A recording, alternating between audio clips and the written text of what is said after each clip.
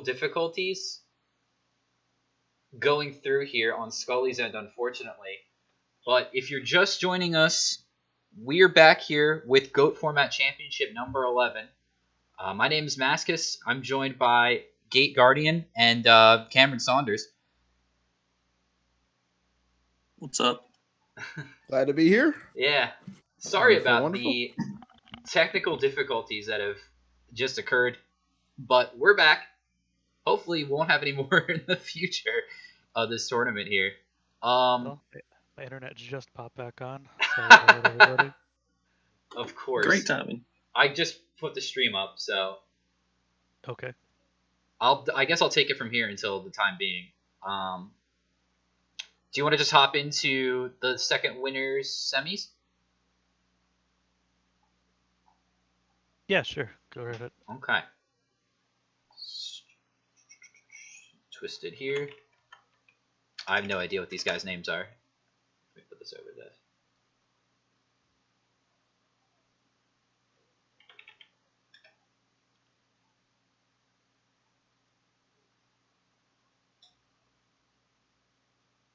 Are they waiting to duel, or?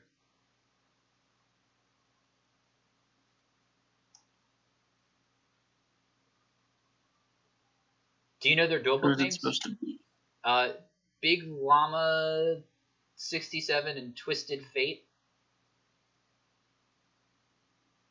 It was... No, I'm not sure. His...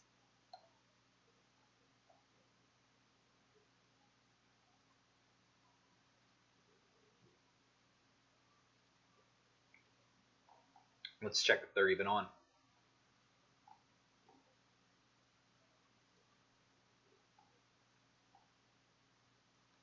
Twisted Fate's name has a symbol in it. WZ, so that's who we just watched. Okay, it's Bakura 1994 and WZ.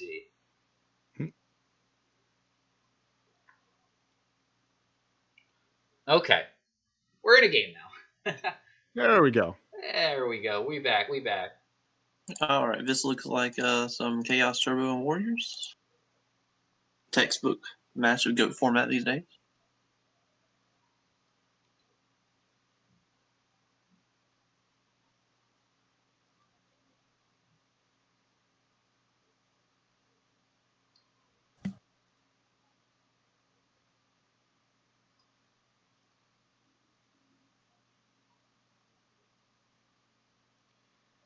All right. Mystic Tomato down Darn. for WZ, attacking over Spy. Pass turn. And Flip it up it's to Koichi. good. Yeah, like Koichi can't crash with this one. No. But it will draw a card. Although...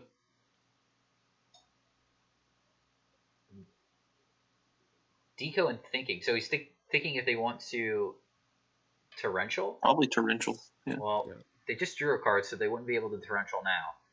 Right. Yeah, so what's the follow-up going to be? Because you definitely don't want to leave a Koichi and attack mode to a Mystic Tomato out there. No. Again. Oh, okay. Oh. Weird that a battle enchanted locomotive and then like a tomato with a grin on its face have the same power. Like what? Sangan's already been Engine needs burned, to hit the though. gym. So I don't wonder what Tomato's going to bring out if Tomato is already brought out. Sangan's already gone. Another tomato. So another. Tomato seems interesting here. Like if he's playing straight warriors, like his graveyard looks like he is. Tomato's a cool tech. I guess it gets Don's Lug as well.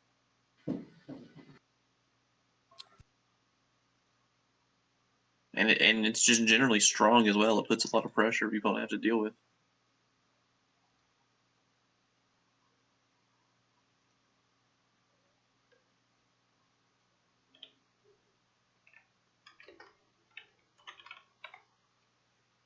Not even throwing that Tomato in defense mode either. He just kept it in attack mode. Regeki break, draw phase, discarding Sinister Serpent, getting rid of Tomato. Pretty sick. And then he declines to Not get gonna his get it serpent back. back. That might bite him. If Yeah, I mean, I might be playing around Dush Shoot. I don't know.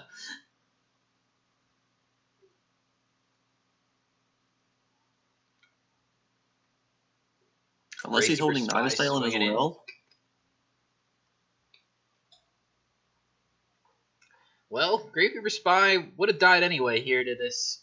Yeah, he was thinking of Torrential earlier, so we called that one.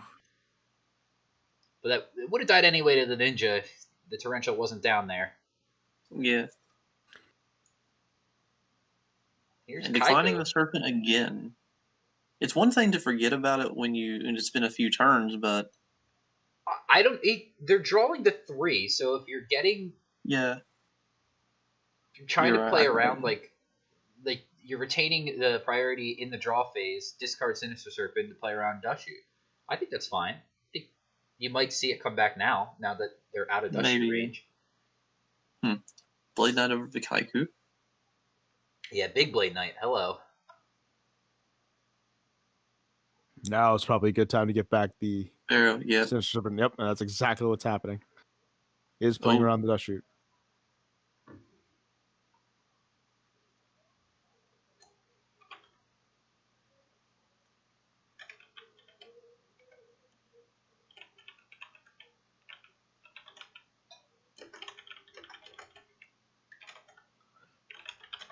Pretty strong solemn judgment there, but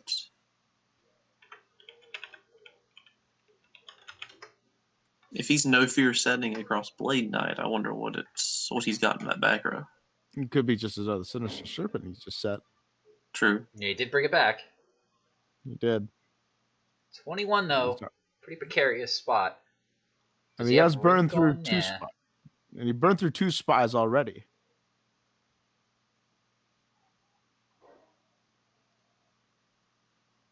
Nobleman from WZ getting rid of Sinister. Sorry, buddy.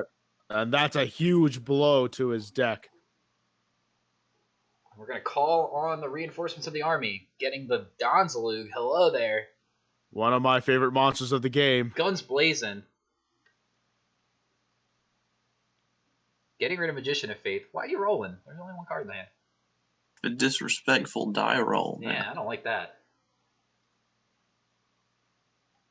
Ooh. Snatch steal right up the top. Strong. Take your lunch money. Off the top. Beat over the Donzalug. What do you guys like? Do you like the Knife Don or do you like the Gun Don? Gun Don. I don't know. I like Knife Don. Knife Don's cooler. I have 44 of them in my collection. That's a lot of Dons. Hey. I also note that I also have 44 Gate Guardians in my collection as Hey, well. that's your namesake though. Exactly that. I had to.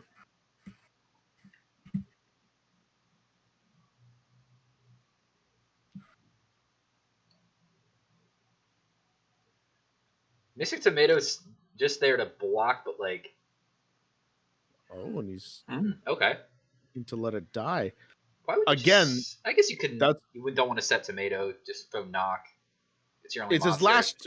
It's his last tomato, and he's already gone through Sangan. So I don't know what would be the card he'd get in this situation if he did. Doria, Dark Mimic. He wouldn't play Dark Mimic in a warrior deck, but Eudoria is an option. It is, even though it's not a warrior. Magician of Faith for Pot of Greed.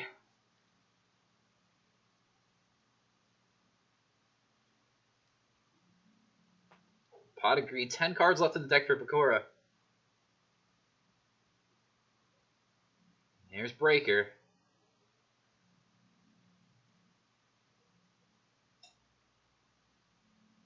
Hit the Bluff Duo. We'll see here if there's another monster for WZ. Looking at the deck. Good question. Looks like there is. You called it. Eudoria. Look at that.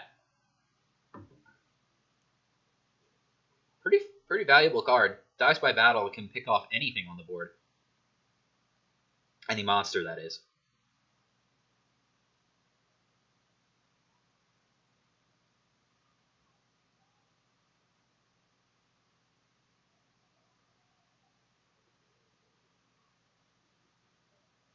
Seen an extra card with Jar Greed.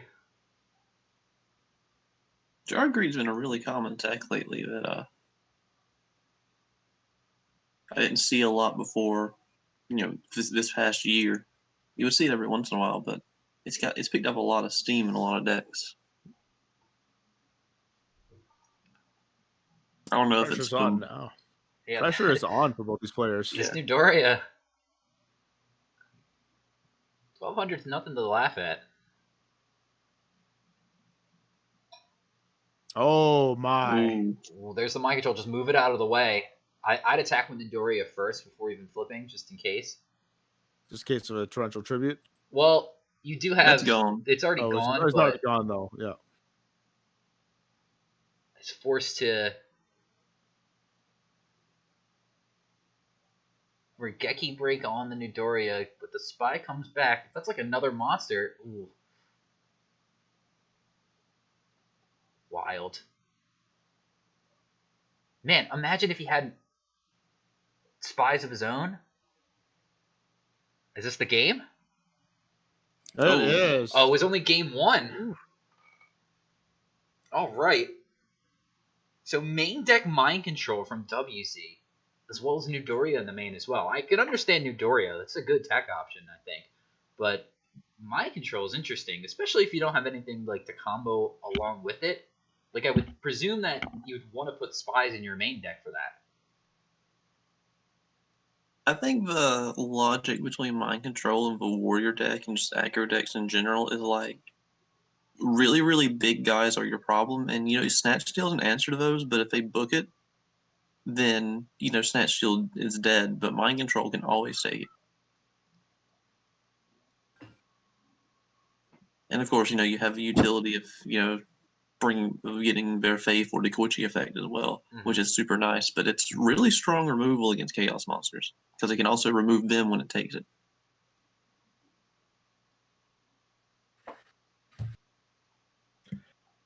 And again, I talked about this with Scully, how the mind control like really didn't touch it at all when GOAT format was in its prime, and now it's kind of rehashed itself. It's definitely a tech now that's being considered by a lot of people and being used just to, again, as you said, take Chaos Monsters, like remove themselves, or just take away a flip effect monster, which is so critical. Especially if you're playing the Chaos Turbo Mirror and all of their flip effects work for you really strong. Even if you just take a Faith, you can just pull that mind control back, and they have an attack position Faith now. Take a Faith, even take a Merchant as well would really help accelerate the deck as well. We're never taking Merchant because Merchant's terrible. Yeah, I'm not a fan of Merchant myself. Get him out of here, Stinky Bug. Why are you discarding Heavy Storm? Oh my, that's a And Saku? peculiar two What's cards happening? to be discarding. Very peculiar.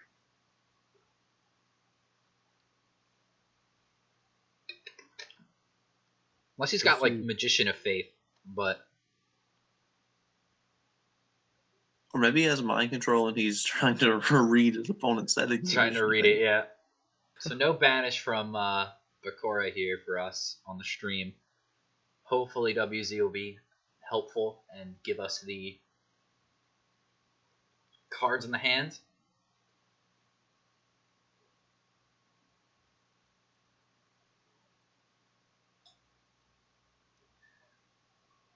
Looks like he's typing them, yeah.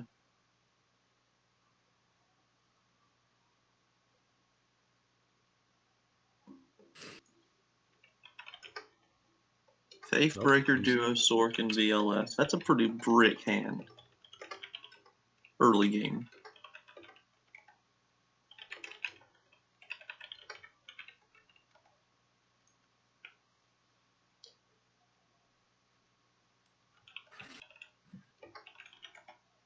I remember back in the day, we wouldn't roll a die to determine what card would get plucked. We would just fan out the hand and just pluck a card out. Now, because of the danger cards that are that have been surfacing around the past couple formats, it's now starting to become a die roll.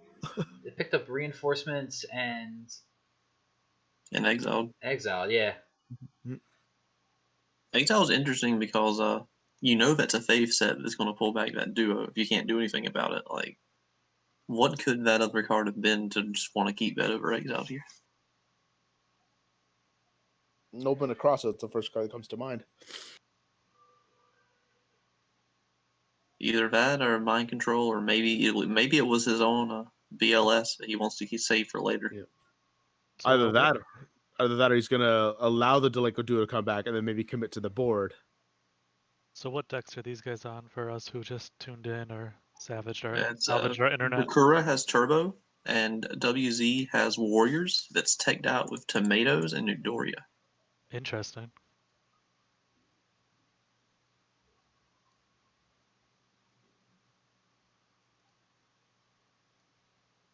I'm going to try and rip the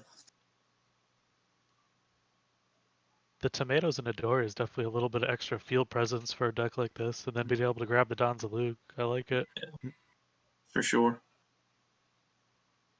WZ pretty much has to. Oh. And that's BLS live too. And Breaker in hand. Wasn't it? Oh, it was Regeki Break, not Breaker. That was a big Delinquent Duel rip.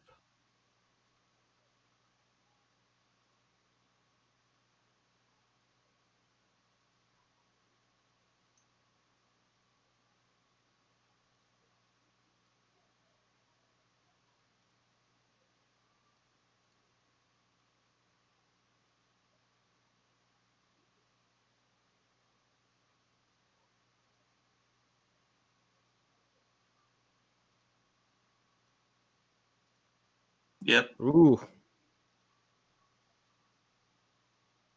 It's interesting that he didn't do that before.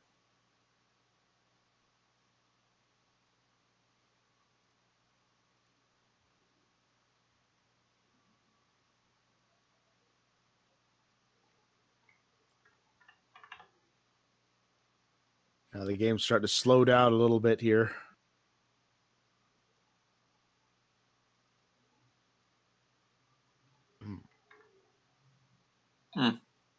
Ooh, took a little bit of a gamble, but puts it in a very simplified game state at this point in time.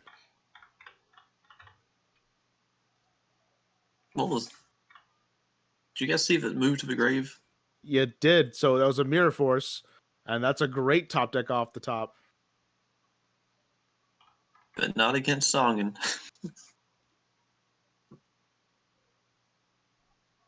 He's just going to be able to continue to poke with his Sangan.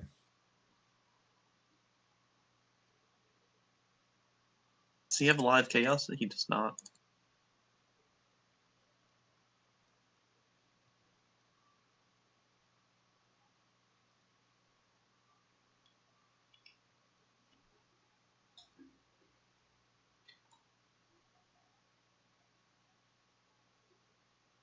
Now, what do you get in this situation? Sorry, I was trying to fix a little bit of the stream elements here, so I haven't been paying close attention. Let's see here. What do you get with Sangan? Yeah, Tribe just hit Newdoria. That's what you can get? Nope. That works. You're not in life point trouble, so look at that. Just traded with a Mirror Force. Yep, that Mirror Force we did see accidentally.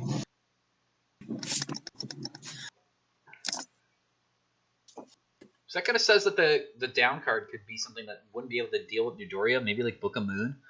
Mm-hmm. A lot of back rows on WZ side.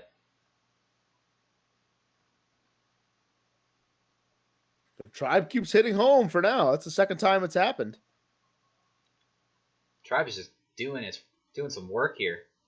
Oh, 5 back rows.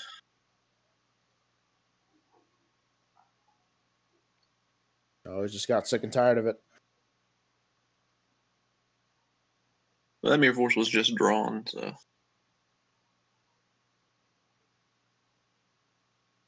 Pretty lucky to get there. In that position. Was. Okay. But I mean, it's a card game. You're gonna draw the card you need sometimes. Torrential has not yet been played on WZ side. DD Warrior Lady coming out. Let's see if it picks up something nice here. It picks up a Kinetic Soldier for its troubles. It's going to hurt for be a ton. 2,300.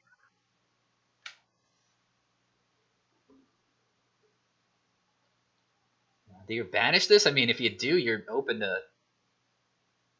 a lot of stuff can get you now. I'm figuring that there's a torrential set.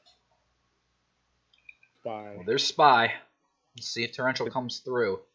I bet it especially when what mode it's going to be in. Thinking for a sec. If he Solemns this, then maybe he doesn't have Torrential? Or maybe he does have Torrential, and he wants to Torrential with normal summon to get rid of everything. Ooh. Oh.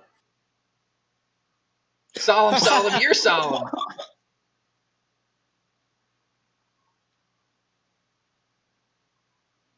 Oh, sets.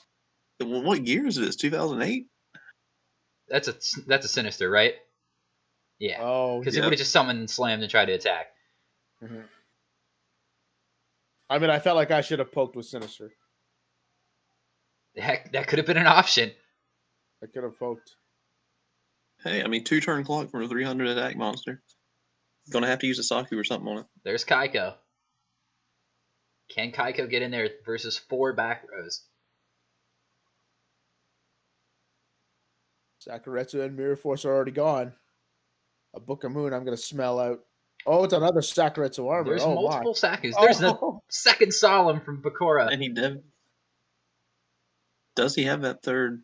Okay. Yes, and then he can Book a Moon and after the resolution. Good call.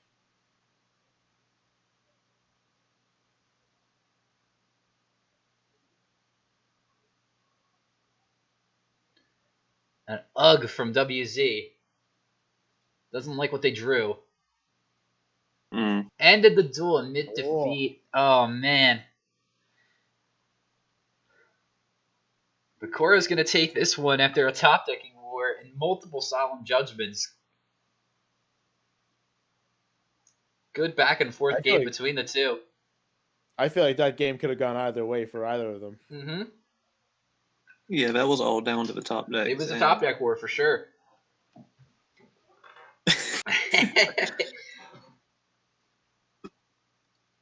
Little remarks from Bakura here. Now, which one's Bakura? Is that Twisted Fate or is that Big Lamb? I think that's Twisted Big Fate. Llama. Is it? Oh no, yeah. I think you're right. Yeah, we got to figure out if they're playing today or not for top 4.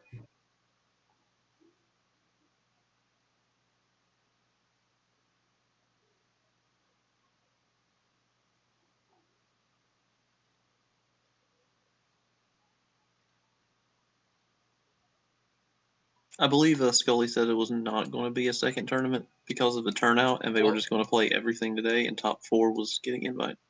Well, like they weren't going to reset the bracket, is because we reset the bracket on World Championship, so it was like a separate top 4 eliminator, like a double elimination bracket in top 4.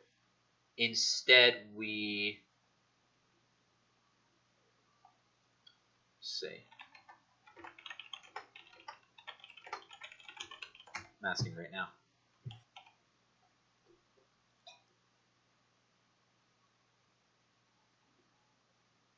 Okay. It looks like they're going to play it out. So we'll join them, Twisted Fate and SDL Killa, once the game is up. And that will be our winners finals.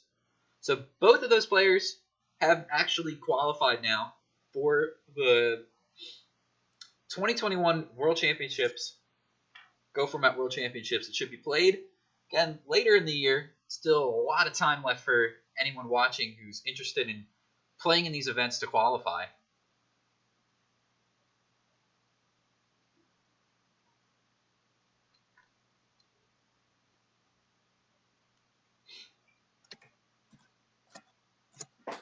All right, so they look like they're in the duel now.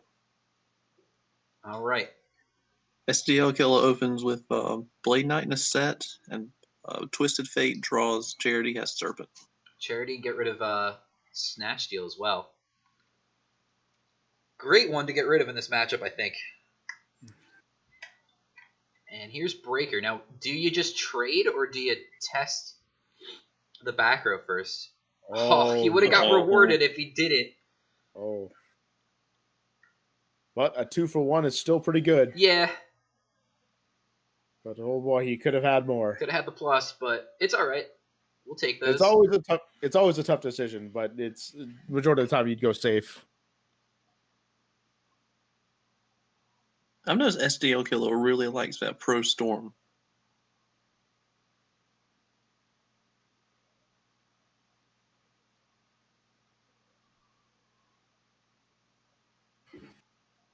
Not gonna let that Sinister Serpent go down that easy. Well, it did pick it back up. He didn't pick it back up. That could have been avoided by just picking up the Sinister. Yep. But again, it could be the dust shoot play, but I doubt it. I mean, they're drawing to 4, so it shouldn't be the dust shoot play. You can't really play up rounded in that case. Yeah.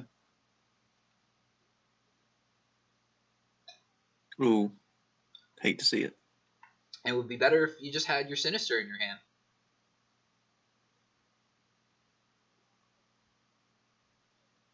So getting rid of Spy and Nobleman. Drew both his noblemen this early. I mean, it's good to get rid of him this early if he's going to get rid of anything. It's already a... It's already not a good card in the matchup. Rhoda, I presume, is going to find DD Warrior Lady so that you can clear this Sangan out the way. At least try to. Just kidding. Yeah, You're getting I Don's think he's Elite. going to get Don and Tommy discard that G. last card.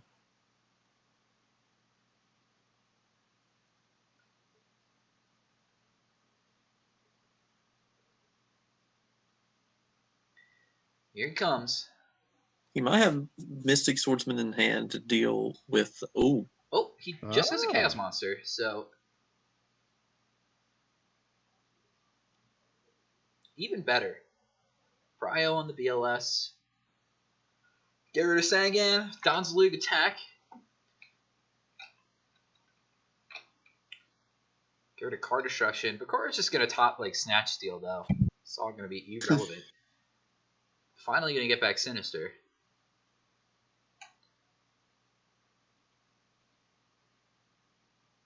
Main phase Ring of Destruction for Bakura. Solemn Judgment says no. Again, just going to use this Snatch Steal that I just top decked to get rid of this here. Well, he was going to lose 3,000. He was losing 3,000 life points either way. Yeah, might as well keep your BLS. Going to presume that's a Sinister Serpent in his hand, so he might just strip the top 2 off. Yeah, what? Why not hit the top 2? Again, losing the top deck Snatch Steal. Don't want that to happen.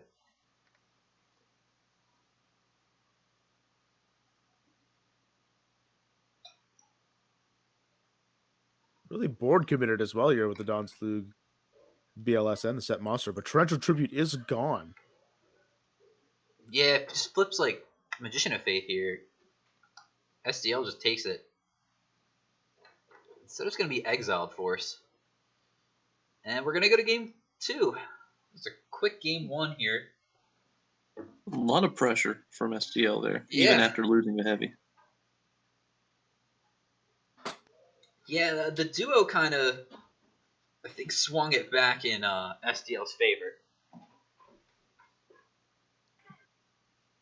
And just no answer to BLS. And if you keep that up for several turns, it's going to wreak havoc on you.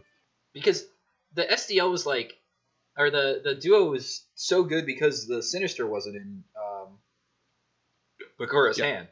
They just didn't add it back. And it ripped out 2 monsters. I think the Grandmaster and Don Zalug, if I recall correctly, ripped out 2 normal, like very good normal summonable monsters as well. So, and he knew that he was going to be attacking to a duo, but I guess he had. It was just I may as well go for it because he did summon Don Zalug out and try to rip it out of the hand.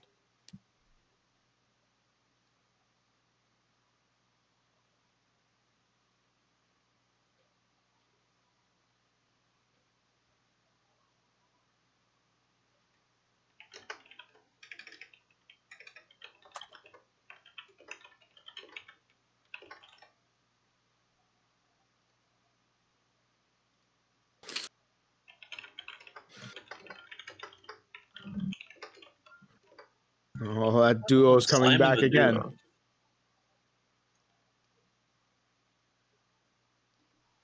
All right, so duo after a T set from Bakura. Gonna hit Regeki break here and card destruction. Breaker for following up.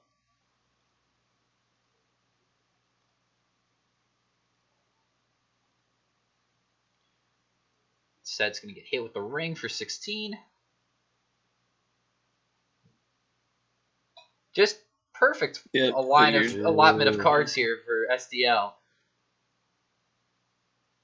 Getting rid of all the spies out of the deck too. Those spies are big. This is just kind of brutal. Graceful might be able to dig Bakura out of this if they're able to discard something good. Geki Break isn't the best, but Ooh, that's yeah. even worse. I mean, it's a dead card. MSC, maybe if you have something to follow up, but guess not. So are both these players now qualified for Worlds? Yes, they are. This is winter finals, so whoever gets this is going on to Grands, and the other one's guaranteed to at least be qualified. So. Oh no, he will Solemn not judgment. allow it. Oh, On the normal summon, nothing in response. What is this flip? Nothing. It's nothing. Sinister New- Serpent. Nidoria or It was Oh, Knight nice. Assailant. Okay. No, it couldn't be Sinister Serpent or else he would definitely let that go through in the Mystic Swordsman. Yeah. True enough.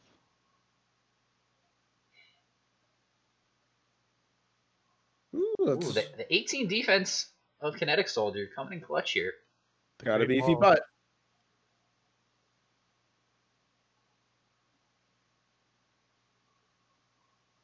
Thunder Dragon feels like one of the worst cards to top deck here because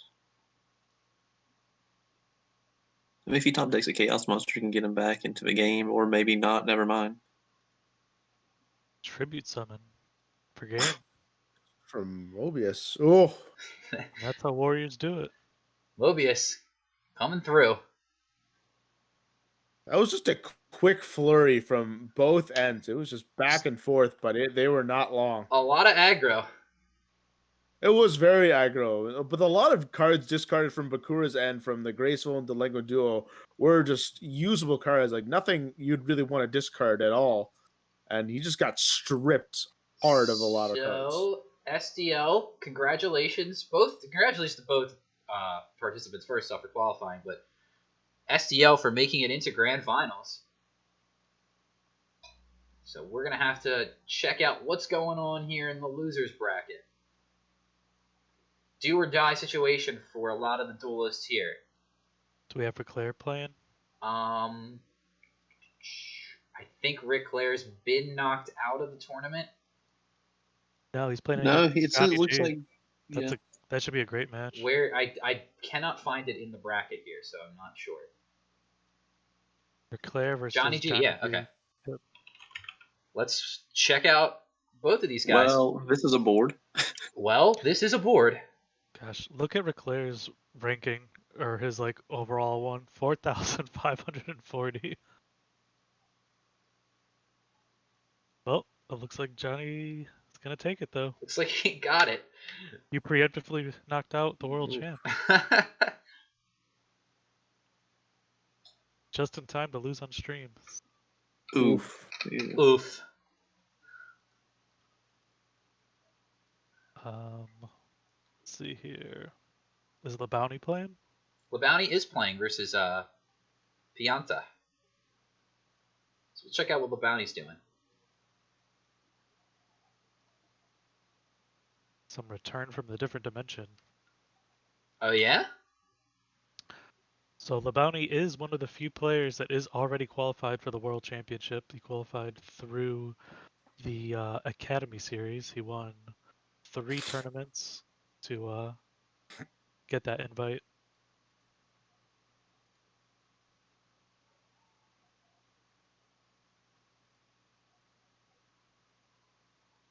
Also known for placing 5th at the 2005 GOAT Format World Championships. Actually, LeBounty just loses here.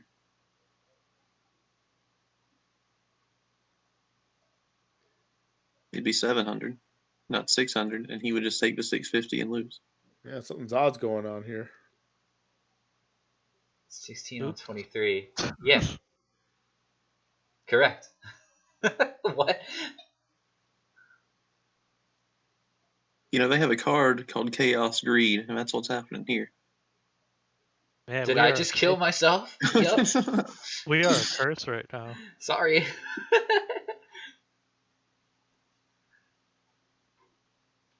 You want to pop in and make someone else lose a game real quick? Yeah, why not? Well, okay, it's game one. It's game one. Game one. So we still have time.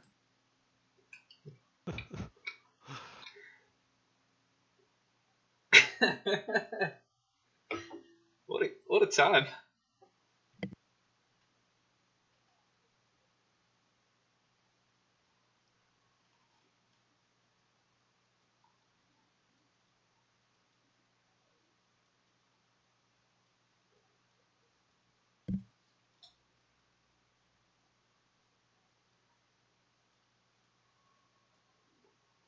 Just trying to make it easy.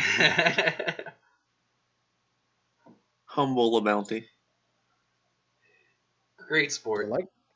Yeah, he's playing just for the championship title. Well, and a cash prize that was donated thanks to GoFormat.com and Randage. Mm-hmm. Delinquent's still out there with a 3-0 record so far. He is in losers bracket, right? Yeah. Well, obviously we just did winners finals. Yeah, he went. He made it pretty far though. Losers. Oh, sorry, losers. I've been enjoying watching his matches today. Oh yeah, they've been a pleasure, especially when we get to see a. What's Delinquent playing right now? My favorite deck. Oh. The Mass Driver FTK Yeah. deck. We didn't see a Mass Driver, so it might not even play it. No, it was Toon Cancels that we saw. The superior version without the stinky driver. But it's just easier to say Mass Driver. Yes. Always playing something Delinquent. Lives up to his name.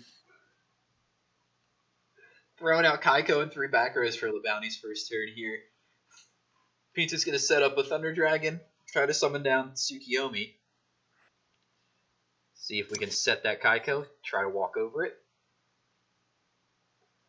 Feel it's got to be a defensive. No. Oh my. Tsukiyomi is a tech that I guess you can't call it a tech in this format at this point, but not been seeing a lot of play lately, but I think it's really good right now. I mean, Kaiku's super small and seeing tons. Great 2-card combo here. Thunder Dragon card destruction.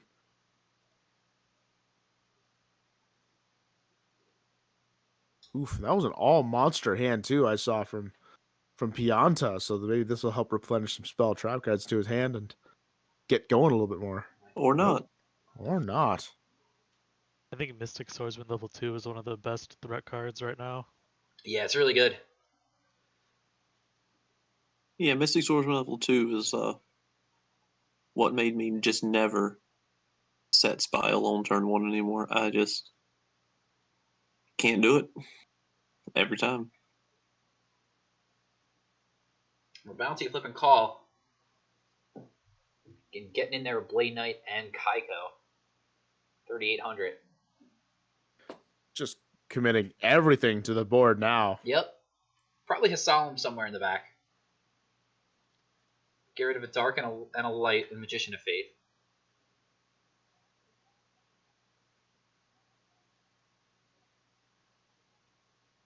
Heavy Storm. Is there Solemn? There Yes, there is. Of course, Absolutely. come on, man.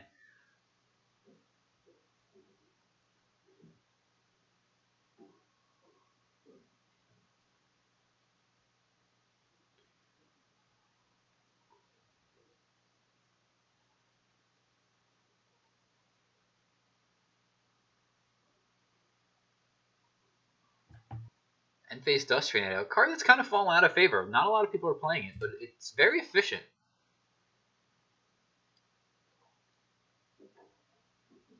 DD Assailant, another card that's fallen out of favor, but pretty strong on the Bounty stack. He gets to remove something if it dies, and then he's bringing it back with Return from the Different Dimension. Has great stats. First time we've seen Assailant on the stream today.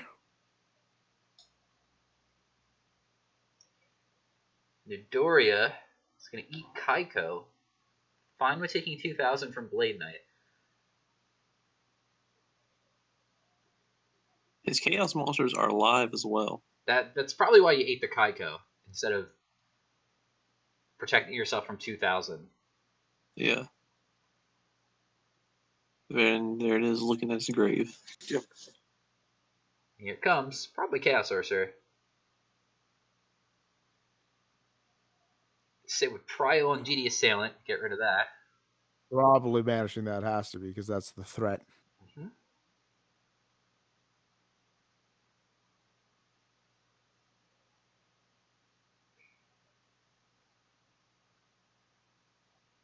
Oh. Just kidding.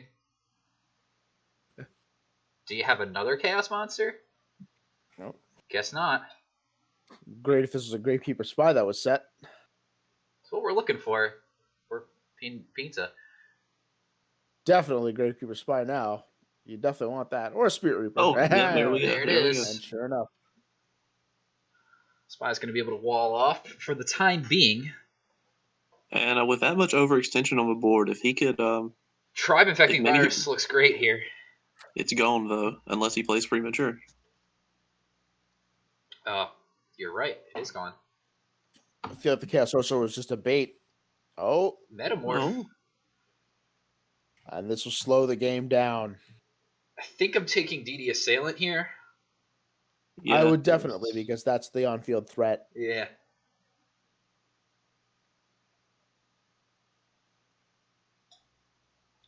And if next turn he can crash into Blade Knights like just every turn and start taking them as well. Yep, he can. And true, 100 you do that, points. or if like It's just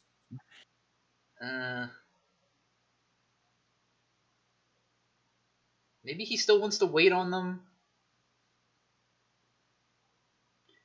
That works as well. Yeah. That also works. Is Torrential gone from the bounty? No, it's not. Compulse, though, really good versus this. But Tsukiyomi in the hand is still going to be a problem for the bounty because those Blade Knights aren't the best defenders. Yeah, they are weenies. And maybe he has Saku set. Possible. Alternatively, he could also set one of his spies down. That works too. I think you want to try to clear these Blade Knights. Which is fair. Make them and test the waters. Make them have Saku. Yeah. I think setting the spy. Ooh, and then also... creature swap. Ooh. So gives him the Tsukiyomi, and then end phase, that Tsukiyomi is going to return to the hand. And Pianta is the one who controls it, so it goes back to Pianta's hand. Very good combo. Great play.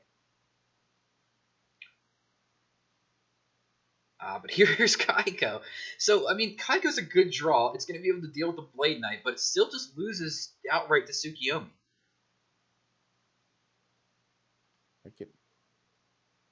Oh, he leaves the Chaos Sorcerer in there, which was which wasn't properly special summoned, so it cannot be revived. It was special summon, but the summon was negated, I believe. Yeah, it was. You can't premature it. He can't premature. So technically not. Yeah, but technically not special summoned. Yeah. Either way, it's not coming back. Kaiko dies to Tsukiyomi, as we figured. I mean, he knows if there's no Mirror Force or Saku set. I would have. I hear just switch my spies to attack and then just attack exactly. him. Yeah, that's what I was. I would here say, too. But maybe it's a pro Mirror Force here, and he's reading it really strong. I don't know. Okay, Graceful first is good because you can find. Oh, we can't find Heavy Sword. Never mind. You can find Mobius. You guys ever +2 off of Mobius? Many times. Yeah, me yes, many times. too.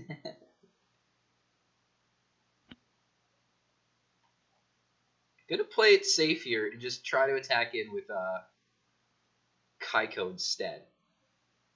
Bounty's gonna take it. But Now, if he has Ring of Destruction, it's game now. doesn't he know he's on return from the different dimension? Oh. Why would he banish that?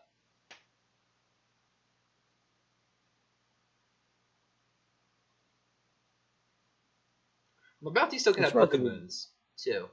I'm surprised you didn't put at least one spy in attack mode. I would have just after I Graceful there, I wouldn't have played anything. I would have just switched my spies to attack, try to get in there, make them have something, and then do something main phase 2. Especially if you knew you had the Kaiku. The worst that could happen is that my spies get Mirror Force, but then I could summon Kaiko anyway, and then there's nothing banished for him to return. He has to have like Book of Moon or Compulse.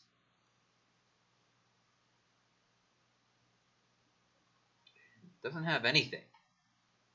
I feel like a Call of the Haunted is the only card that could save him right now that I can think of offhand. Just about. Well, here's Breaker. It's gone. So help clear the path.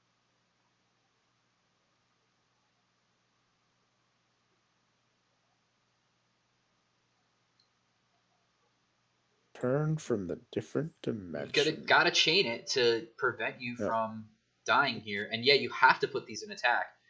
They're 2 big Blade Knights. This is why you shouldn't have done that with Kaiko. Shouldn't have banished.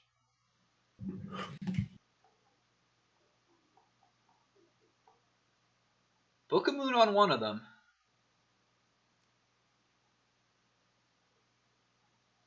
Snatch Steal for the other. Are we getting there? is there a Mirror Force that has been set? No, it's GG from LeBounty. Oh, man. Accidentally must have killed himself game 1. And then, geez, just getting run over by a bunch of monsters here in game 2, despite having some back rows to play with. Just kept the pressure on. I mean, just maintain that field presence. Great thing for LeBounty is that, hey, doesn't have to worry about qualifying for Worlds because they're already qualified. So it could just take these games, try to win the tournament. Obviously, you want to do the best you can. But the stress of like trying to qualify later down with winning this tournament is not on the Bounty's back.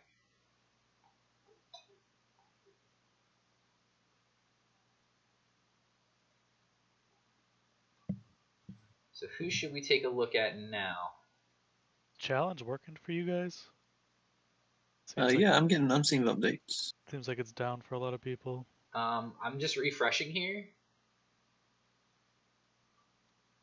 The next matchup is AJT BLS versus Pianta. I don't think LeBounty reported yet, so it hasn't gone through on that. I don't see. Yeah. Who just beat him? I'll do it manually. Pianta.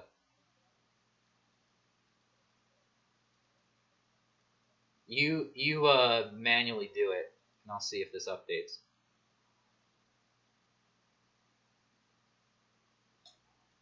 Okay, it updated for me. So yeah, like, I literally just can't get on challenge at all. It's just you, my friend. Not shockingly. It went through when you did the manual, so. So who is left then? Pianta versus AJT BLS. That should be a good one. Yeah. AJT has a tendency to open every limited card in his deck, so let's see what he can do here. Yeah, let's hop into that game. Are they up already? Yeah, they're at the great. rock paper scissors. So. Awesome. Patented World Gone Mad sleeves.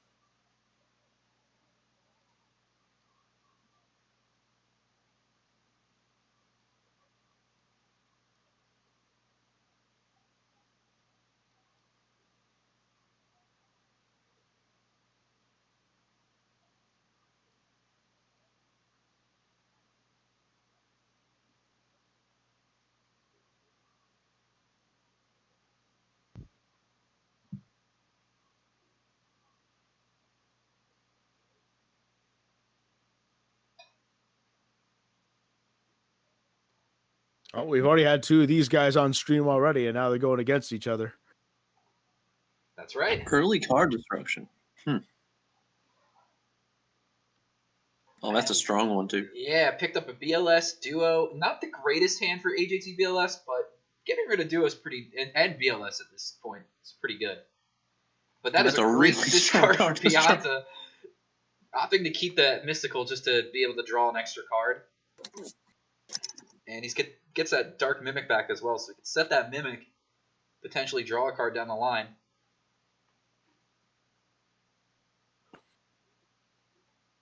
I wonder if that's the set card.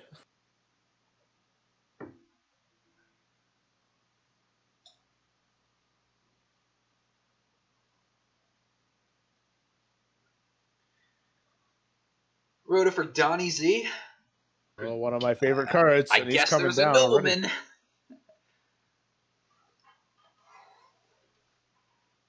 Mind Crush Donzalug. Touch shoot's just as good. Wait, yeah, if you... See, Mr. the Donnie Z.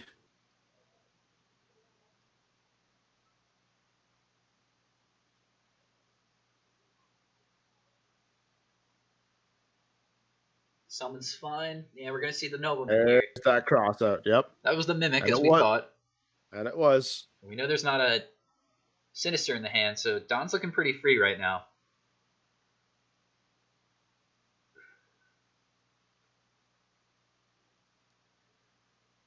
Donnie Z's always been a good tell of if they have Ooh. live back rows or not. Oh, that's a harsh one. And the best part about Dawn is that Oh, And then the follow-up trap does shoot. and Mystical Space Typhoon was gone too. he realized he misplayed, not letting him get back Serpent first. Yeah. But I mean, yeah, it's not that big a deal. unless he has 4 spells, but Yeah.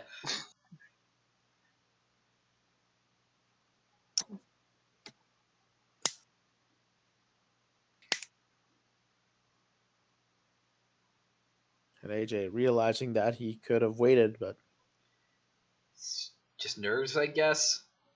it could be.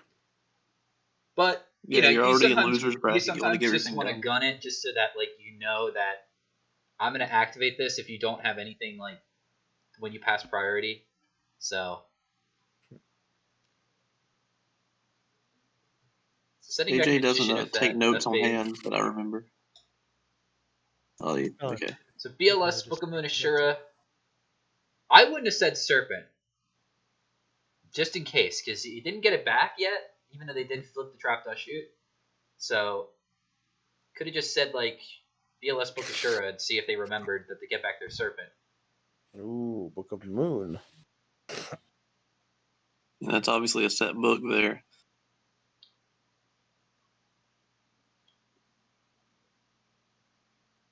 So you think you'd have to press with another monster? If you're Gotta AJ? try something. That's what Great Charity's here to do, dig you for another card.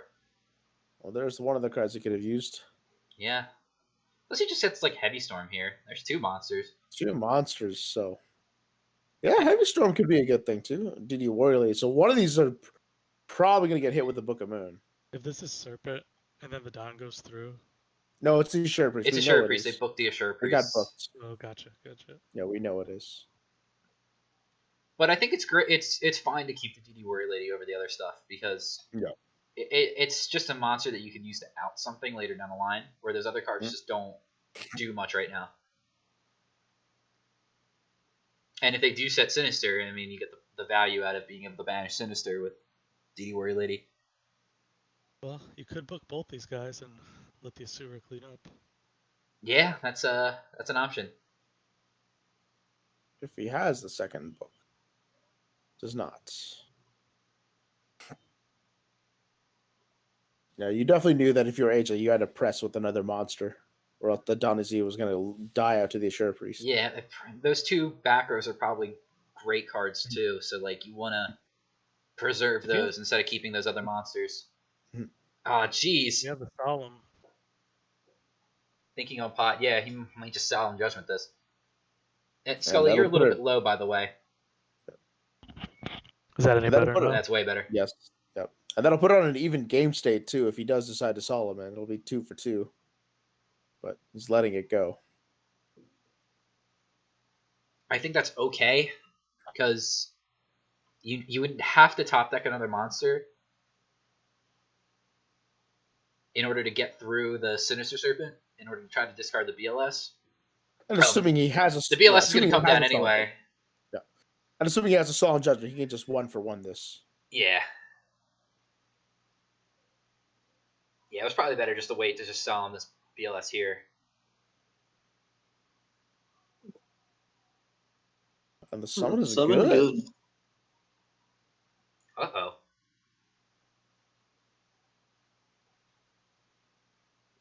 Calling player priority, and we'll banish that Dawn's Luke now, so... What is face down Probably then? smart move.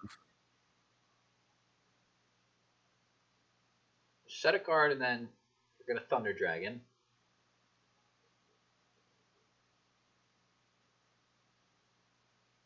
But we're not doing anything else.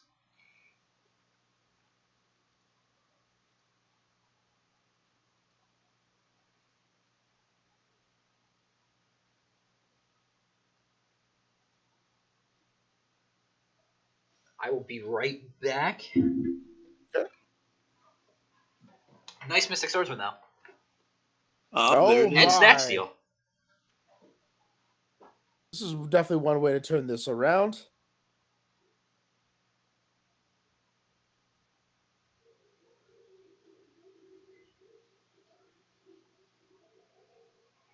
AJ thinking before he goes right into his battle phase.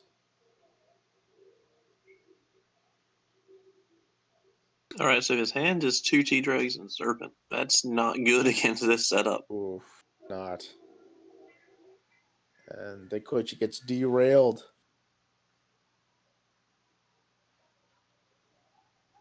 Heavy Maybe he can Storm draw would be Heavy Storm. fantastic. Yeah, fantastic card at this point in time. There's 1,000 life points gained from Snatch Steal. Oh, and here's a light and dark removal coming on Pianta's side. And you're going to presume that's going to be calling player priority to activate Chaos Sources effect. I mean, he was thinking before, so maybe it could be the Solemn down, but... No. And I think you just have to set the Serpent here. Yeah. Yeah. I mean, he's going to attack it with Swordsman just to get rid of it, but... Doesn't really matter, luckily. Sangan, I'm going to guess. Oh, it's a Sinister Serpent. Yeah. We need the 2 cards in the hand are Thunder Dragons. And I think he did that so that way he could keep that Mystic Swordsman in attack mode so that way he can score some life points on her to kind of keep him honest on that end. I think that's why he decided to set the Sinister Serpent, which was actually a very smart move. Just barring a nobleman a cross out.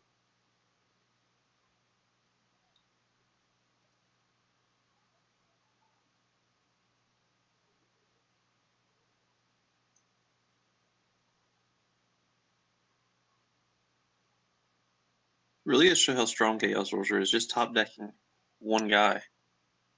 It's BLS. It's literally BLS. Like, yeah.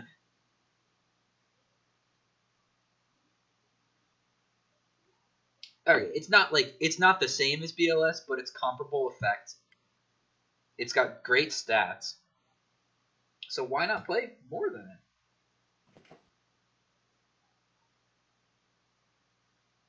Crazy that it wasn't played until like later on, you know?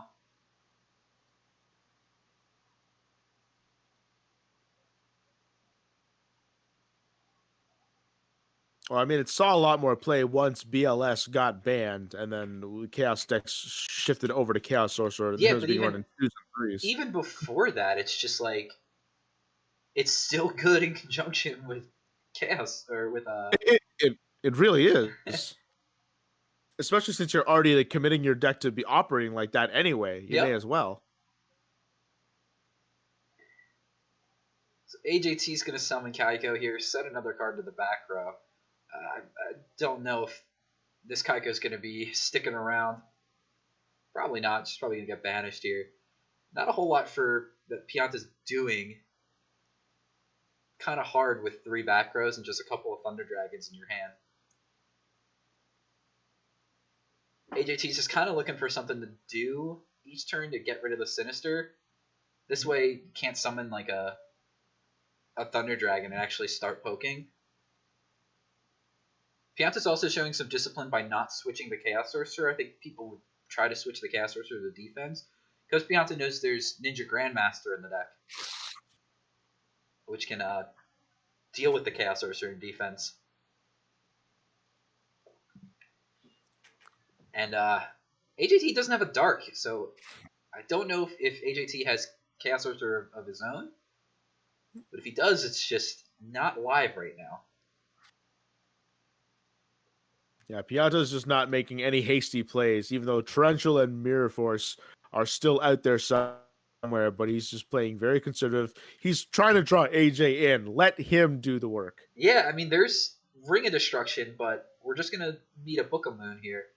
See if there's anything that AJT wants to respond with. Perhaps a Mirror Force, if so, but we'll see. Well, but I would think you'd want to activate Mirror Force first over Ring of Destruction. You could do a Saku or the Solemn here, but like that's not great. And he also didn't do the math correctly. Yeah, this is really going to hurt his life points. Yeah. And it's not like Pianta's in danger of dying anytime. He's got a Sinister in their hand. Could have just said it, but decided not to. I'll tell you not to. Summoning Exiled Force. Going to try to poke in there. Don't think that's going to go through. Ooh. Scapegoats. And perhaps that is why. I don't know if AJT can afford to pop one of the goats here.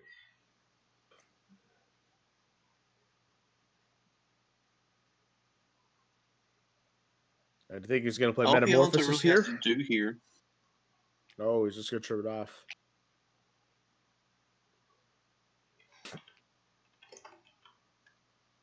Oh, there it was.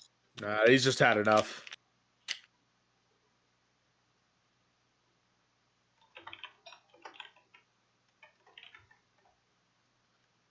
I guess he tributed Exiled Force off because he could have had a Metamorphosis in hand, and tributing it off is kind of a dead giveaway that he doesn't have any backup to his back rows.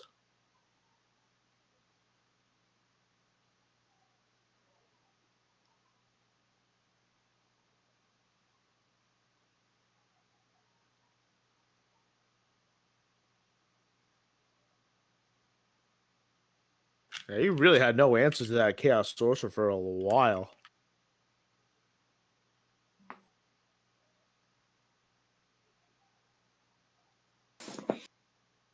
He just couldn't do anything about it. So we're on the game too.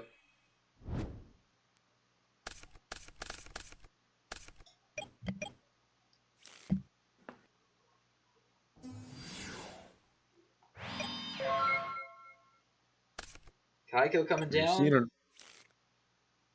Followed up by a back row. How's Pianta going to respond? Thunder Dragon's good.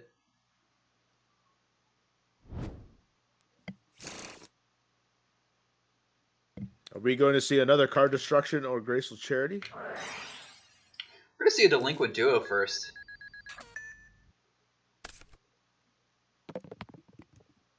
It's interesting that he chose to do Thunder Dragon first, because it's information you don't need to give away. It can really change, like, how you decide to keep, because if you have Duo in hand that you didn't use or something.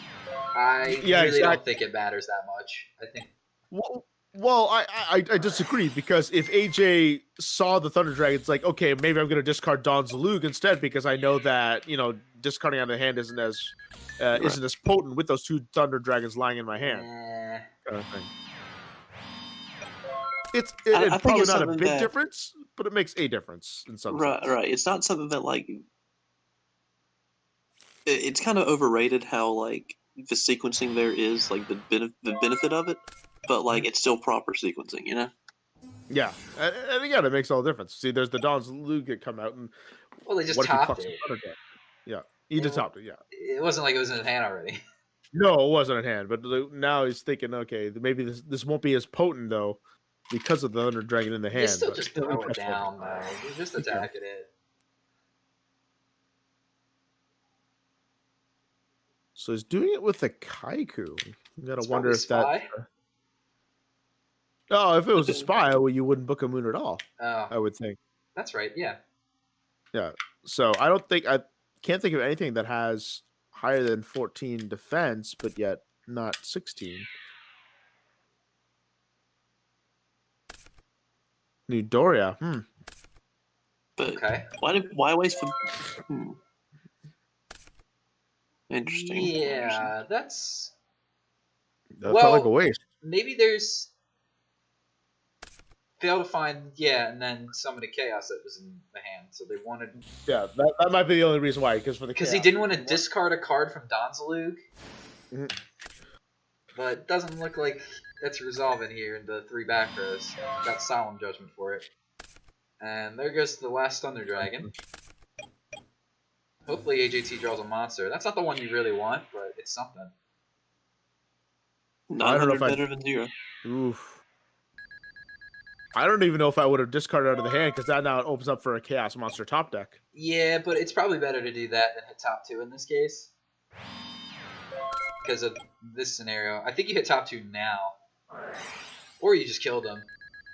Could be a Sinister Serpent that's set there. No, that's been banished by Knock. Oh, that's no, right. It doesn't matter. It's game. Very quick on the other end this time. That's what the Warrior deck wants to do, though, is put the opponent on very few cards, and then just take over with like good monster effects, like the Donzalug there. Mhm.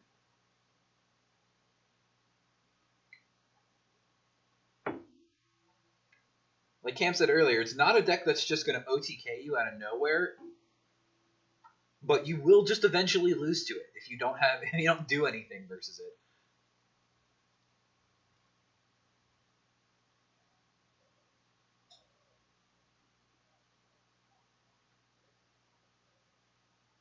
One of my favorite cards, putting in work, Donzalug.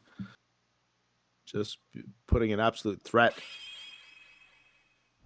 That Nidoria play is still I'm still questioning over. Because even if you wanted to use a Chaos Monster, you could at least book a Moon the Kaiku still, and then summon your monster. But I guess he just wanted it face up, then the monster face up, so that way he could, remove it, calling priority.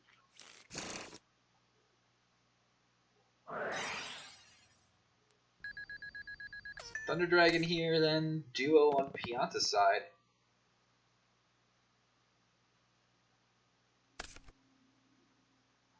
Hitting the Heavy Storm and a Kaiko. So that was the same opening as before. I think that's one of the worst cards to get discarded out of your hand is Heavy Storm.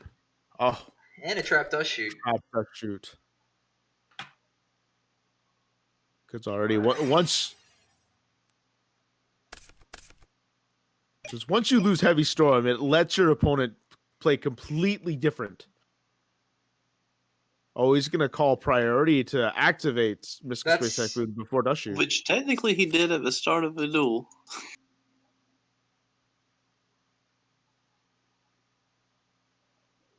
So, I guess we're just going to roll with that. Yeah.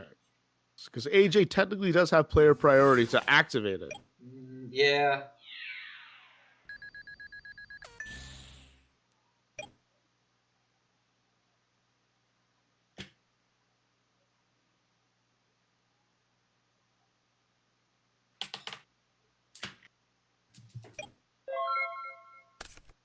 Passing with no back rows here. Could be dangerous against this deck.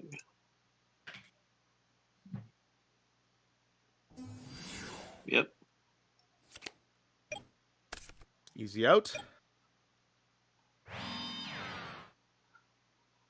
Just didn't have anything anyway. Looks like it's a grip full of monsters.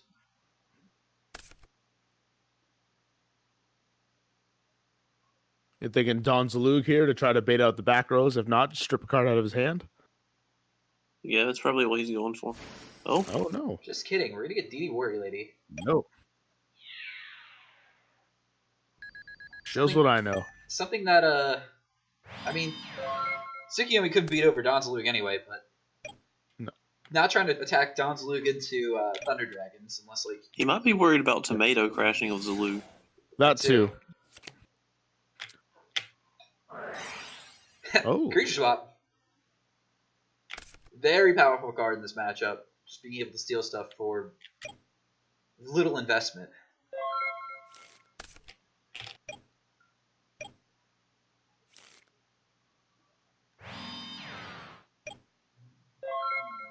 Has to sit back and respond, so that could potentially be the Donzalug itself.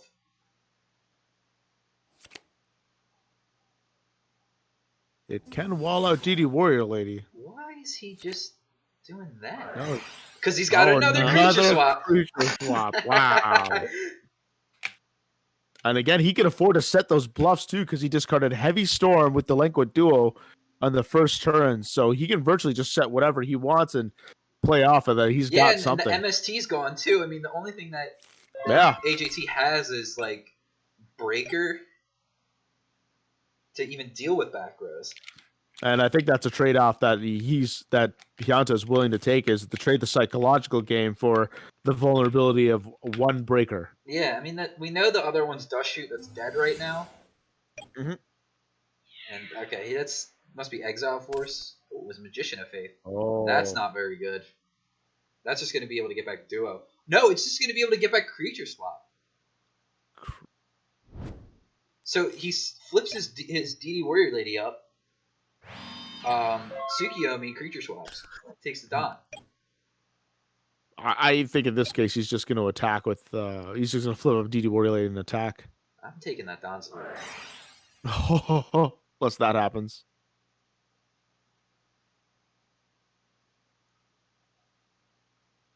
This is just not looking good for AJ no, here. he's going to be down to 0 cards. Yep. That's fine. We're still taking Donzalug here. Yeah. And we're keeping our Tsukiyomi in the process. Yeah. Because you flip up the DD Warrior Lady, and then you can summon Tsukiyomi, flip the DD Warrior Lady down, creature swap. But he's just going to go for the swing, keep it easy. Well, they went to battle, immediately went back. Oop. That's fine. In this case, I just attack with the DD Warrior Lady and then do it, and then hold the creature swap. I think the problem with that is that you don't have. Oh, that's even better. Never mind. Yeah, it's even better. It just the creature swap Tsukiyomi play isn't live anymore if you don't have an extra monster. But now you're just pressuring with your own monsters instead of trying to steal theirs. So if anything like off the rip comes up, you can just steal that later. Yeah, because Donzalug's not the greatest monster, especially if they don't have any cards in the hand. Top 2, I think, is relevant. People disagree on that one, but things just keep getting worse for you. Yeah, just keep getting. And Pianta's firmly in the driver's seat here. Oh, Pianta could have just summoned Tsukiyomi, flip down Midoriya, flip it back up, and swing for game. Oh, never mind. I'm looking at the wrong that was not game. Wrong life points. So I was looking at the wrong life points. Oh, my bad. Wow. Doesn't look like it's mattering much anyway. Oh, Nothing man. the top. Advantage Pianta had that entire game. Overwhelming. Right off the get-go.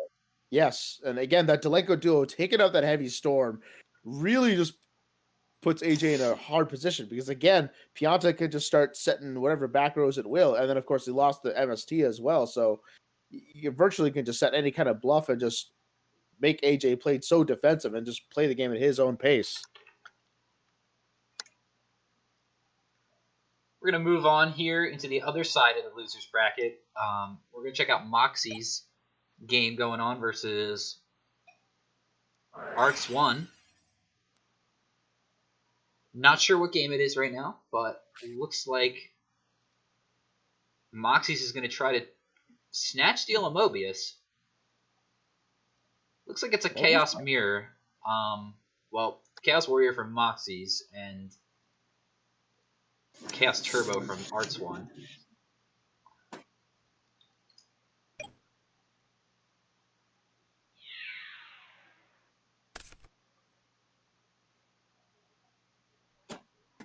I wonder if that's a main deck Mobius or not. I would guess it's a side deck Mobius. I would think it's a side deck Mobius.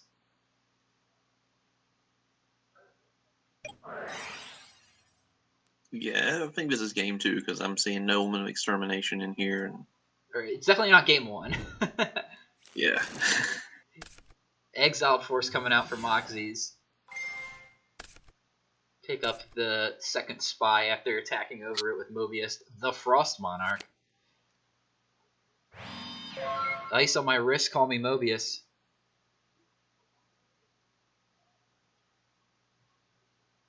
I wonder if he +2'd off that Mobius.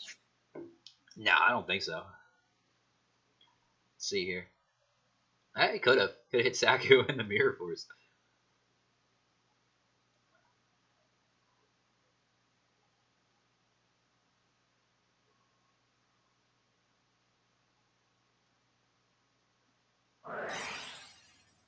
End phase Regeki Break, targeting the new back row. Thinking on what the discard it looks like for Arts 1.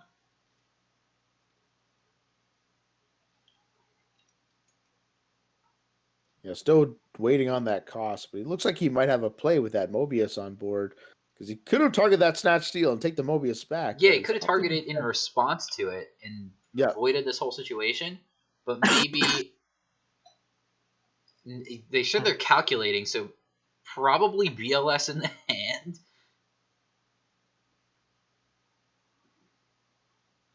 Arts 1's got the Wing Dragon Aroth sleeves, got the BLS Avatar.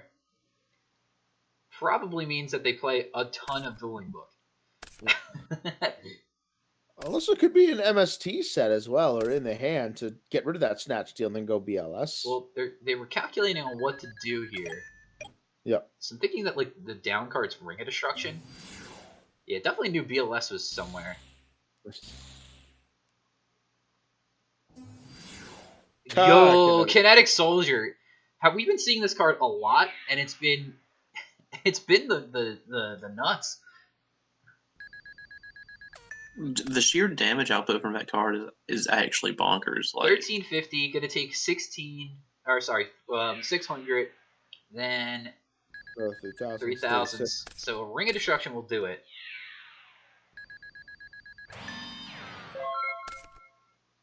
Question is it there? Wouldn't shotgun it yet, though. No point to. No, you want to wait to the last possible moment for you to Ring of Destruction to seal the game away.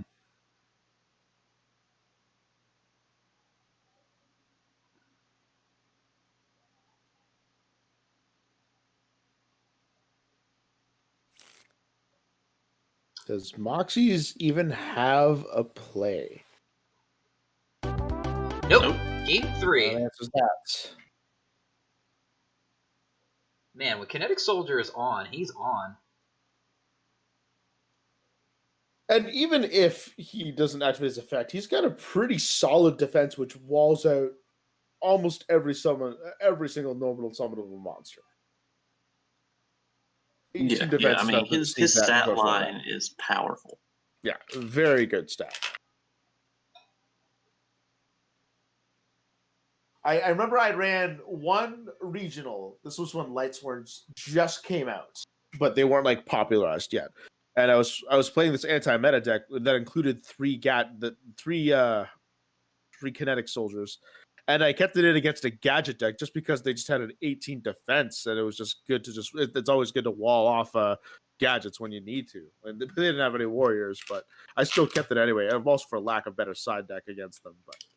And then they they took control of your kinetic soldier and then just limited removal deal. Yeah, that would make me cry considering I was running a bunch of warriors that day too. That would have sucked. Thankfully, that didn't happen.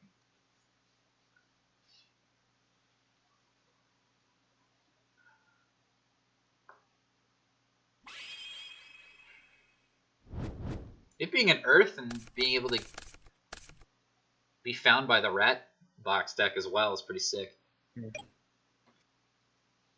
I remember the Kinetic Soldiers used to be misprinted. They had misprinted a tribute the whole way through. Yeah, it was a misprint to be light, but it's always an Earth monster. It just was like the TCG or one of the localizations of it. Yep.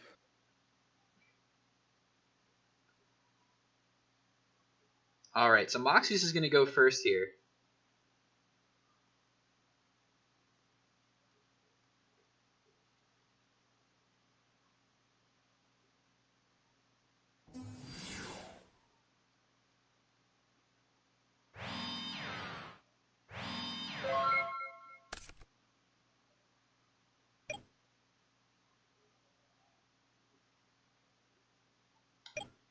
Just summoning a DD Warrior Lady, setting 2 and passing.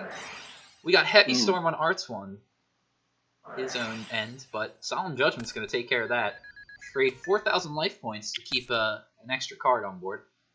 I still like that trade-off. The thing I hate about Solemn Judgment in this matchup is that if you use it like that, then it can really bite you. They all of a sudden just need to be half of your life gone just to pick up a 1-for-1. Yeah. You must really value that back row card, unless it's something like, I don't even know what you want there.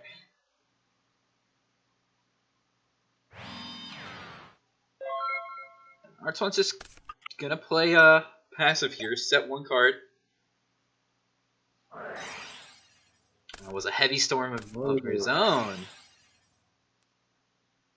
Arts 1 throwing out that was a read. But here comes Donzaluk. Summon Donzaluk here. Looking for 29. Get a card out the hand. And that puts Moxies up in cards, but not in life.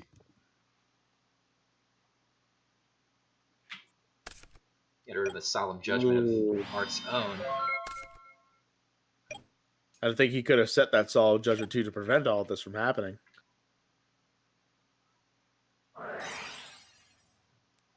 Graceful Charity for Arts 1.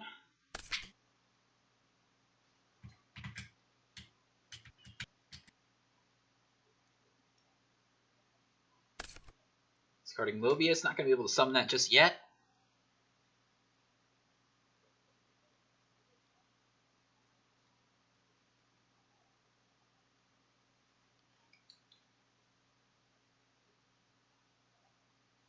Just thinking about that second card.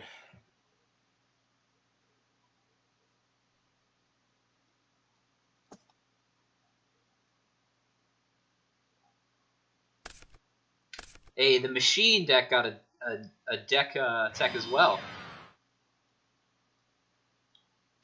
So if you guys are interested, Spooky has been writing up some columns for deck techs in the style of metagame articles, if you guys remember those.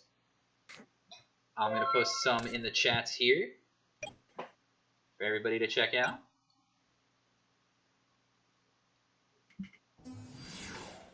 Ooh, that's not a good sign. Yeah, Breaker coming down. It's going to force out this Regeki break. Yeah, hit the Donzaluk. Yep.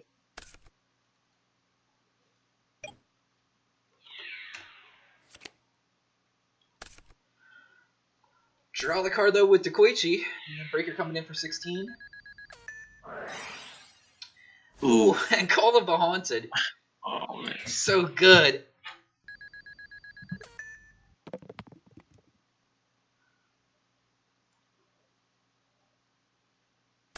Take away the return from the different dimension from Arts 1. Arts 1's going to need a big top deck here. Is Thunder Dragon it? That is a light, so that might unlock the Chaos Monster that's in his hand. He has burned through Graceful Charity already, so he's got to hope that it's a Chaos Monster and is exactly what he is. So DD Warrior is definitely going to be a target. Yeah, got to get rid of that. Does Moxie's have Ninja Grandmaster? Okay. But is Moxie's going to let him do that? I mean, I guess he is. Yeah.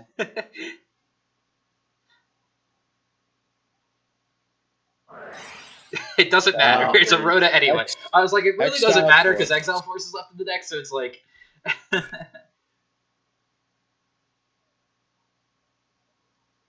These loser bracket matches are going by really fast. It was a really strong start for Moxies, and Ars1 couldn't really capitalize on it. So GG's all around though. Went to game 3. Love to see that.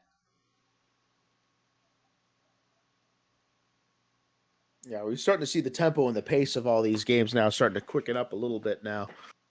Oh yeah. We're just kind of breezing through a lot of these matches. So Wing Zero versus Pianta is going on, and Moon Goblin versus Johnny G. let's actually watch Storm and King Flo if they're playing. I don't think we've seen either of these people. We might have seen Storm, but I don't know if what their dueling book names are, unfortunately. No, it's not. I don't see a Storm up here, so I'm not King sure. Flo myself. looks like it's just King Flo. That's what it says on his name. Yep. Oh, yeah, and and German Army Force. Oh, he's German Air Force. He's German Air Force. There we go. There he is. Oh, so we saw German Air Force before, but we haven't seen King Flo, I don't believe. We have. We have? No, we haven't seen King Flo. I said we have to German Air Force. I mean, now that that's out of the way. German Air Force seems playing Reasoning Gate, right? I believe so. Yes.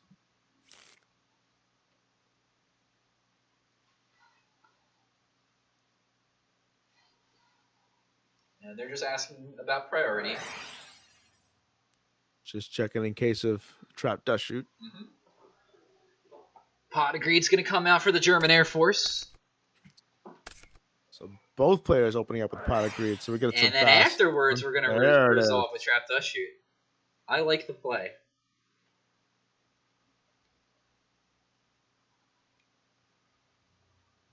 You know, there'll be times where sometimes where I would. But German Air Force kind of gunned the pot, so it gave King Flo a huge advantage to see what he drew off. Yeah, but sometimes you just want to wait. Even like make them commit to do something first. Mm-hmm.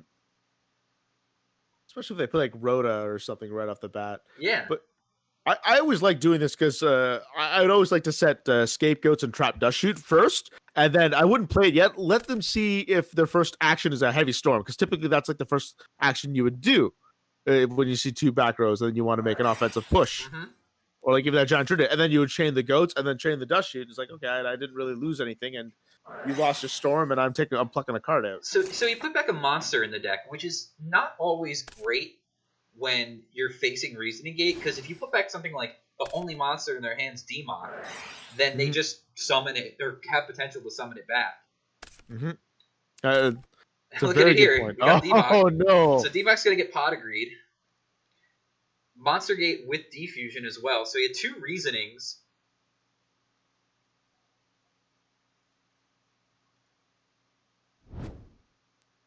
I think it's safe to say that it'll likely be another level 4 if he does play Reasoning again. So let's go for the safe route with Pot Agreed. Well, Pot Agreed, and then Monster Gate the Demock away because you have Defusion in your hands. Or are we Graceful first?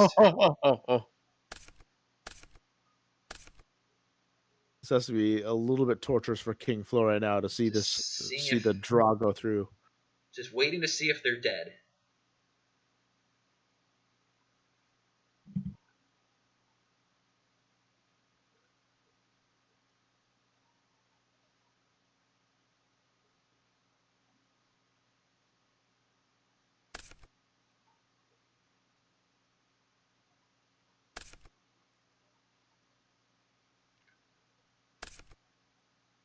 Like I understand the par shot very easily, but the goat's going might indicate that this could be over.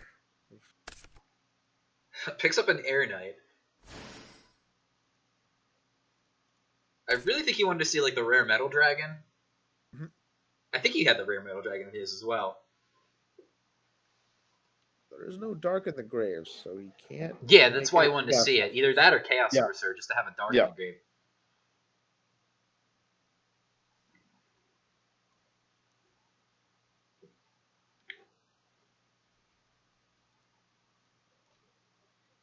I will be right back again. No problem. Now we see a Sacred Crane come out and a Dimension Fusion. Gonna bring back Darkwish Cast, of course, for another Dimension Fusion.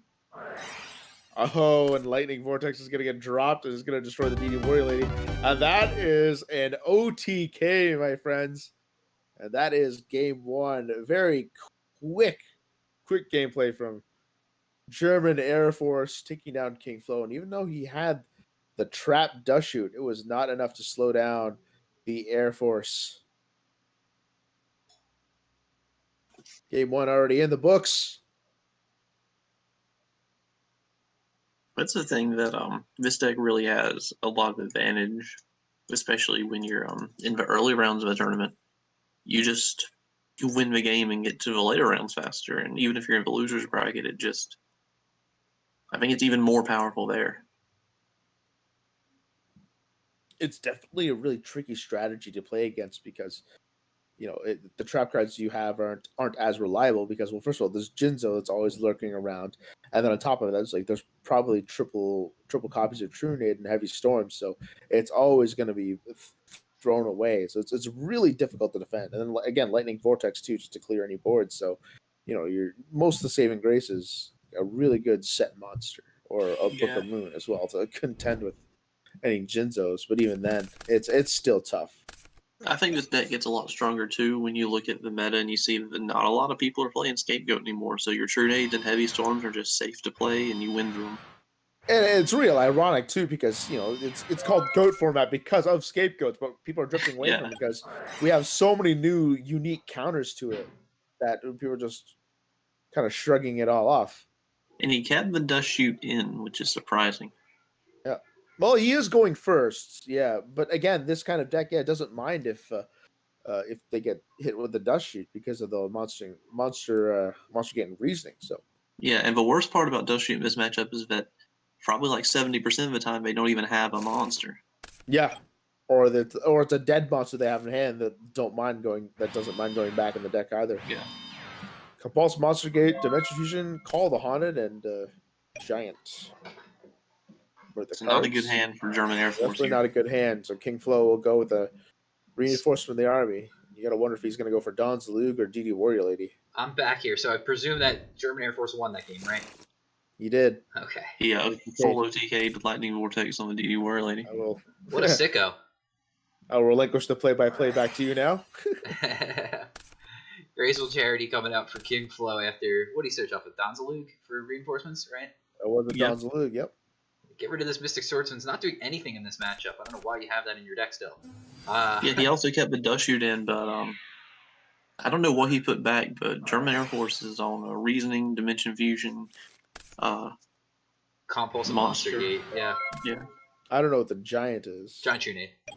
Giant Trunade, okay. Yeah. Gotcha. So no monsters at all. And Call the Haunted. Interesting. Well, Call the Haunted rules, so it was putting in a lot of work in the game we saw.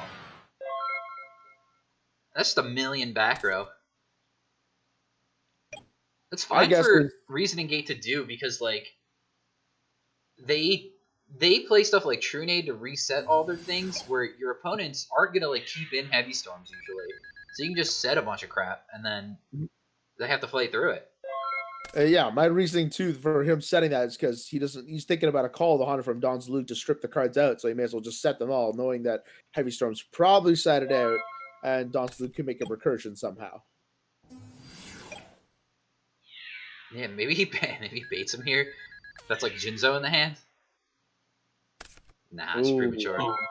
A pretty good card. Drawing all your revival for all your monsters. It's just nothing. No monsters, nothing. So Beatdown takes it after sort of bricking on German Air Force's side.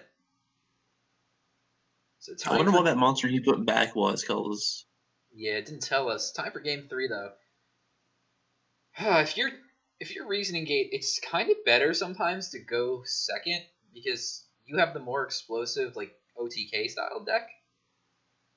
But sometimes you really want to see like a 7th card before you decide if you want to go for it or not. If like your hand's really strong. So that's like the hardest part for me when I play a Reasoning Gate kind of deck is, do I decide if I want to go first or second? I Usually, think being able to go first and set Scapegoat and just fend off anything that way, and then still have them for your yeah. monster gate. My problem is that I think Scapegoat's bad in decks. Yeah, well, I don't have that luxury.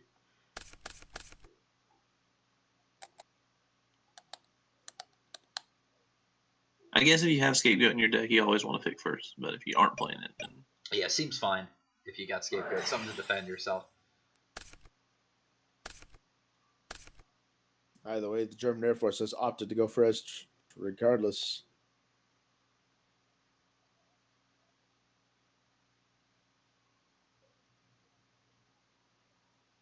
How much utility is he going to get off this graceful charity? I mean he's going to discard Dark Magician to Chaos and Premature Burial. That When you said Dark Magician, I was like, I hope he discards the actual Dark Magician. Like the ultimate wizard in terms of attack and defense. that would be pretty baller. I'm pretty high on that card myself.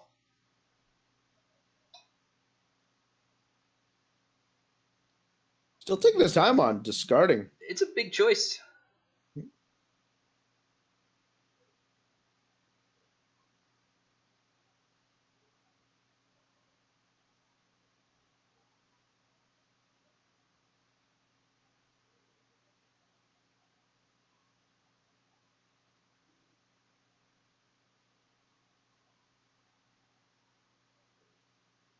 I wonder if he's timed out or crashed out or something, because this is taking a long time for him to figure out what's getting discarded here.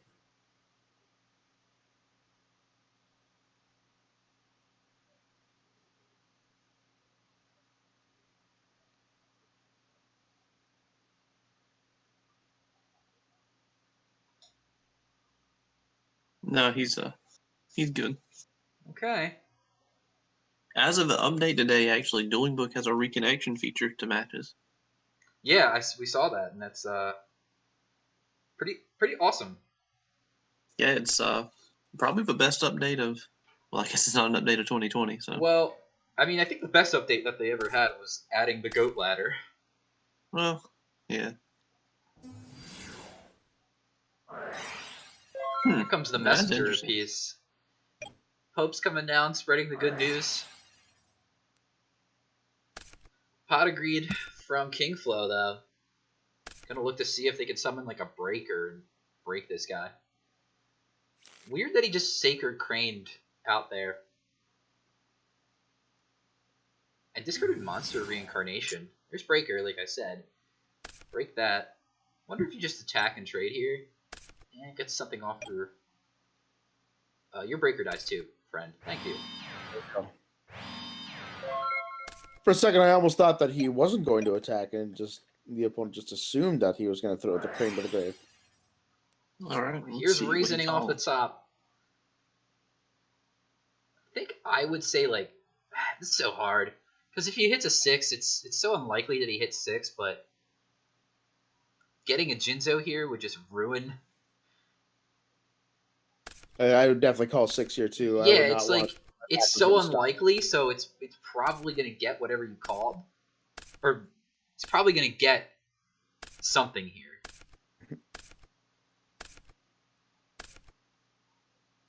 Oof, a lot of cards coming off. A lot of stuff is going down.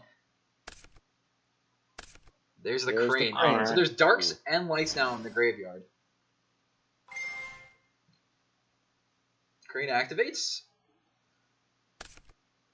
With that many monsters in grave, mill, and only 11 in deck, his hand probably has Jinzo and DMOC in it. You would think, but I don't. Yeah, you never know. it's possible that he just doesn't. And he did have Graceful Charity opening turn. He opted not to discard them. Yeah, that should be some easy discards. Sometimes though, you just keep DMOC to like present the threat in your deck. So every time that you're reasoning, like you have a DMOC. Right. Yeah. Even though they know that it's in the hand. That's something that like when I play the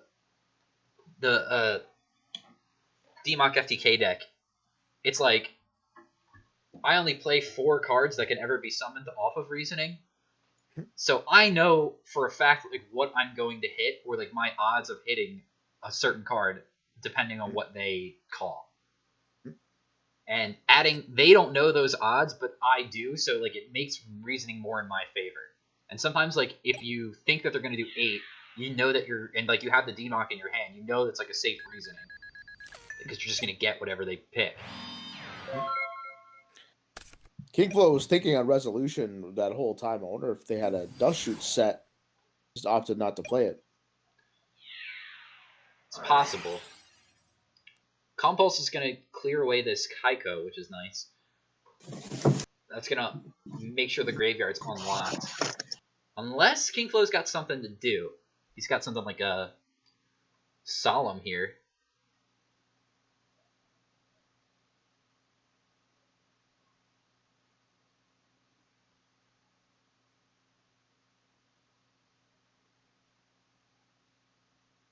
Does have a fully loaded graveyard, at least with Mark.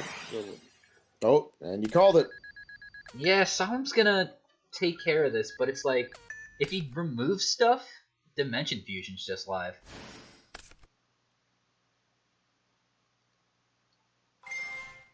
Are both the Chaos Sorcerers going to go? Because that's 3 lights and 2 darks in the grave. Yeah, he's got to get rid of the Chaos Sorcerers.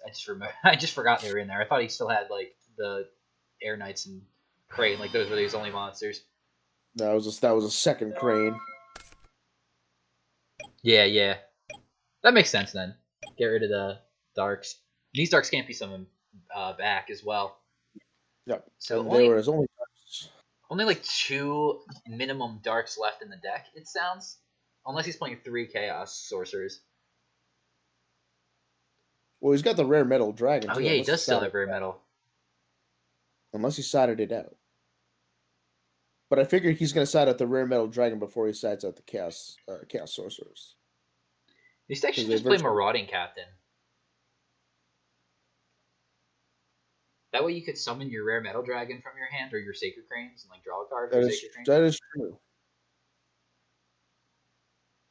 But I think it really screws up with the Monster Gate. And oh no, it's terrible with Monster Gate. Unless like you summon the Marauding Captain first, summon something out of your hand, and then Monster Gate the Marauding Captain away. Yeah, that's just the dream, but that's not ever going to happen because you're just going to reasoning and you're going to hit a Marauding Captain. It's not going to be able to use its ability. Which is absolutely less than ideal. Hey, I've seen worse. I've seen people put Sinister Serpent in these reasoning gate decks. Calling Metamorphosis. Okay. And he got it.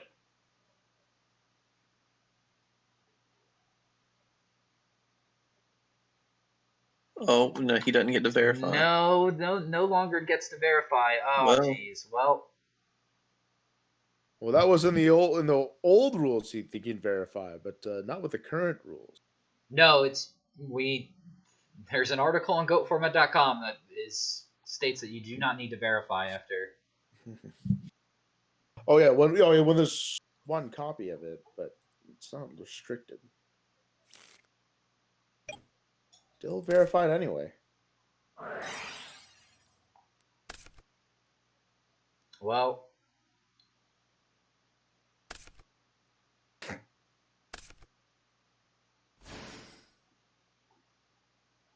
if his back row is a Mirror Force, and then he's dead.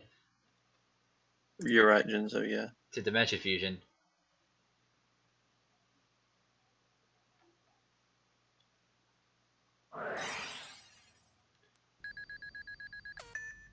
Should have called Lightning Vortex. Oh, yep.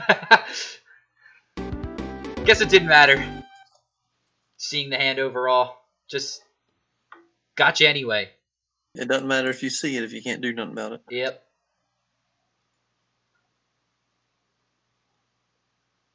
So it looks like German Air Force is moving on in the tournament. Playing the winner of PUI and Moxies. Do you guys want to switch over to that game? Or do you want to go to... So that game's going on. We have Moon Goblin and Johnny G. And then we also have Wing Zero and Pianta. all these matches It's up to you guys. I still in think progress. starting a fresh match is cool. Well, that's the thing, is that none of them are fresh matches because Oh, right. the winner of this winner that we just watched is waiting for the winner of Moxie's mid-game. I'm good with whatever. Who have we covered the least of? I haven't seen Moon Goblin on camera at all, and we haven't seen PUI on at all. I don't know how to say that, so I'm just going to say PUI. Pew? Let's say Pew. Pew's fine. Let's go into Pew's game. I know we just saw Moxie's, but... Yeah. Well, we have seen them on camera before. Well, looks like Empty Jar is happening.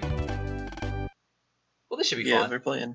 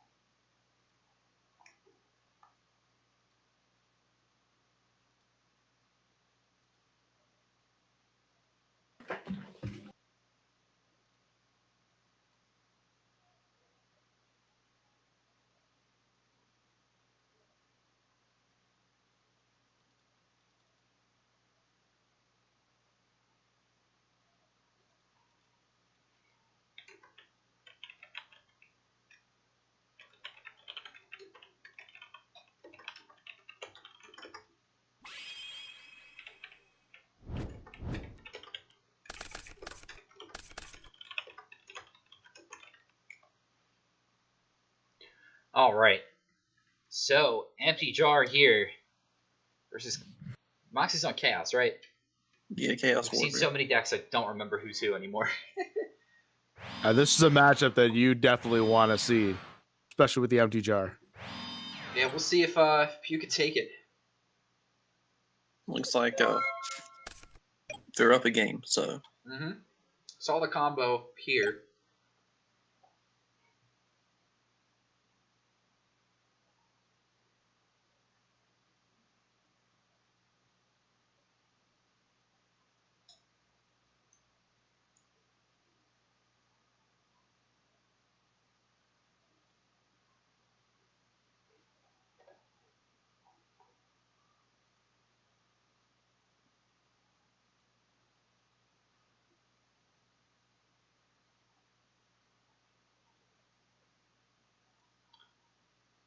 Pew's going to take a little bit to think, it sounds like.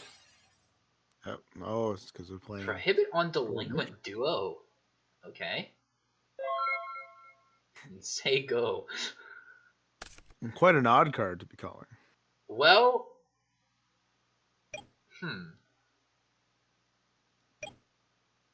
not really, because you want to conserve as many cards as you can, and Delinquent Duo is really good in the matchup. And if you're just not going to be able to do anything, you don't want to just lose to like a random Delinquent Duo. Now, Donzalug can come down for Moxies, I think. Yeah, he's on the Chaos Warrior, right? So Yeah. he like flips up a That's Rhoda quite here, tries the Donzalug. I mean, that's just as bad as getting duoed. That's quite the monster to set first turn into Exiled Forest. I wonder if that was just a bait for Nobleman to cross out. Why? It's It's empty jar, so. It's Empty Jar. That's fair. unless they I think what did he was trying to do was something get them to set cyber or morphing across it. yeah, if But they I would mean, flip you it could and- also. But it could also be a jar, and then Book of Tayu as well would get rid of that Exiled Force, and it'd be really critical to try to tribute it on a face down. yeah, they would have to Yeah, but jar and specifically have Tayu is going to lead Tayu, into but a like, stupid combo anyway. they're more likely to have Tayu than they are like any of the jars anyway. But if they set something in response, they're Cyberstein, which is great. Uh-oh. So Cyberstein And pay Pui is 5,000, come not out, liking this. and that's going to be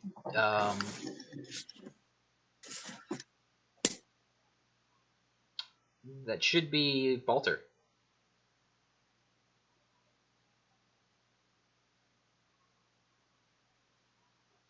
I guess you could get like Master of Oz if you really wanted to deal a lot of damage here, but I don't think that's right. I think he might get Fiend Skull because Fiend Skull will negate all the jars and not have to pay the life points. Oh, Or Master of Oz. that's the big Master of koala. Oz, I wonder if he's gotten Wild Nature's Release in his hand as well. We're going down under.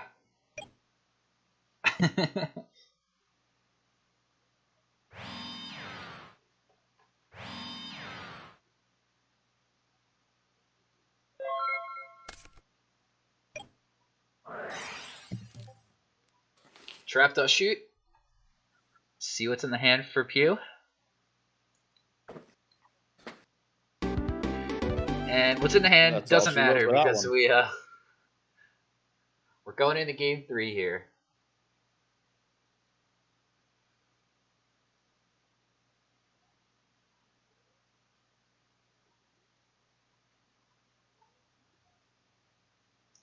Fiend Skull negates the jars, but like they have Book of Moon, so they can book any of that stuff down, really. Yeah.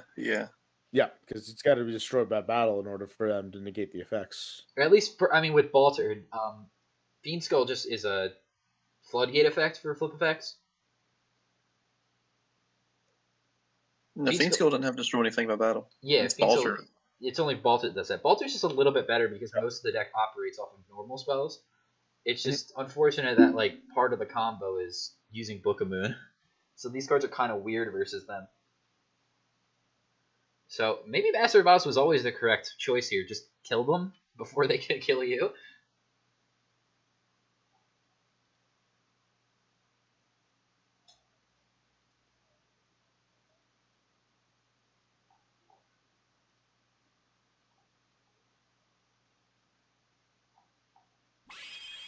We'll see what the Empty Jar player cooking up for us this game.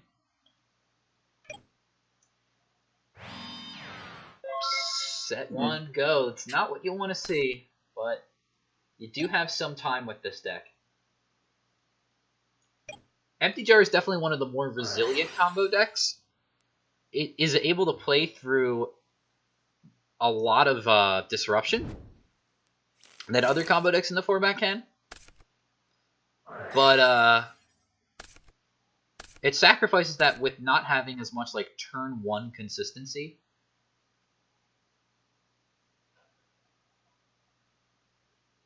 That's still kind of a point in its favor because nothing else in the format really has the ability to kill you in one turn like that. Yeah, I think the best part about playing a deck like Empty Jar though is that if your opponent doesn't know you're on Empty Jar, then you have like a significant advantage going into it. But if they do like, know now, decks now that they know that there's normal like it's Empty Jar stuff, they're just gonna try to be aggressive versus you. And like, see, we're gonna see Cyberstein come out again.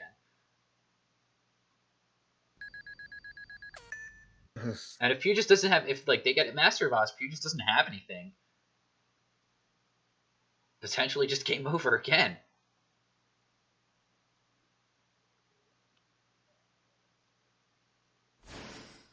There it is. Still go for that Master of Oz. He's just putting on the hurt. Well, he's gonna look for Don's Luke too. I would think. So that's 21, 63. And a card out the hand. And there was reload. That could have been helpful. It's just a whole bunch of stuff they gotta play through. Road Decree's gonna help out here.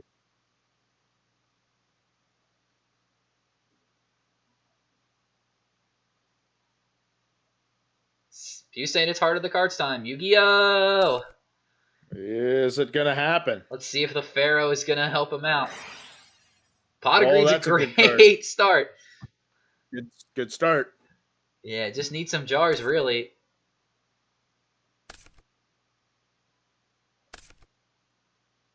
Another reload could help if he doesn't have it. Graceful Charity? Upstart Goblet. Alright. Spell Reproduction for Pot of Greed. Well, there's Thunder Dragon. I was going to mention this earlier. Thunder Dragon is actually a card that they can use to take care of the situation here. Like, Thunder Dragon could have walked over the Cyberstein, and then another one could have potentially walked over the Donzaluk. I don't think that would have been enough for game. And there's a Spell Reproduction. What if he's just digging now for the Pot of Greed? Yeah, two of the cards in the hand are Thunder Dragons. They need, like, Pot Graceful. I guess Reload's an option as well to get rid of all the bad cards. But it's probably just better to get Pot of Greed. Kind of sucks to do this, but they had to discard the Book of Tayu in their hand as well. Which isn't ideal.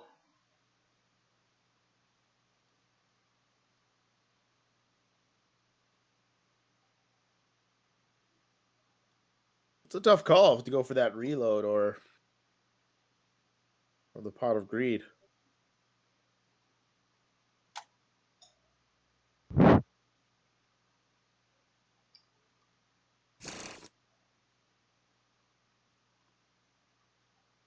Oh, he accidentally shuffled. I think that was just a misclick. It could be a misclick, but it Makes no difference on mine. Yeah, it doesn't make a difference. he did search with Thunder Dragon, so it's.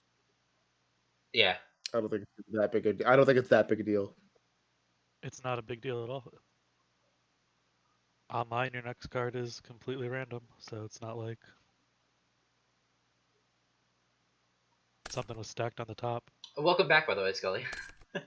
Thank you. We'll see for how long. Whatever the Comcast gods decide on. Card Destruction. There's the kill card, but you can always get that back with Feather of the Phoenix and Spell Reproduction. Rock Bombardment going away. Rock Bombardment's a stellar card in the matchup. Book of Tea. Oh, he got it. See if they can go through with it, though. They're going to need a lot here to get the combo going. Giant True Nate's going to have to be found.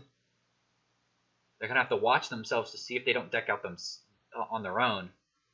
Yeah, because they have less cards right now in the deck. The kill card and card destruction's done. You may want to just hold this Pot of Greed for as long as possible until you can like set up the combo where you can like feather the card destruction back to the top. And then Pot of Greed it back into your hand.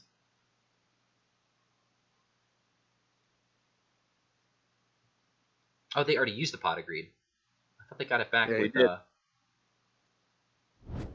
He did, and I believe he played it again. Or he could have set it. We thought he said it, but it's integrated. played it again. Yeah. So he Pot of Greed it into like card destruction, rock bombardment, or something. And then there was the extra card, I think. Okay, Graceful Charity's going to pick up, I think that was Book of Tea. So either digging for Book of Moon or it's already in the hand now. But how many cards is in Moxie's hand? 1, 2, 3, 4, 5, 6, 7, 8, 9. You don't want to really reset them down to 5 if they're above 5 already. But if you don't really have anything else to dig with, then that might be the only option. Really was kind of looking for Cyberjar, I think. So you could have like prematured or Shallow Grave Cyberjar, then flip that to add cards to your opponent's hand. So you think Moxie should have made Balter or Last Warrior? I mean, if they made Balter, none of this would have been possible. Baltar or Fiend Skull. Warrior doesn't matter in that case because He's not summoning. He's setting, which is Yeah. allowed, and then he can flip it. So And he wouldn't have been able to Donzalug if he did that. I like the Master Vows because it just puts them on you better have it, you know? It's just unfortunate that Pew has it for You could say the same about the Balter too, though. Like, Yeah, that's true. And although here, Book Moon is the out to the Balter, so it's not like it's impossible to get around any of these cards. can you chain block in this format, or like if I was able to card destruction, if I had Balter out, like I activate card destruction, then I chain Serial Spell, right? I can't Balter in that case, or would I be able to Balter before they chain Serial? You I can do both, not like know. it still passes like normal. So I would be able to Balter first before my opponent can chain Serial Yeah. Spell to his own effect.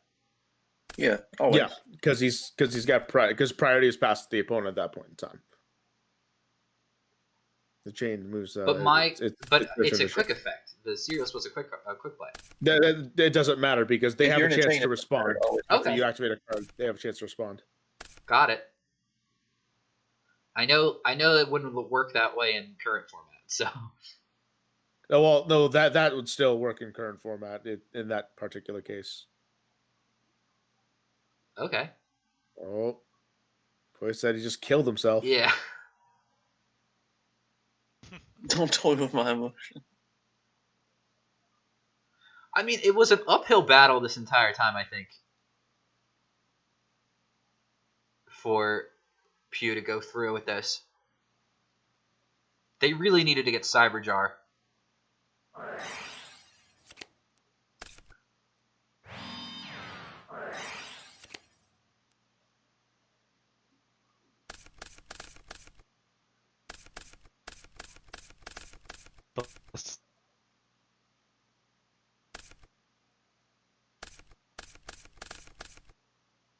They drew an extra card. It's fine. Put it back, shuffle. It's really unfortunate that he couldn't just get his hands on that card destruction because that was supposed to be the card to really eat cards out of his deck. Well, card destruction Serial Spell is the combo kill, but it's still possible to do it with Cyberjar. It's just there's not enough cards left, I don't think, for Pew to go through, unless they get like Cyberjar, flip it up, they get 5, opponent gets 5, and then would have to find another way to Cyberjar again. So that'd be 9 for the opponent, adding 10 cards in the hand, and then they would have to still find card destruction Serial Spell. But they already have gone through 2 Bookatayu resolutions.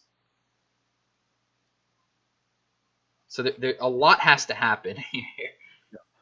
Ton has to happen. Actually, just one Taiyu resolution because he discarded one off Graceful Charity, if I recall. Well, Or they've done one Book of destruction Taiyu twice, so yeah. Oh yeah. One was discarded off Spell Reproduction. and yeah, one was discarded and then they flipped it back. Got it again. They put one back with a Feather. It's not impossible. I mean, they could also just like Feather card destruction down, and somehow if they resolve a jar, that might work out for them.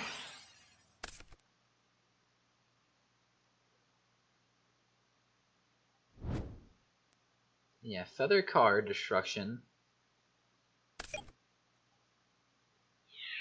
Oh, battle phase. Shallow Okay, grave. kill this Shallow Grave, and then flip it up with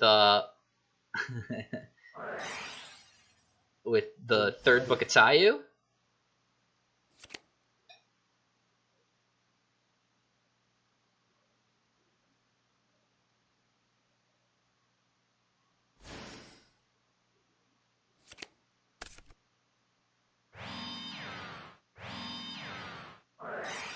There it is. So we know one of those cards is card destruction. They normal set this jar this turn.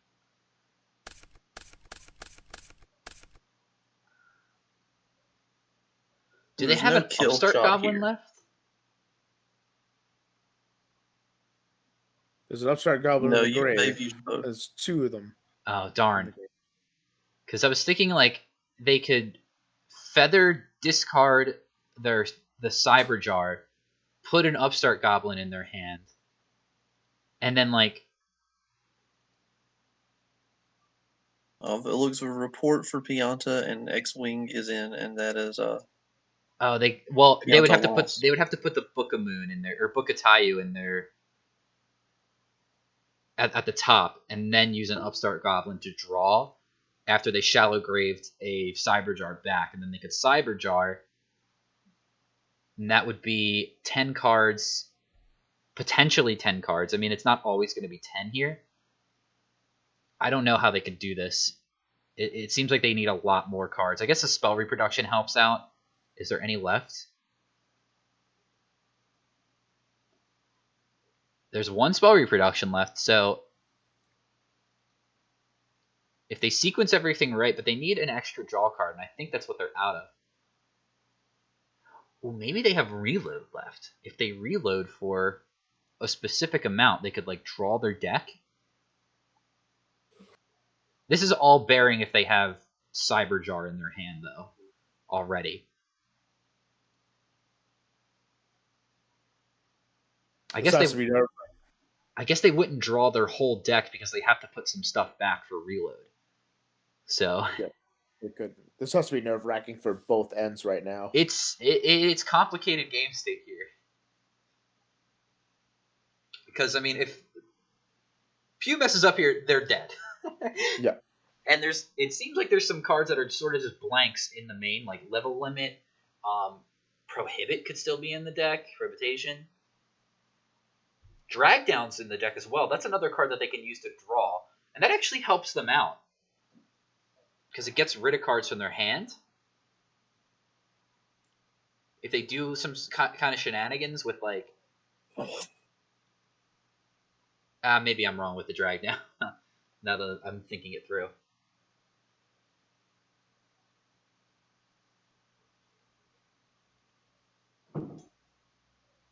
Moxie's prompting Pew to make a move here, which is fair. It has been a while.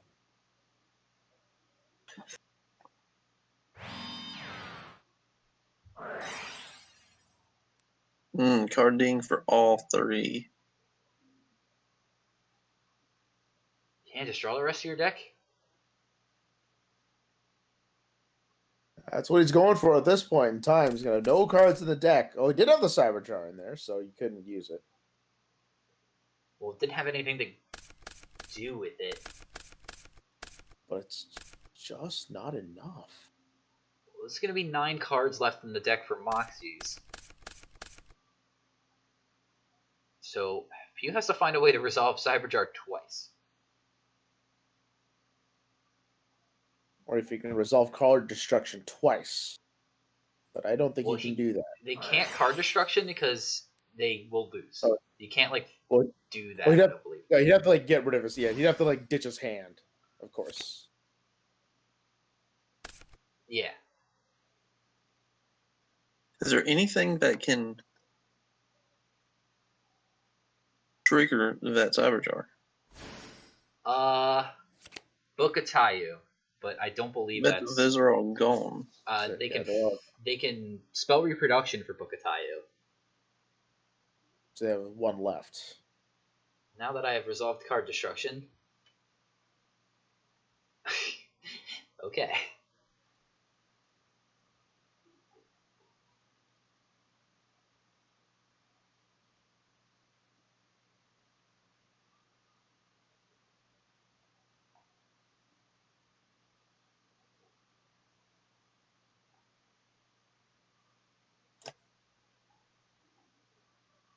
Well, they have to have exactly Feather and Spell Reproduction set, I think.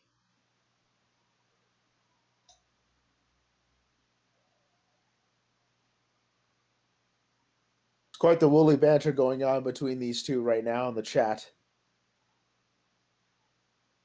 Moxies might be feeling just a little bit better now seeing that this is maybe a unwinnable situation at this point for Puri, but he's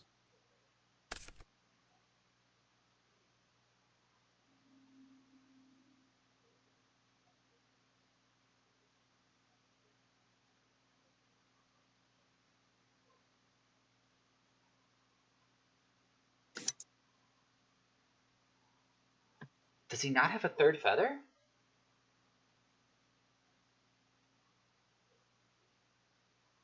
What? Okay. oh he's just committing suicide here. Okay, so Not if you can actually play that, hold but on. nonetheless he's forfeiting. So do you know what the play was though? It was spell reproduction for Bukatayu.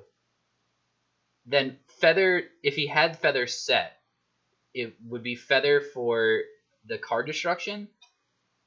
And then Bukatayu flips the Cyber Jar. And it just depends on how many cards are.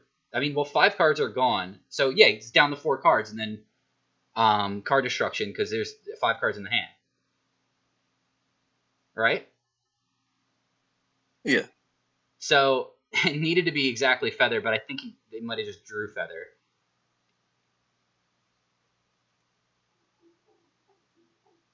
Or there's only 2 in the deck. took some out to go in with Royal Decree.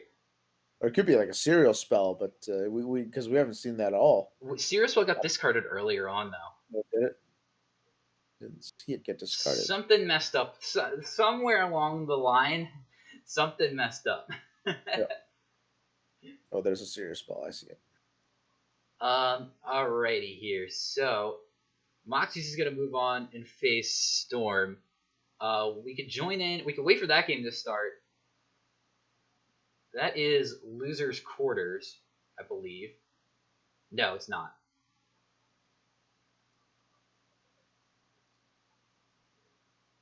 We also have Delinquent and Moon Goblin facing off, and Chopper and Wing Zero. Do you guys want to go into one of their games, or do you want to wait until Moxies and Storm start? Yeah. Oh, well. Yeah, good answer. Yeah, it doesn't help, but for an or question. I'm fine with either. I say we wait for Moxies and Storm, just to get a fresh match. Yeah, I agree.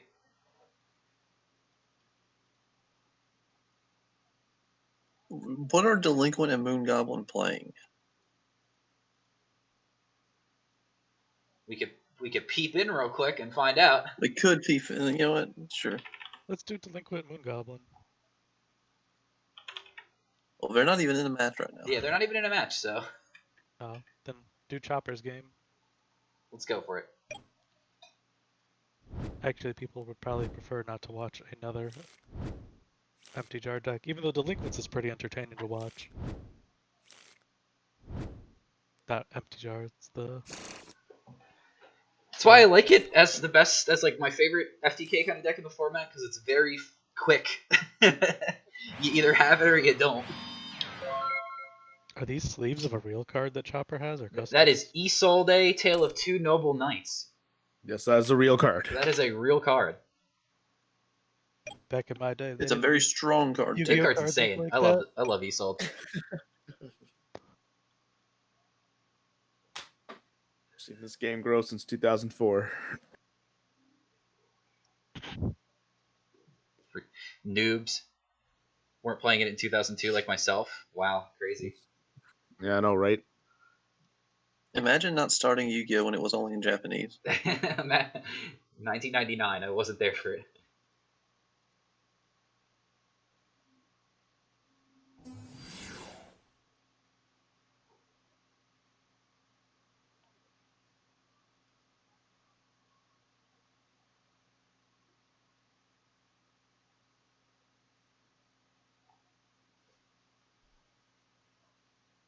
Sure, Priest on Chopper's end. Attacking the Night Assailant. Ooh. See ya.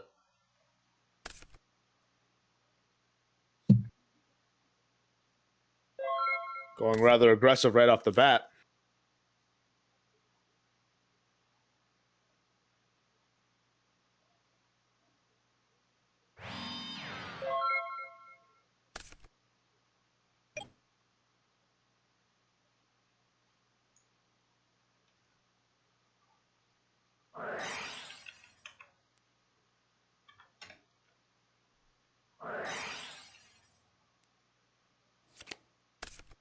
Book of Moon on. Is that main phase 1? Let's just flip that back up.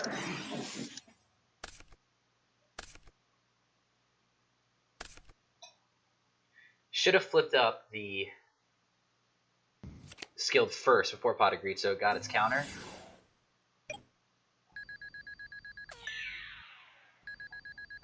If you really think he's playing Dark Magician in his deck. It's the ultimate wizard in terms of attack and defense. I don't know why you wouldn't want to play it in your deck. I mean, that is true. If you have a skilled Dark Magician.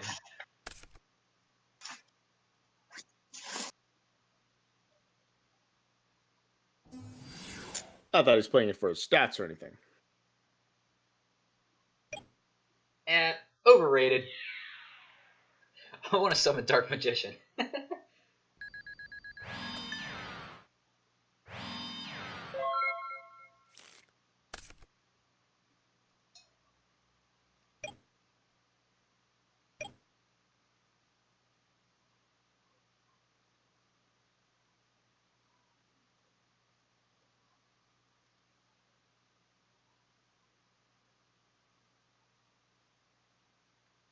So Breaker still has a counter on it. Every time you guys stop talking, I panic that I lost internet again.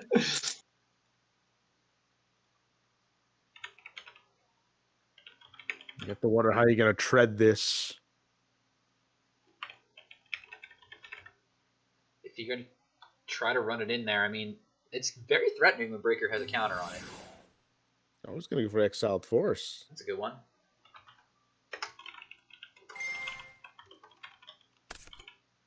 I'm guessing he doesn't have a defensive monster of any kind.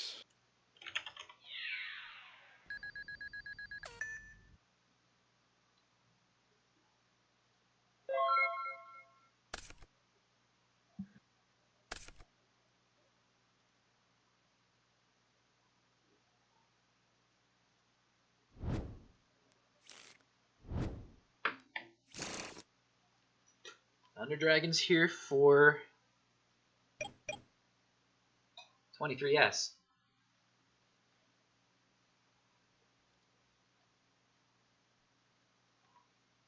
Is there a follow-up to utilize those Thunder Dragons?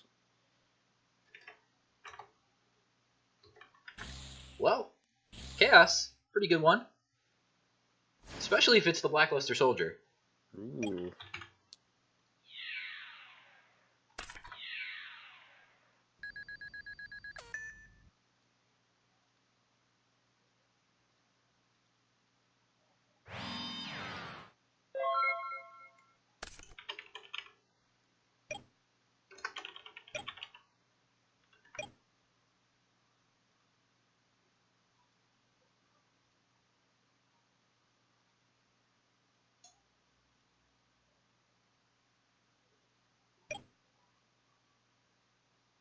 Moxies has started their duel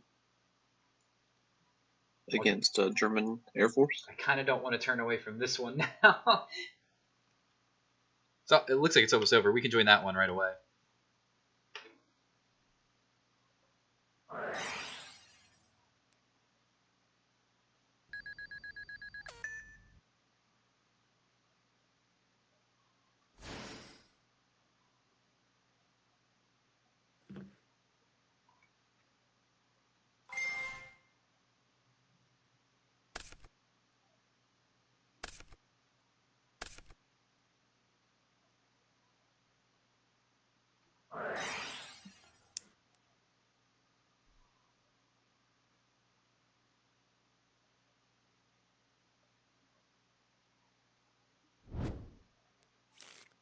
Ooh, I wonder if this is going to work.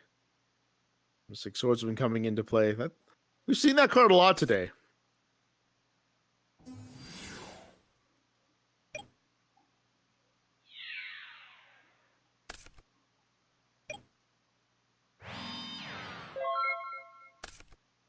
I mean, you got the Knight Assailant too. Oof.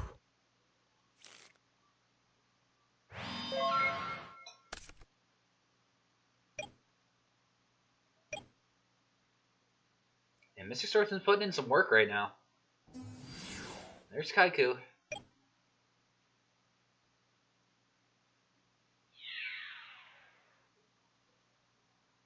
Now, there's one new set card. I wonder if that's going to make a difference. That one's definitely going to go through, but this Kaiku, I'm going to assume, is not. Oh, and it does. It was just a bluff. That was game 1. Yeah. We'll stick with this match then. We've seen Moxies All enough. right. Leave them alone. That's fair. The bracket also didn't update, from what I can see.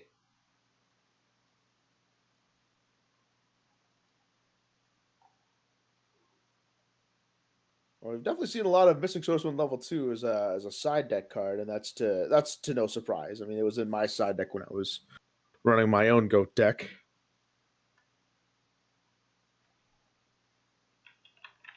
But it's been getting away with a lot more than what I thought we've seen today. Anyway, Missing Swordsman's been able to just take down a lot of monsters.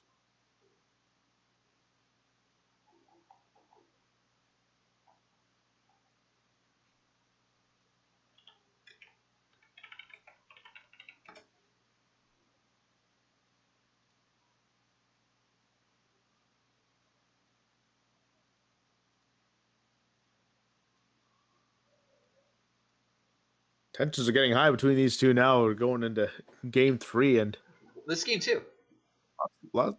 it's game 2. Sorry, so that's right. I keep seeing 1 and 1. I kept thinking that was. It's Two. weird. Dueling did this thing. It's just showing like both siding has begun for like one and like both of them at the same time. Mhm. So I've been getting confused as well. I have to do a double take on it.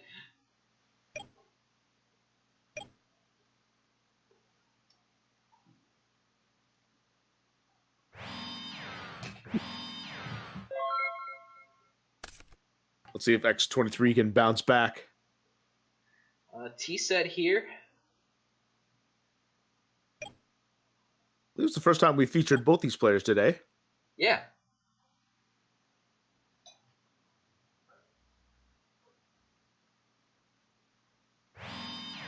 So what round is this in now?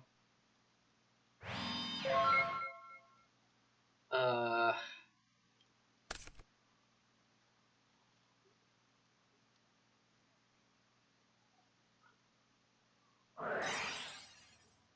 The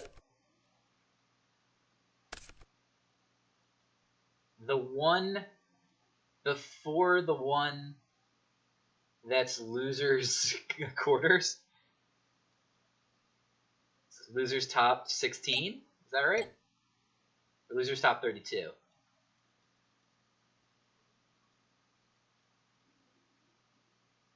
It's a round. That's what it is. I think it's top 8 for losers, isn't it? Yeah, losers top 8. I don't know how to math. It's okay. Yu-Gi-Oh players don't. It's very weird. It's a math game, and I'm very bad at math. I can't say the same for myself. I'm pretty good with mental math. Glad one of us is. Ooh. Oh no! Do we banish here? I would say you might have to, because the other DD Warrior lady might try to crash with you instead, and then Dawn's Luke would be open. Yeah. And, that's the last thing you want is a Dawn's Luke discard. I like it.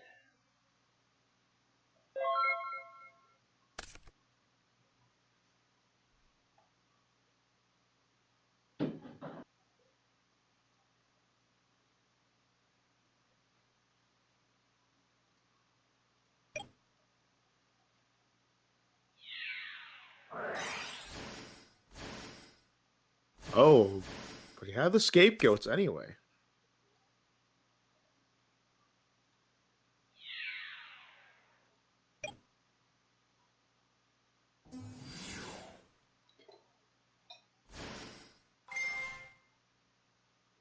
You're just gonna clear them away. Ooh, but at the cost of a chaos sorcerer. Not ideal, Definitely not. but I guess But if you're worried about like metamorph, you don't want those goats sticking around. yeah, you definitely don't want that happening.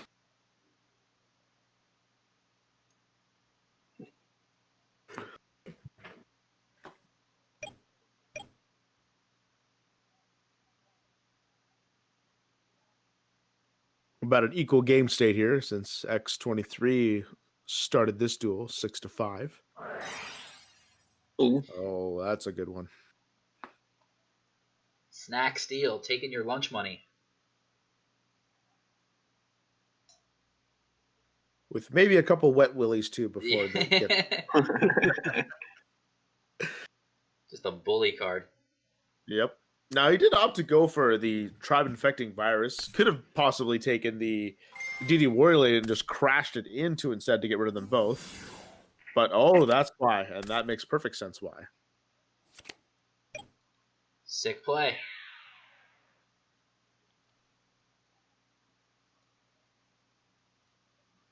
Snatch Steal is a game changer. And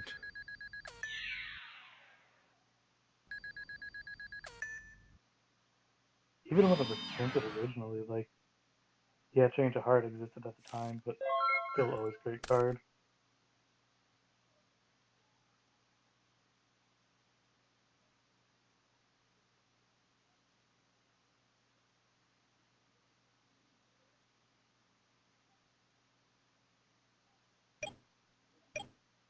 chop her down by 1.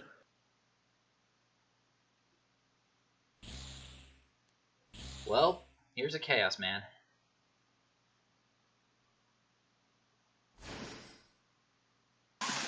Now the question is if he's going to That's a good one to have too. remove it or hit it. Even though it's its own triumph infecting virus. Thinking on priority, it's a tough spot. I mean, you risk losing it to a back row. But if it's not, you know, you're probably going to get rid of the tribe either way. But so you want to take the risk or not? I would still banish it just because it's a water, so it's not going to contribute to your chaos, and you want to make sure it's just gone off the board. Yeah. That's the job. Life points right now isn't the biggest deal, I would say. So I think the banishing is a safe move. You're in a comfortable enough position, and I guess it depends on your hand as well. Yeah. Like if you have an extra solemn and another back row here, you could definitely. Ooh, that's not ideal, but. That's a good call on my end. Ooh, bluff mind control. No snatch steal anymore. So yeah, that's so the snatch steal's gone, so you're not really that worried, but you could lose it to a chaos sorcerer. But Regeki break the back row instead of the Blackluster Soldier. So you got to think that X23 has an out to this lone BLS. Oh, yeah. And he did. What's funny about this is that he didn't have to set the mind control. He just set it as a bluff. Mm-hmm. But if he kept the mind control on the hand, he would have been able to use it next turn to deal with this chaos sorcerer.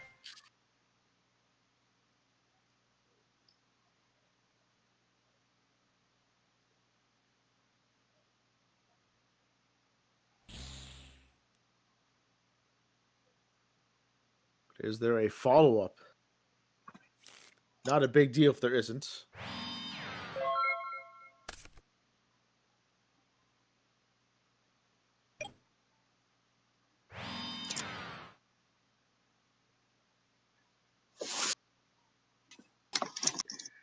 If that's the only thing he could do is just T-set. Wish he had that mind control still.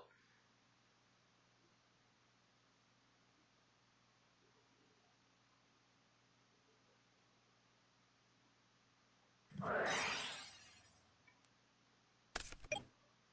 to go set strong. That's the second bluff in a row now. Yeah. That we've seen. Weird. Premature burial. typically a powerful card, but doesn't really help in this situation. Well, there's Magician of Faith. Get back Mind Control. Yeah, so at least neutralize Chaos Sorcerer. You could just set something beside it, and then... he sets like Magician of Faith beside it. Mind Control, Magician of Faith, get back. No, he had the 2 Thunder Dragons in the hand, so it wasn't possible anyway, but...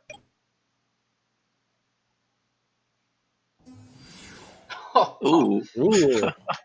That's quite the Jeez. card. Oh, not this time. Over it, though. We've seen Mystic Swordsman wreak some havoc before, but not this time. Yeah. Unless he has his own book set here.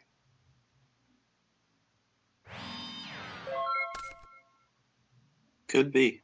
Magician of Faith would be really good to flip right now. Oh. Well, no, it was Thunder Dragon. We knew it was It's a Thunder pretty Dragon. good card to throw away. So you obviously had to top deck the card destruction.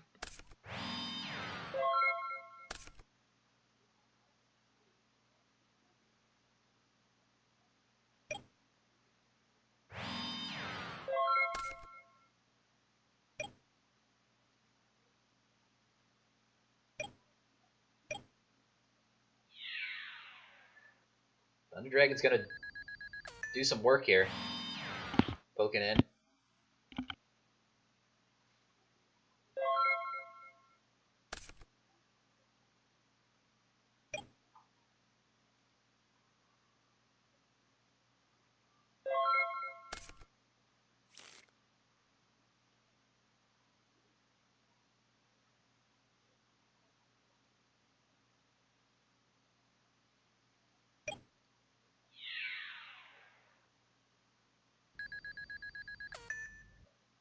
Ooh, whoopsie. Didn't That's do just that. something you don't often. It's something you don't often see. Just a Thunder Dragon beatdown. Oh, there. The last deck tech of the tournament is going up on GoFormat.com as well. I'm going to link that in the chats here for everybody. Again, all the deck lists in the deck techs will be published after the event, just for players' privacy. He's got plenty of negating power. Someone brought a last turn deck, so interesting to see how they fared 3 in the people, tournament. I believe, entered with last turn. 3 people did? Awesome. Didn't I say that 2021 was going to be the year of last turn?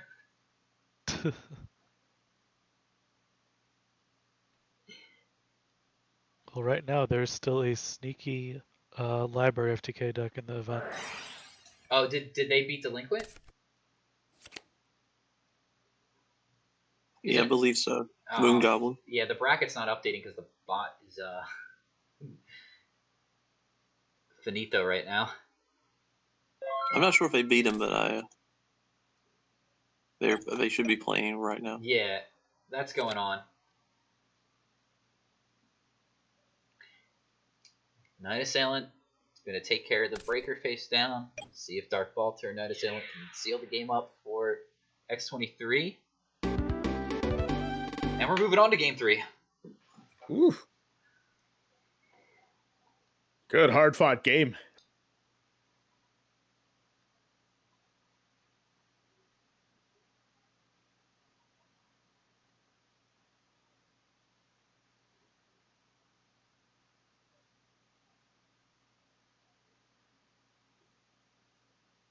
Been streaming for a good 7 hours now.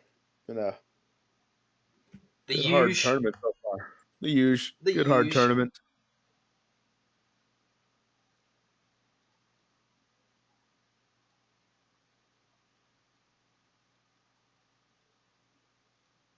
Hope everybody watching's having a good time. Yes, thank you to all our Twitch and YouTube streamers who are watching this live right now. Thank you so much. Don't forget, we've got chats. Join in and hop in. Yeah. And the Discord channel. As always, check out goatformat.com. Very easy to remember, www.goatformat.com. Has all the resources you could ever possibly need to learn about this format. give you the rulings within the format as well. Bunch of deck text that we just linked here. I've gone up earlier today for interesting decks that you'll see the list for later on. And of course, once the event is over, top cut coverage as well.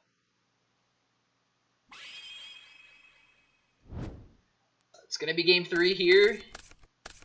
Again, this is losers top 8 of GOAT Format Championship 11. Game 3 between Chopper and X23 here.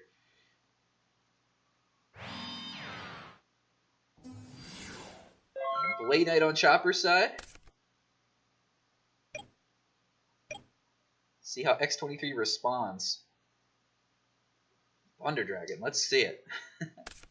Heyo. Oh, there you go. It is.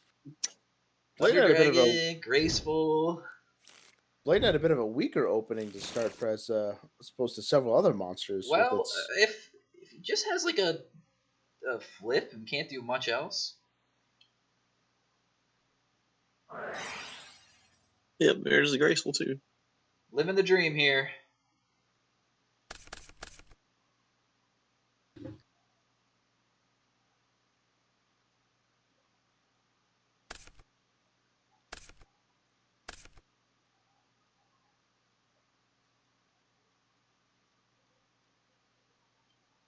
Okay, the bracket finally updated. The bot is back online.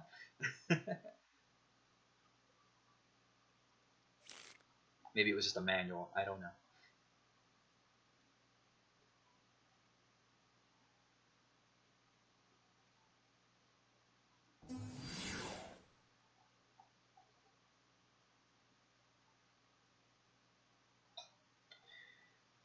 Tribe Affecting Virus coming down. Did he discard both the Thunder Dragons? Yeah, he did. So, let's see if they got something else. Well, there's Dark now. Chaos is live for X23.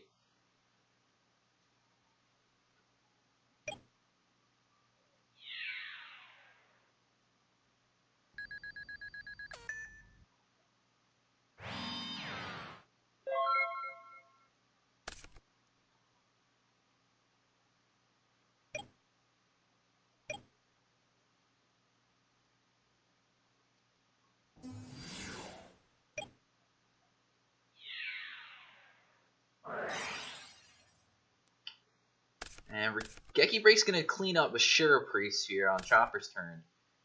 The discard, what did he discard? Another Tsukiyomi? No, Metamorph. Okay.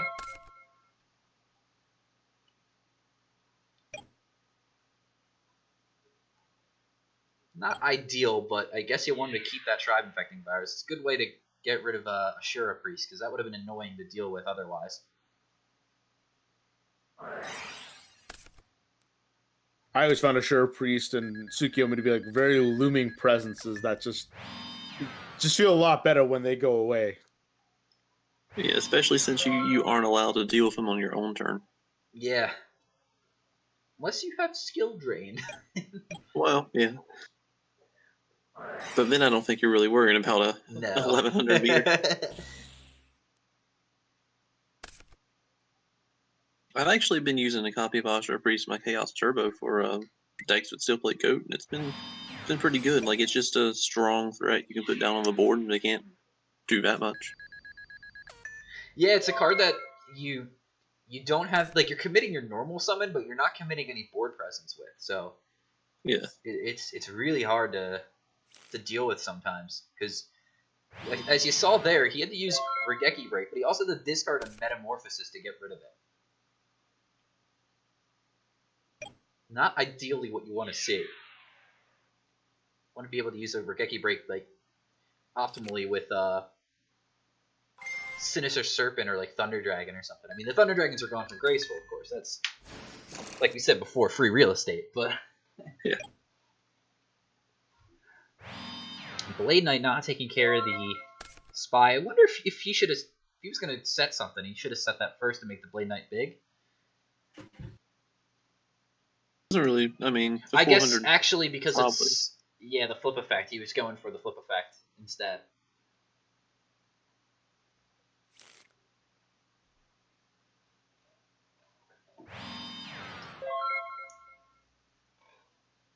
Still anybody's game. Yeah, the wall Yeah, here equal is. life points, equal field presence. But Chopper did start, so technically Chopper should be up one card, and it's actually equal ground. So really, X23 now has a card advantage. Well, he actually is up one card because Spy Yeah, Spy got the one card. Spy Spy made it did up. help him get a. Yeah, it did add another card.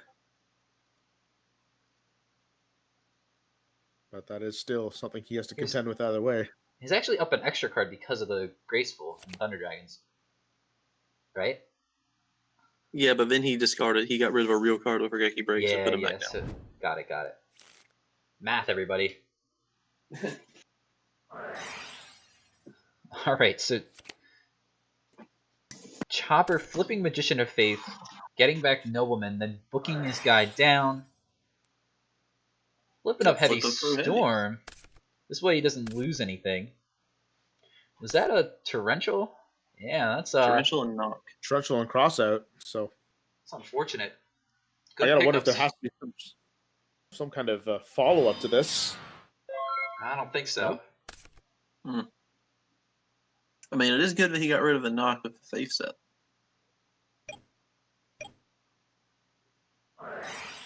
But there it is. Okay, thanks for showing me.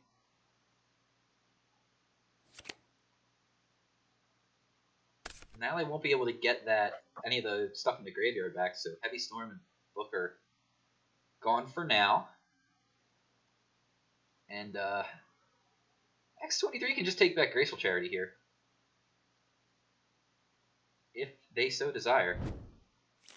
Well, He's going to get meta. Just kidding. Oh. I guess he realized he can't meta the Faithful. Yeah, I was about to say.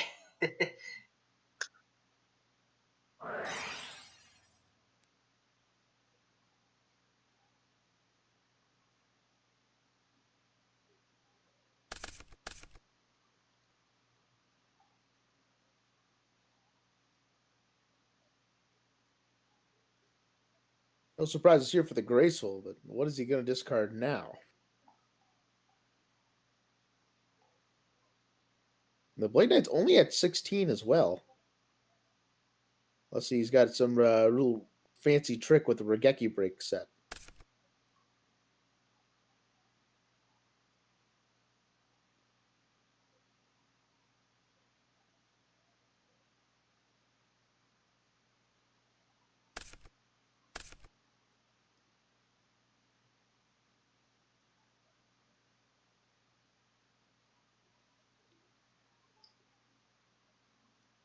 Discarded Scapegoat and Kaiko. Scapegoat's not doing much good here, so. Summoning Sangan.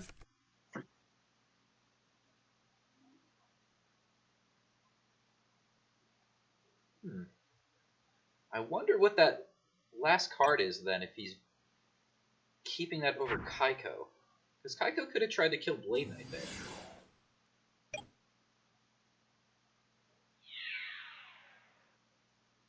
This should have something for this. Okay. Kaiko's gonna banish the Darks, right? Well, not really much else. Searching out Sinister Serpent. It's fine, I guess. So if he has a Metamorph, then turn that on.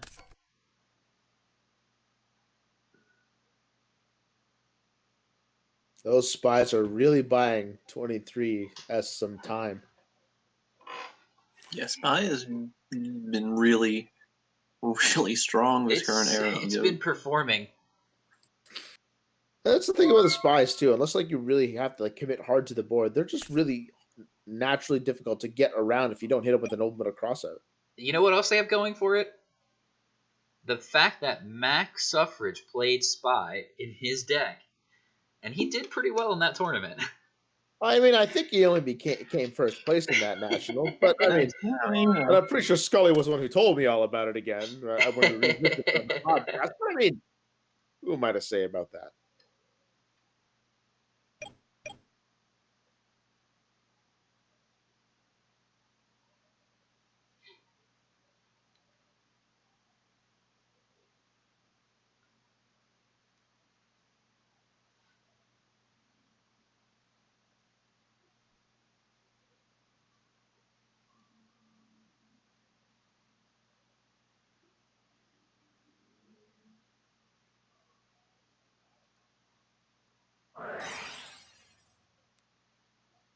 Okay, turning off the Kaiku. That use of book is what I was telling people a few days ago. I was like, books, it's an okay defensive card, but its offensive power in the Chaos deck is just insane. Like, Yeah, we've seen it be used offensively a lot today, actually.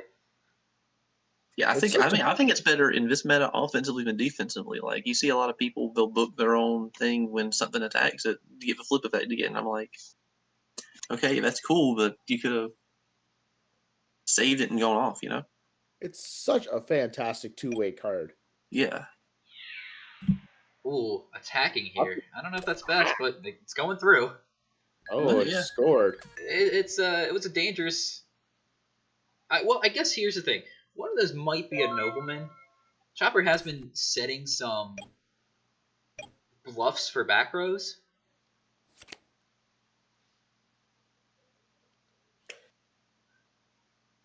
Flipping up here. Oh, yeah. There's a bluff.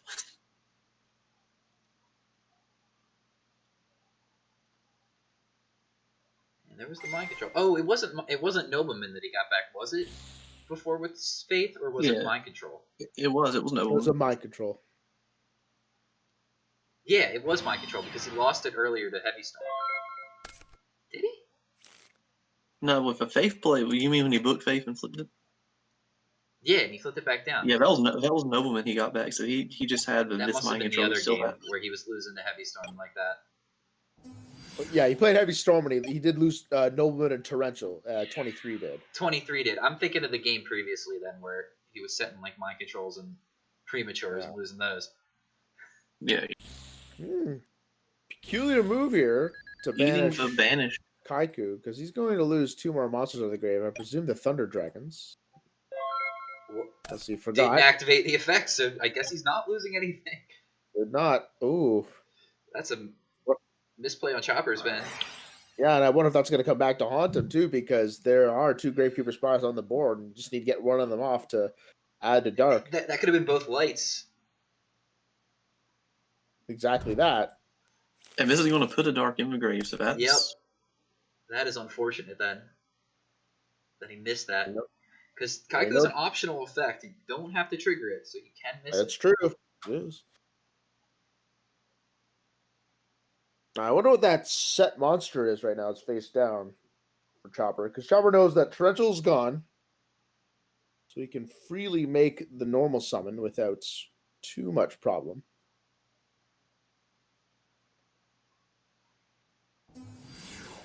I've just seen the results of Moxie's versus GAF, and Moxie's a loss to that. So GAF is going on to the top 4 of losers.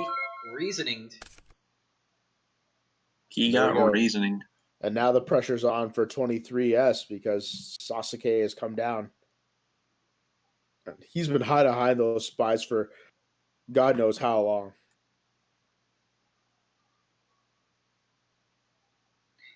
I think it's winners. I don't think it's quarters. I think it's. Oh, it is quarters, yeah. I always confuse stuff.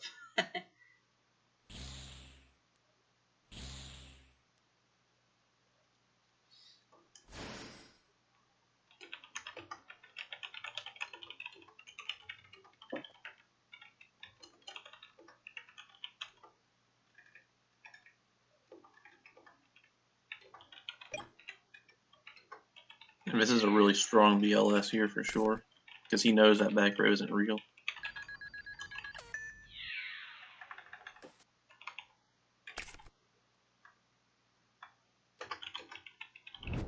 Ooh. Oof. Every time X23 can do something here, it feels like Chopper's just a step ahead. Yeah, BLS coming down is pretty big. I mean, and it would have been impossible if Chopper just banished the lights. Yep, there's another one. Oh, Man. wow. Yep. I think that was supposed to be a bluff for the mind control to make Chopper think otherwise. Maybe reconsider taking the Blackluster Soldier, but But X23 knew he had no and he grabbed it back and didn't. Yeah, that's what we figured before. Mhm. You just banish itself here. By the way, very easy banish. And there's another Blade Knight. Still can't get over the spy, though. The third one we've seen.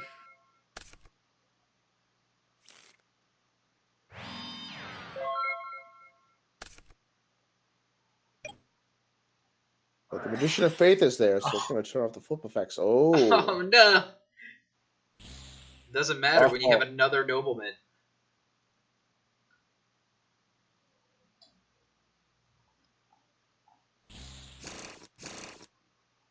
I think that's the last mind control that's going to be played today by Chopper, but in this game. Not sure. I mean, I'm pretty sure he sides more than one copy. He can always draw that thing. Oh, that is the only one lone mind control he's had. But even after all these trades, they're still even. Like, I mean, Spy's not really real, but neither is Faith. So, like, I mean, the Spy is very real for stalling, but as far as a card that can do something, it's not doing anything. Faith's not doing anything. They're both pretty equal here.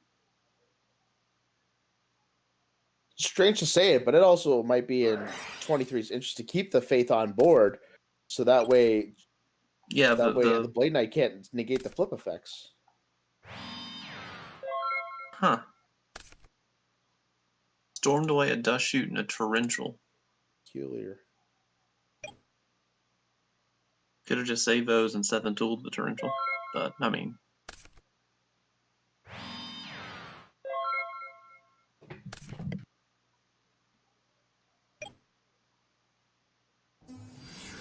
And there it is.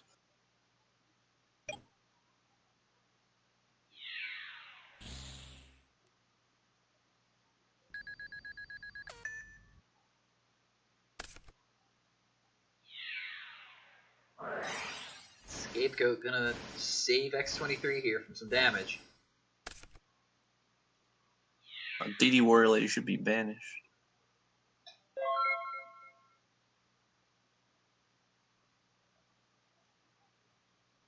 That's right.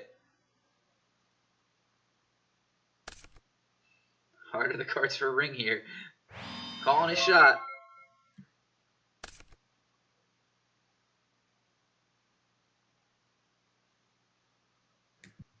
Well, now that you said that, you probably shouldn't play a card.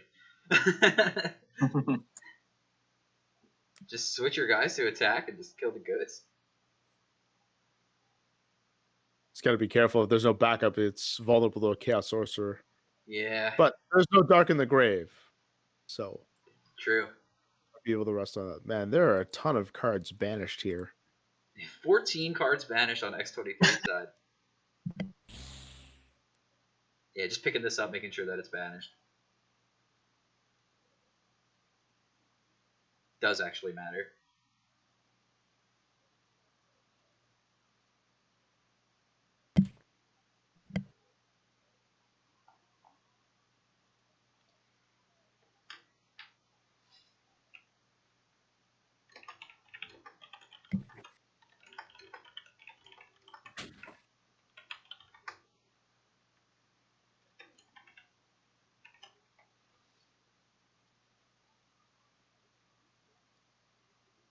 This has been a very ridiculously long match, but it has been a tough drive for both these. It's been a good one though. Glad we featured it.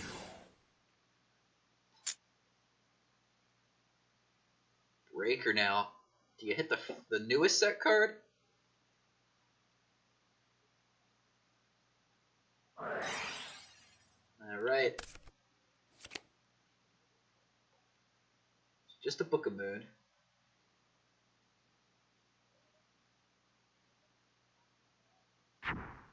And he is going to put that Magician of Faith into attack mode. That would have been really messed up if it actually was the the Ring of Destruction.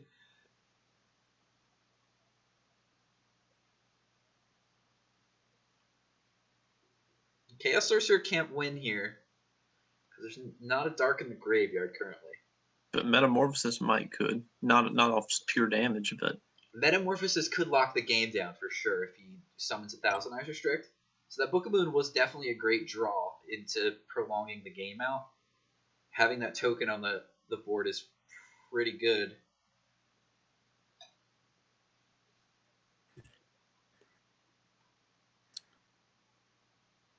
But I don't think he has it because he would have probably played that by now.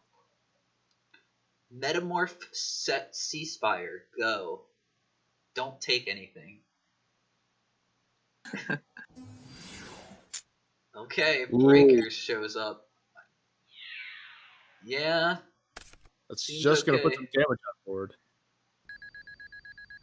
Well, this makes it so that in order to get over Breaker, Chopper has to play a card. It depends on what he's got in his hand. All right, he can set something. It makes me wonder if that back row is any way to stop it. No, it will Nah. not. Is it like another goat? Maybe he can top deck Snatch Steal. Can he top deck Snatch Steal? I really need that ring, he says. He can. He could top deck Snatch Steal. And that would be game if it scores. He just got a dark in the graveyard, so Yeah, that Chaos could- Sorcerer works yeah. too. Yes, that is true. Card destruction.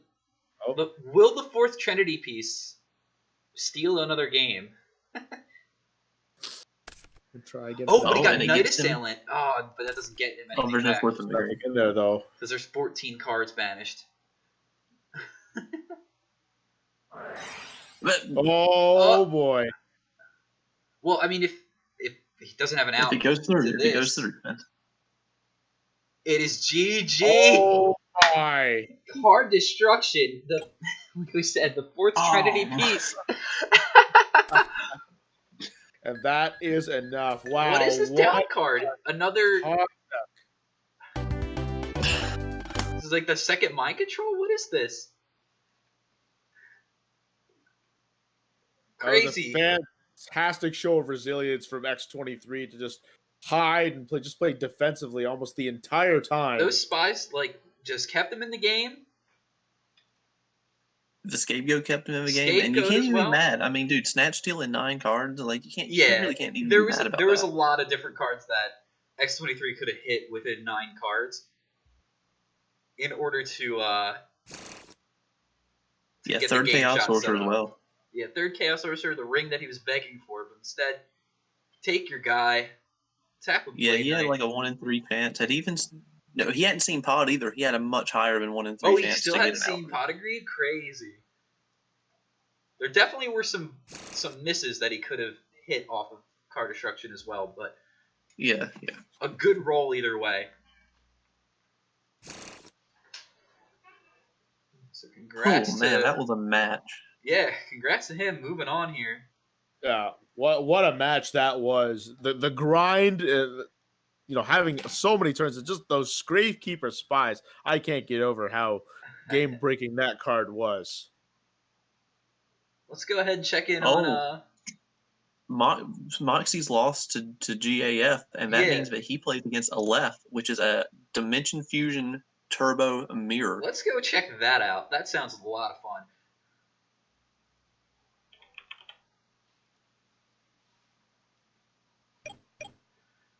All right, so Aleph has a Falter on the board, but GAF is going to grab that with Snatch Steal, a card we just saw win the game for X23. And this is winner's quarters. Yeah. No, this is losers. Loser's quarters, sorry. Yeah. Enemy controller chained to Snatch Steal, take a token. What an interaction. That's just going to end the turn for GAF, gets the token back.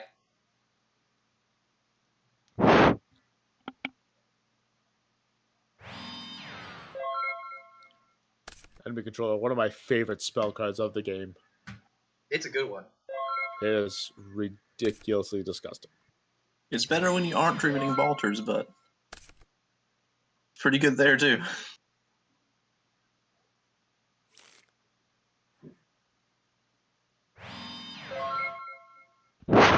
one of the very few cards left that still sees play from GOAT format in modern Yu-Gi-Oh! Every now and then. That Yeah, it Book of the comes Moon and up. Torrential right now. Call the Haunted on Crane. Gets to draw a card. Did you just draw 2? One for Crane, one for turn. Oh. Oh, I didn't realize he did it in phase.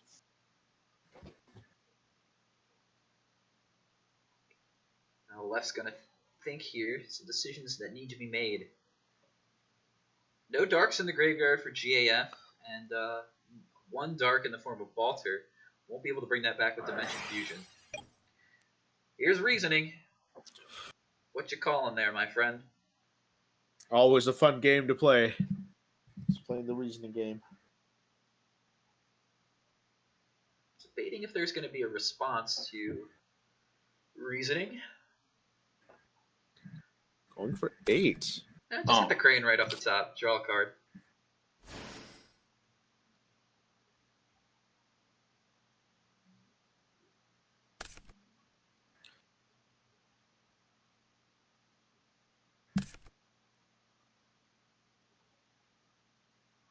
They're already floating, so it'd just be an easy path to just taking out those goats. Yeah, if you don't have anything else here, you could just battle phase. But if you want to press your luck, you could go for a Monster Gate here. Yeah, get rid of the one that doesn't have the call attached to it. That way if you hit like Jinzo, you could True Nade the call back, and all your guys stay. Ooh. Air Knight's very good versus the tokens. Can pierce through them, draw a card. This is what this card was meant for. Heavy Storm. But then he Okay. heavies his Crane away anyway.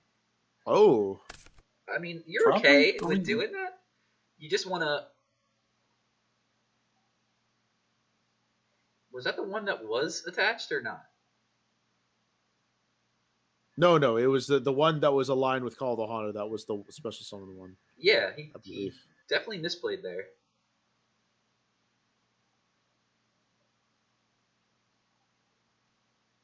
Yeah, it has to be. He had no monsters when he summoned it. I'm going to message him as well.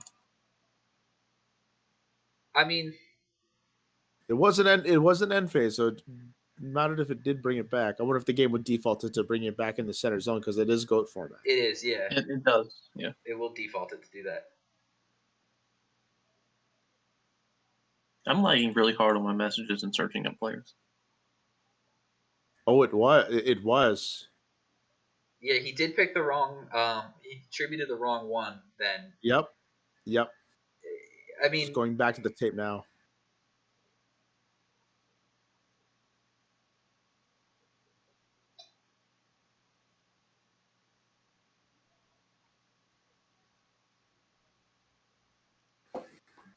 He did misplay. Oof.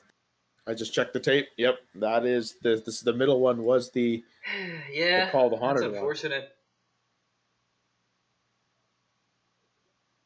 And then you did mention that too when he did play Monster Gate, why he didn't do the other one. Yeah, I mean, he could have been... That's what I thought he was looking for when he didn't pop it off, but then he's using the Heavy Storm here.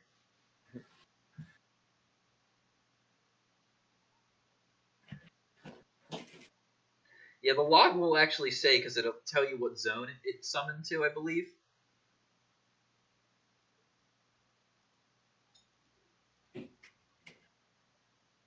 Yeah, it'll say M3. And then the reasoning one goes to M4. Yeah.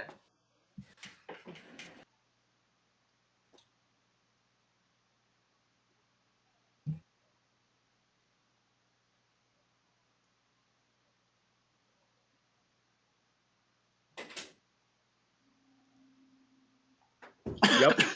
And he's just realizing it now. That's unfortunate sequencing, then. No, dude, this was an intentional misplay to get more lights in the grave. So you can summon Soul of Purity and Light? Yeah, dude.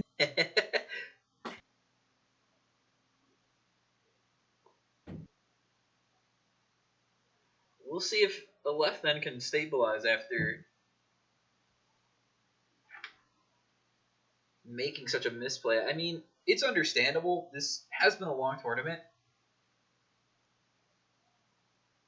Yeah, huge turnout, a lot of rounds But, to play.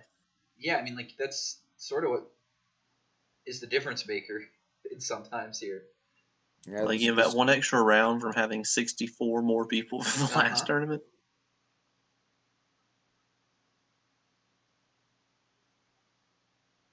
This could be the difference of the game. But he does have the Chaos Monster. It looks like he's doing it to maybe commit to get rid of all the goats, so that way there's no metamorphosis play. Even though the deck's not primarily meant to do that. Let's see. Okay.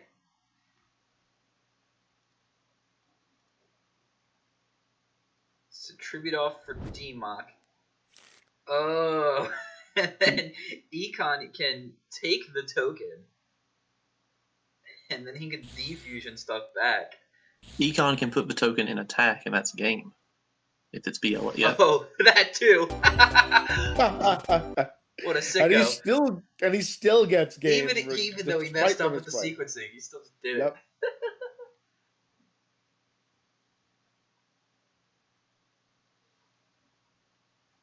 That was game one. Let's see what sideboard plans they have for each other.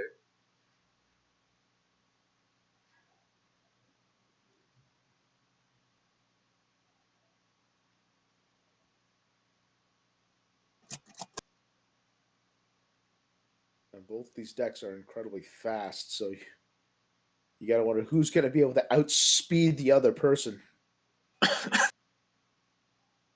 It almost feels this like is going really first not a match Yeah. I expected to see from this tournament.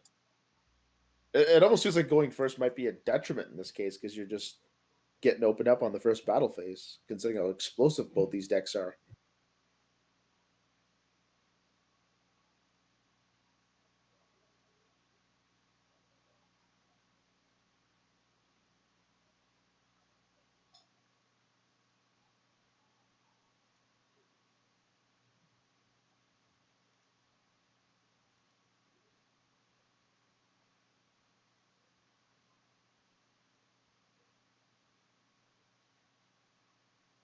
German Air Force is done siding.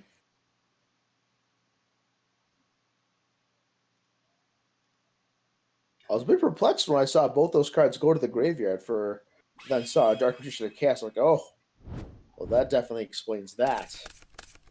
I wonder if it's actually German Air Force for what it stands for, or if he was just joking with us. Yeah, you very well could be. He just says it's something different each time. For all we know. Ooh, I'm glad someone asked though. 8 already being called. There's enemy controllers of German zone. Oh. And how many times have we seen Air Knight Parshat get hit off reasoning today? A lot.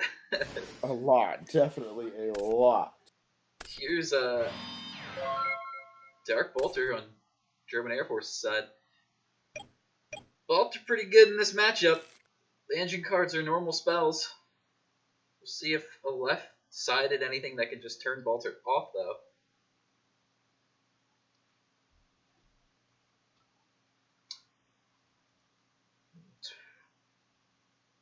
A lot of cards out of the deck here.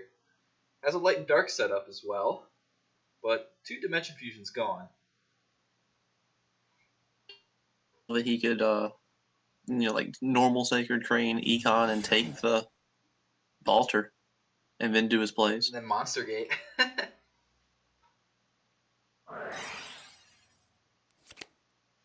there's Book of Moon attack, yeah. That's one way to get rid of Bolter. Like you were saying, offensive Book of Moon. Yeah. MST will clean up this face down. It was a goat. He could have protected the left. Turning one card into 4 attackers. Or blockers. Now the MST is 4 attackers since he can't use Check Scapegoat. here.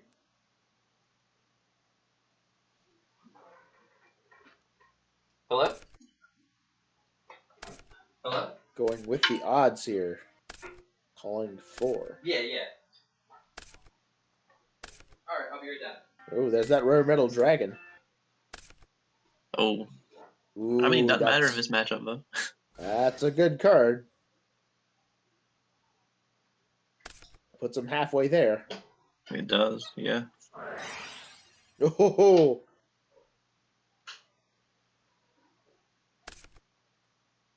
still going with the odds, and he misses again.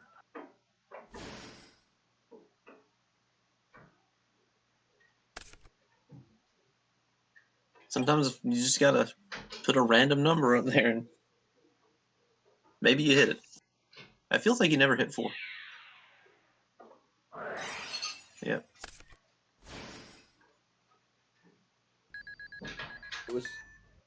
It was a good thing that he attacked not with Parshath first. Oh, that was a good Hot rip. off a Parsha. Not often you see that.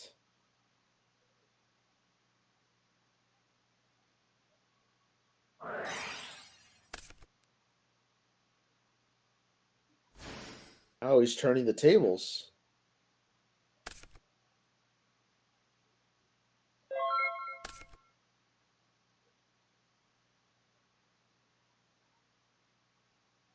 No normal spells, no traps.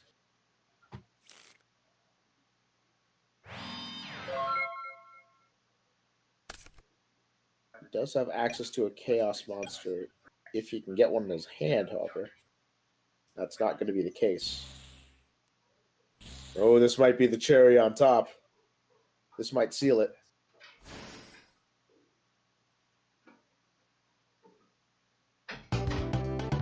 Man. Very fast 2-0 there.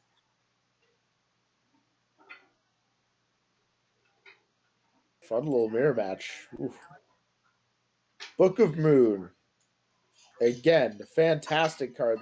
We've seen it be used offensively, defensively, and with like fantastic utility as well. But oof, it was the difference maker in this match.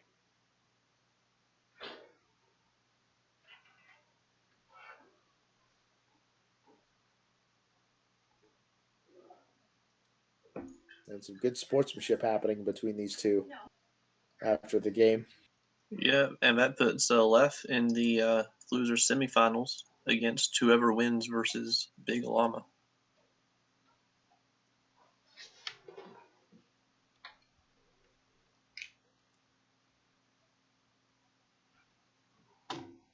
The only match currently going on right now is the Moon Goblin match, so him against Delinquent. Hey, sorry, I just got back. My food just arrived, so Nice. I was running out to get that. Whoop, didn't mean to do that. Oh, we just finished up a match, so you're all good. Okay, well, my dueling book's a little laggy right now. Try to hop into the match that is going on.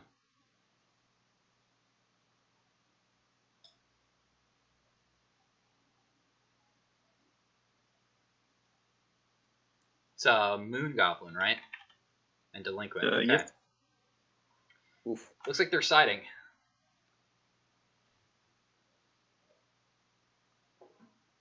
Oh, look forward to watching that one.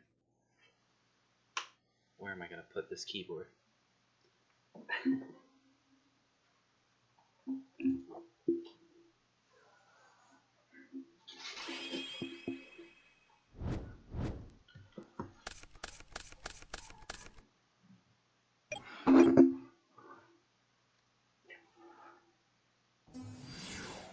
Oh, here comes the The deck we've all library. been waiting for. This is what we've been trying to avoid, but I guess there's no getting around it. Yeah, only match right now. And Oh, this is to all the haters out there who think that it's like not fun to play against FTK decks or burn decks or whatever, You don't truly love GOAT format. Sorry. If you really liked GOAT format, then you would be you'd be all about these decks. It's the first time that we've featured Moon Goblin today, I believe, Mhm. because this is the first time I'm seeing Library. I'm gonna In change. Lenka, we've already seen kind of steamroll his opponents throughout the day, and this is definitely a matchup I am eager to watching. I'm gonna change the push to talk here while I devour some pizza. So Do so. I've got sushi coming in at 7 o'clock. look, I know you're the professional broadcaster, but I am not. So I'm gonna be eating this food. All right. Well, while he does his combo, I'm gonna go take a nap, and I'll meet you guys. Well, back we need someone to commentate.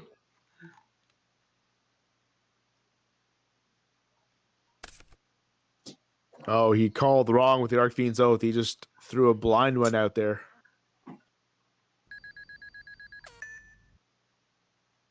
And it was the Black Pendant too. Yeah, it was. But it doesn't inflict the life point damage, thankfully. He doesn't want to inflict the life point damage right now. He'd rather keep the life points separate. It's not that big a deal.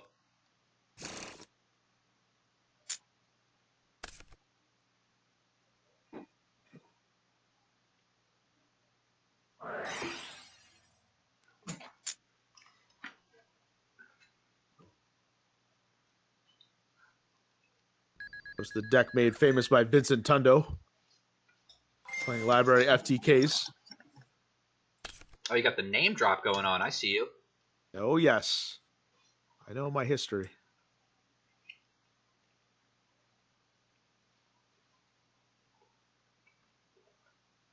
The man who made FTKs before they became incredibly popular. Oh, And that's just a pass here. Who says this deck is even good? It just did nothing on the first turn. well, it's definitely not doing anything this turn, and I'm sure Delinquent is going to happily capitalize, especially with shorter life points. Yeah, here's Moon Strike Goblin Ninja. side. Yeah, so That's a he good could pickup. have the potential to OTK here.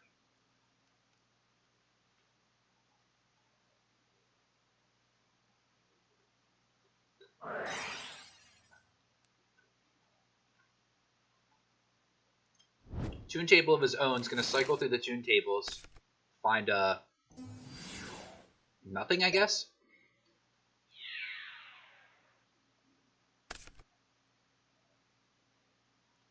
Just wants to make sure that library is off the board.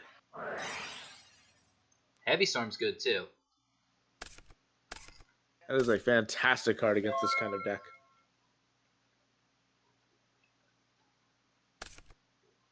It seemed like Moon Goblin was kind of struggling there. So getting rid of two cards that are part of like the engine, the Archfiend's Oath and the Royal Magical Library, might just shut him out of the game completely. It definitely can, especially if we top decked a Convulsions of Nature too, which would help fuel that Archfiend some more. But he's got a second library, and that would make sense, considering why his hand maybe wasn't quite the greatest. Level limit's pretty good. It's going to switch the library to defense mode, but it's also going to stall out the Strike Ninja. And the Heavy Storm's gone, so it's not going to be able to get picked up through that. Yeah, so even if he can't pull off the library this turn, he's definitely going to have some time bought for him. Now, here's what's interesting. So, the idea behind the deck is to draw like your entire deck so that you hit like Question at low enough life points to burn with Black Pendant. But if you just burn yourself low enough and you just don't draw the combo, you can't actually win. Because you'll have to like pass and then your opponent can just do something and kill you. And putting damage out there just takes away draws from Archfiend's Oath. Now, he is going to get the draw here with Royal Magical Library. Essentially taking any card he wants with the graveyard, adding to his hand.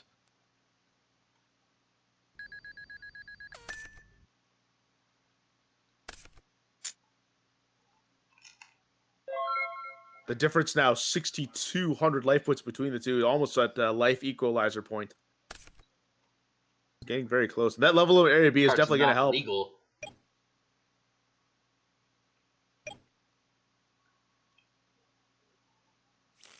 But yeah, level limit is pretty clutch here for Moon Goblin to slow the game down. And that's exactly what Moon Goblin wants if he can't get library right off the bat. And Delinquent, unfortunately, has to just sit there and just watch it. I gotta wonder if that's a set Magician of Faith that might put him on a clock. I think that reload is huge coming off the top. Yeah, it might unlock the game for Moon Goblin. It really could. And these are two essential cards that he's going to be drawing.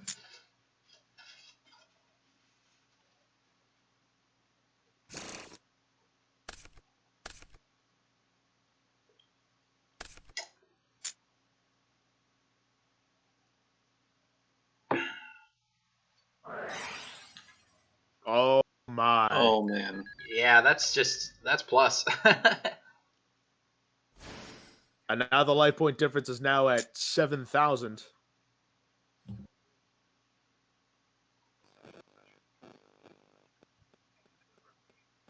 And they're going to be synced up, both of these, which is really good.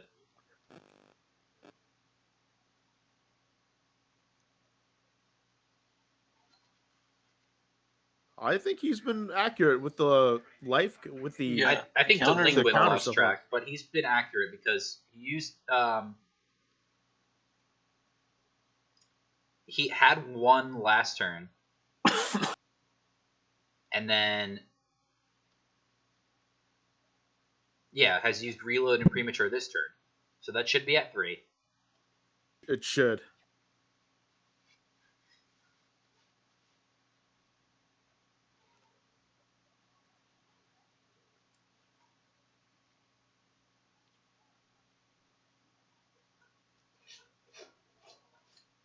And he did have one counter when he ended his turn.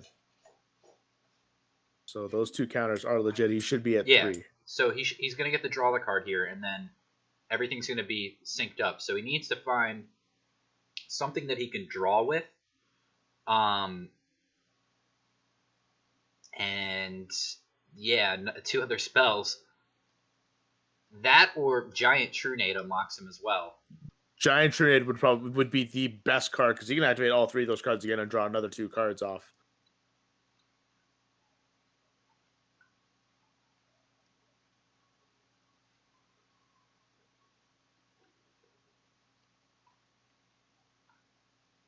And not to mention playing that Giant Trunade would also help him play Toon World again, which would put the difference in life points is exactly 8,000, and that would be the life equalizer range that Moon Goblin needs to It's be able not to life get equalizer, the OPK it's off. reversal Oh, quiz. it's not then.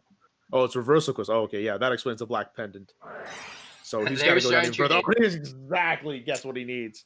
Problem, though, is that with the Toon World stuff, he's taking himself off of potential draws from Archfiend's Oath.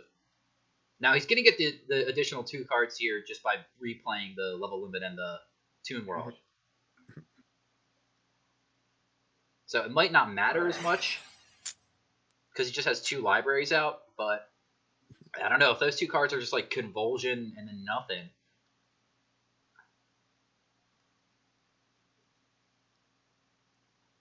But I mean, he has pretty good chances, I think, of drawing another Trunade between 2 draws here. He's got premature as well, but that's another 800 that he's got to pay. I don't think he's going to be too upset with that. He wants himself at 500 anyway. Oh, that's a great card to draw. Yeah, he's got to pay for the card. Premature Burial, yep.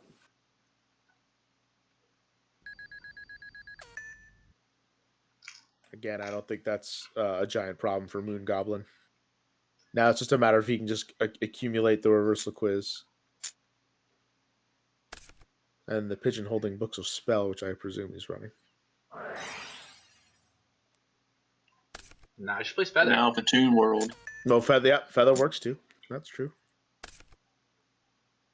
There's just been so many different variants of reversal quiz that can be run.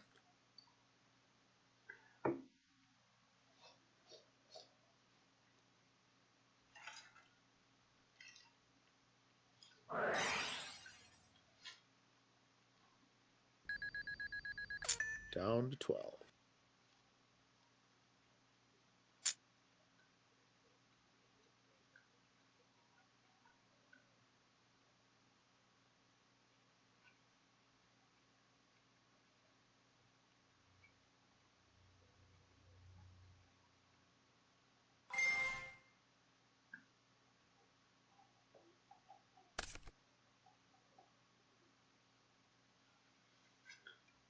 Yeah, multiple Royal Magical Libraries are just very strong.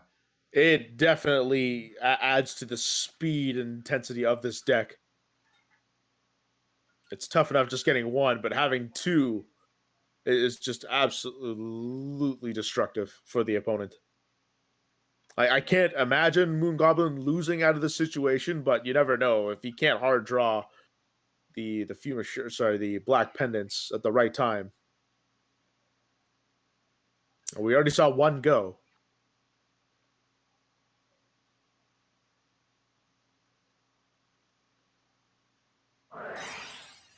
Jeez, Giant Trunade.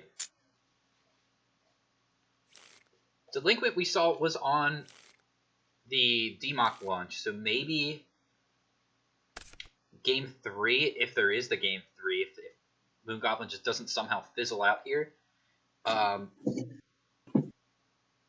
we'll see Delinquent try to win on the first turn. Oh, maybe so. Now, if he does play that Toon World, he pretty much locks himself out of the effects of Archfiend's Oath, but... I mean, I believe he's up in a game, right? Because we saw Moon Goblin started. Mm-hmm. That is correct. He did start.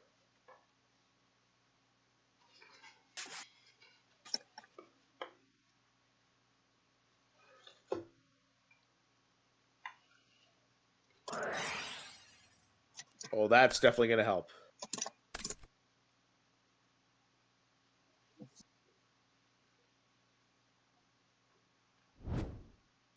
Oh, it looks like he's got it ready to go. If he's getting back the Black Pendant.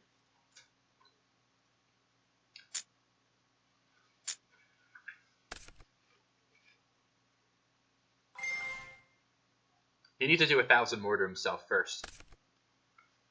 He has 2 more down. No, he discarded it with a spell reproduction. But I imagine he's got something else to... He could have another one. Pay some life points.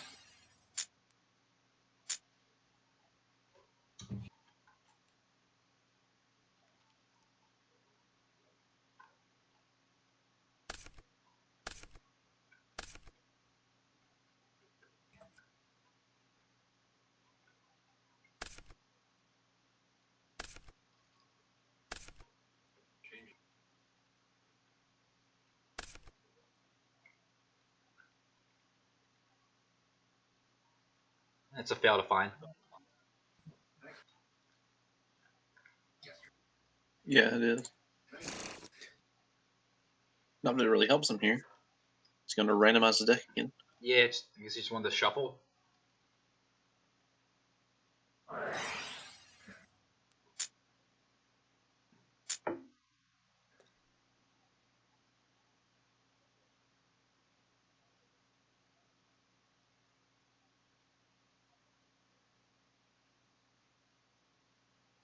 Okay, Black Pendant to add some counters.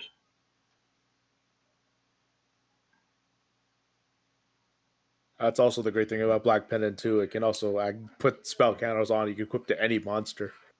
Yeah, it also gives attack point boost. So, like, if your opponent summons a Balter with, like, Cyber Sign or something versus you, if you stick a Thunder Dragon, you can equip it with Black Pendant and then attack over the Balter. True. That is true. If you really need to get over it. I mean, it does... Balter, you could just let them play the entire deck out, and then when they try to reversal quiz, you just negate it with Balter. That is an option for you to do, but like this Black Pendant play comes up.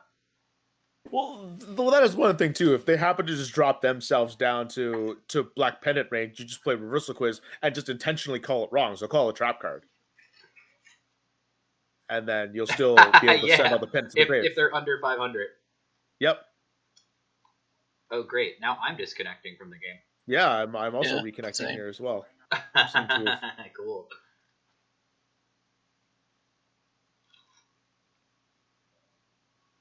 Good to know there's not just me.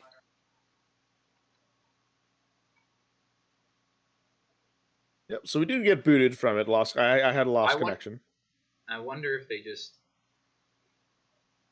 I am attempting to reconnect right now. But it looks like Moon Goblin was actually in really good shape at that point in time and was just really just trying to dig for the OTK at that point. But since he did search Black Pendant off with spell reproduction, it would imply that he's got it ready to go. Oh my fucking god.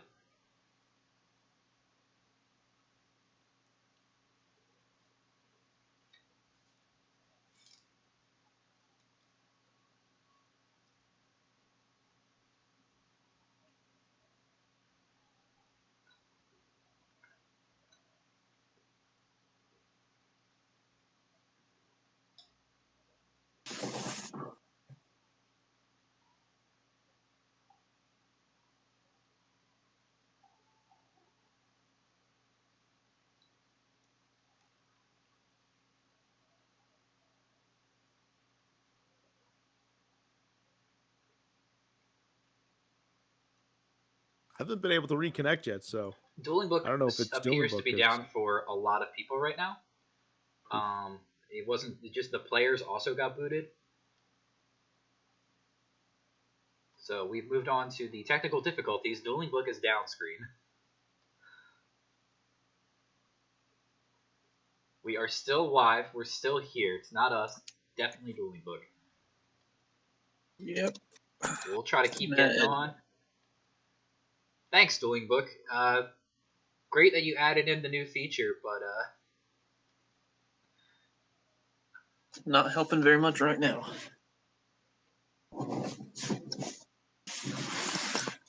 Oh, I'm back in. I'm back in as well. But I mean, there's no matches that are going to be on. yeah. I'm still connecting. Oh, there we go. Funny in the Discord chat right now. Moon Goblin is claiming that he's got the kill, but Delinquent won't admit defeat.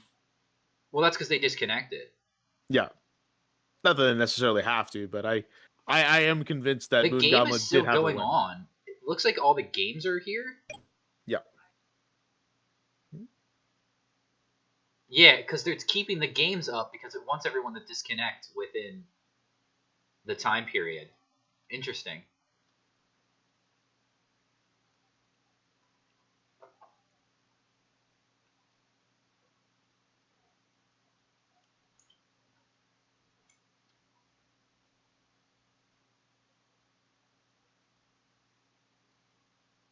Yep. Okay. I see it.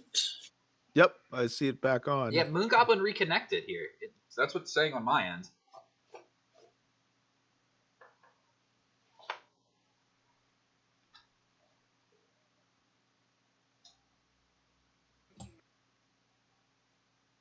Ten cards left in the deck too, so there's not a whole lot left to go through.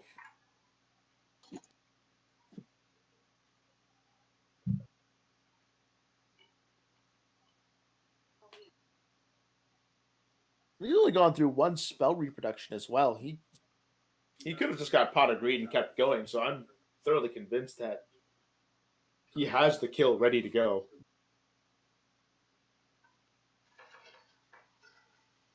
But maybe he's just waiting for a Convulsion of Nature as well to be able to take a look at the top deck, or he doesn't need to know the top card. Oh, that's right. I keep thinking of. Oh, for Reversal Quiz, yeah, you don't have to. No, you just have to know the card type. So, I mean, he plays nothing but spells. So it's... Well, yeah, no, that's what I mean. Well, there could be like the random monster because of Thunder Dragon and Royal Magic Library. But yeah, it's odds are it's going to be a spell. Because he's already burned. But I think he's burned through the third library already. Yeah, it's in the grave. Yeah, it's probably as a spell.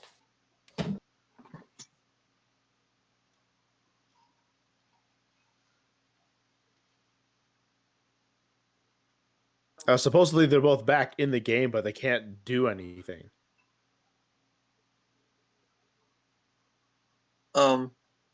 Delinquent.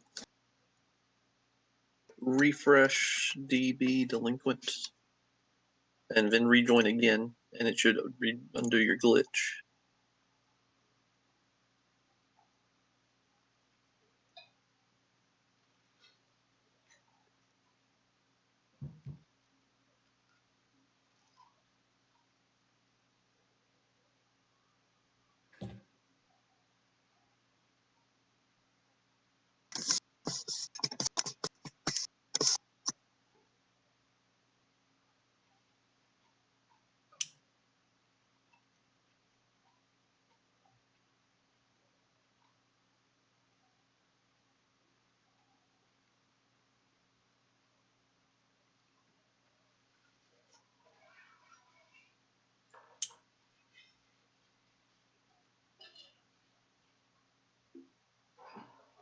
Still trying to figure everything out in the chat right now, in the Discord chat, to see Yeah, if this is both players can really get back on and actually continue the game.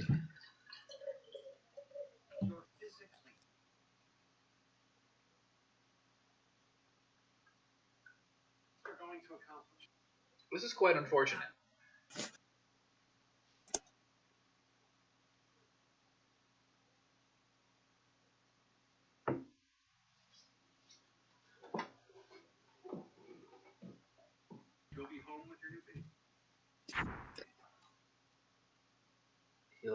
Moon Goblin can do stuff. Oh, I just heard an action. Yeah, he switched to Thunder Dragon. I mean, it's under level limit, but he's just proving that he's in the game and can do shit. Welcome back, Scully. Looks like Moon Goblin's just testing out his DB again to see if it's working. It looks like he's able to make some moves again, but not sure if it's fully crisp yet. Scully, what's the deal, boss man?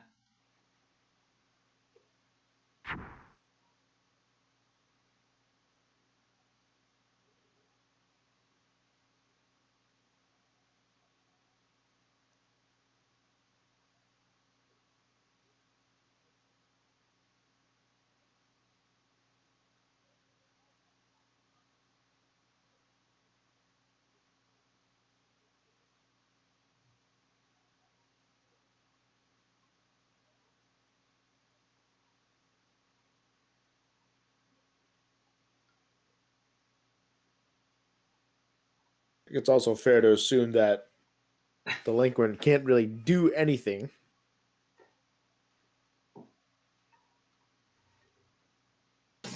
So if Moon Goblin has it, he's got it, but for formality's sake and for principle's sake, we gotta see if we can get Delinquent back on here. This would never happen if we played in real life. Damn tribe infecting virus.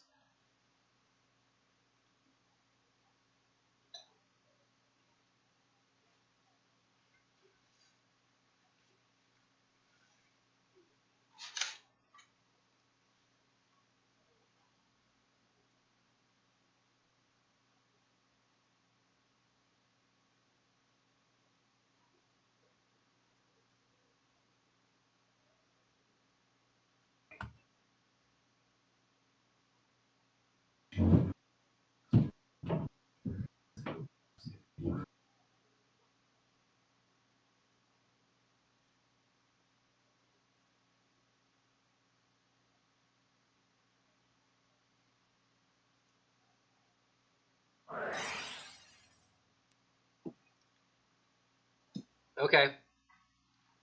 Well, Moon Goblin is still in, but Delinquent is not.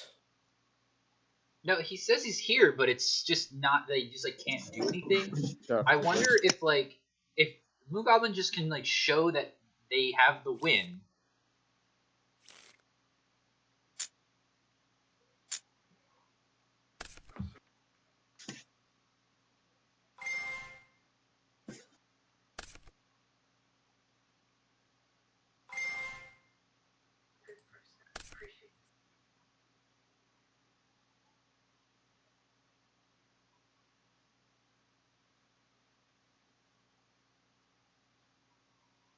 Oh.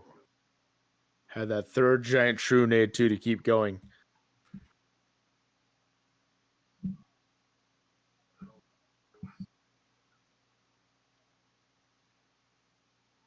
So we just saw a couple actions now from Moon Goblin.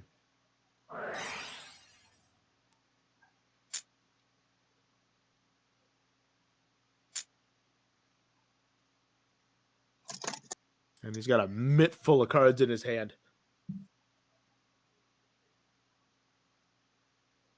Giant Trunade really was the card that helped get this deck like just rolling.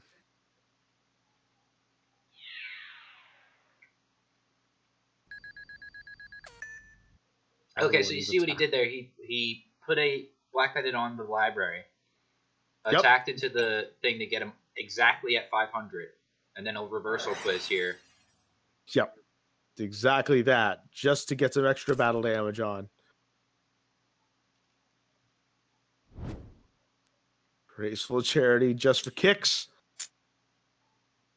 This is definitely going to be game. Yep, and we're seeing it now. This is game. Yeah, assuming this is he how it calls spell works. and he did. Yep. Switch your life points. Everything goes to the graveyard for cost. Yep. Calls the top card, switch life points. And in a new chain, Black Pennant will resolve and inflict 500 to the opponent, which is now what the opponent has because of Reversal Quiz. And that is how the OTK works for those who are unfamiliar with how Reversal Quiz operates.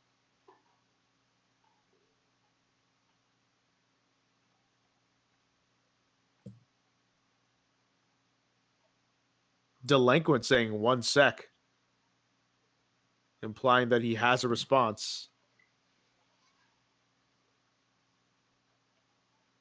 Or if that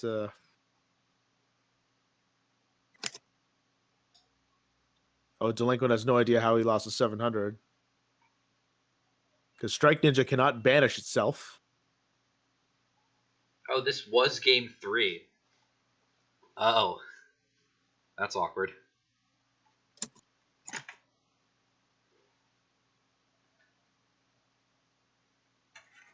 Strike Ninja can't banish itself. Yeah, it cannot. No darks in the grave. So this game should be over.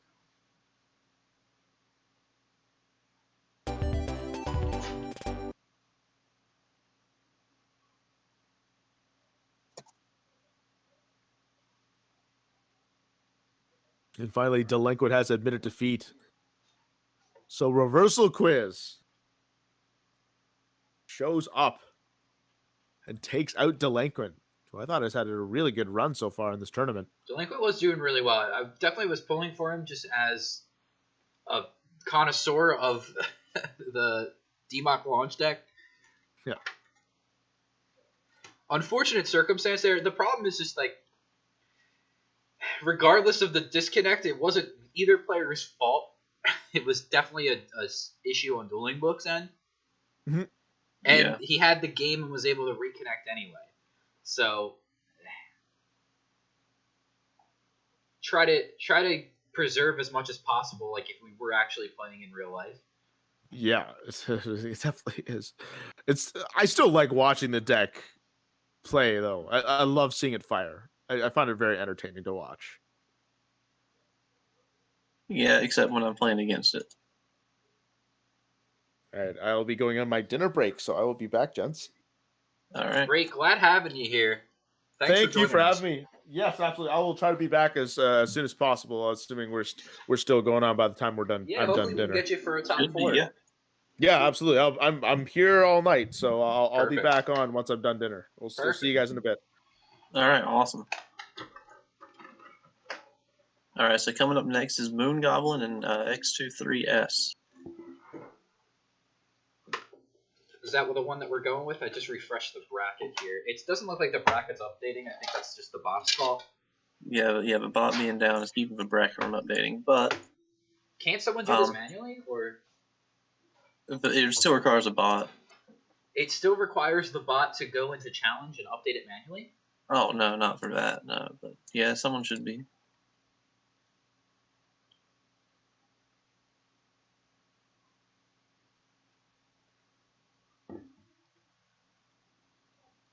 So yeah, that's what's holding up the bracket here is Moon Goblin and it's Wings. It's Chopper, right? Or Wing Zero. I don't know who won because the bracket's not updated.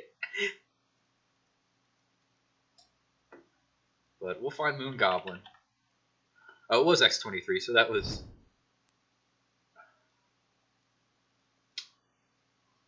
wasn't Chopper. It was the other one. Wing Zero.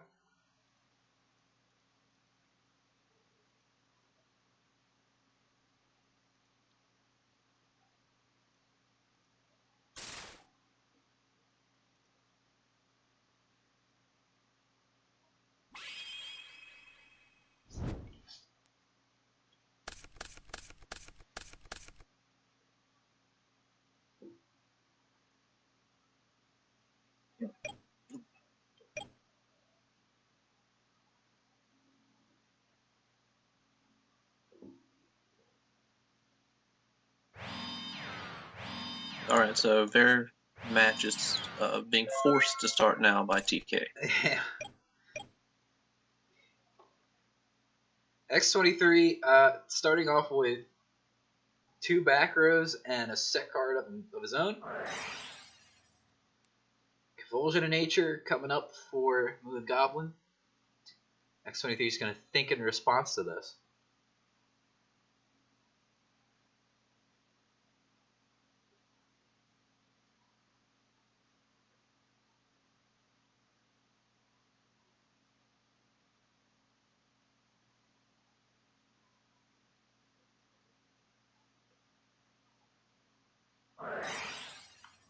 X-23 should flip his deck as well. There we go.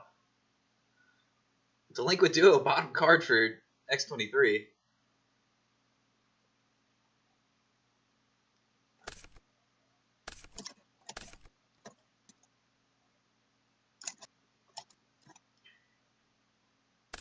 Graceful Charity drew... I didn't see all the cards that were drawn there, unfortunately. I think one was like Feather?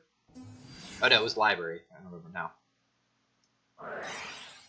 Ring of Destruction on the Library. That's a good way to deal with it.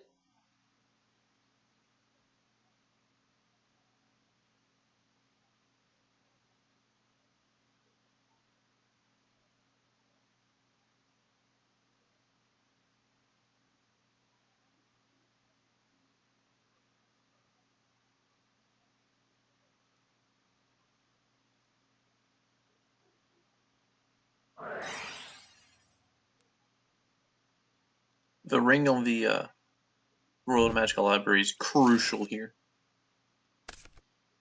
Yeah, it's pretty big.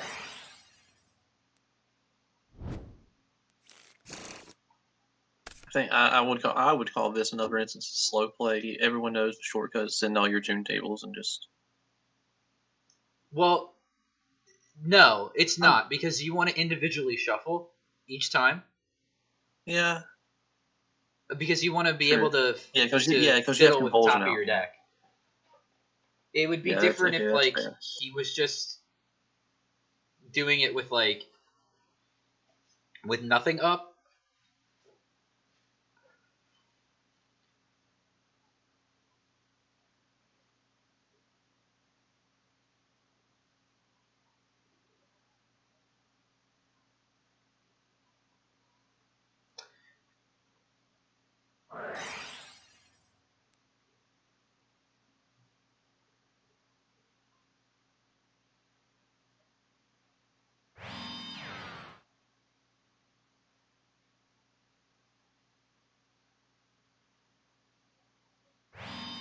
It'd be really cool if X-23 drew Storm right now. If he just flipped not up drew it, Heavy but had it. Storm.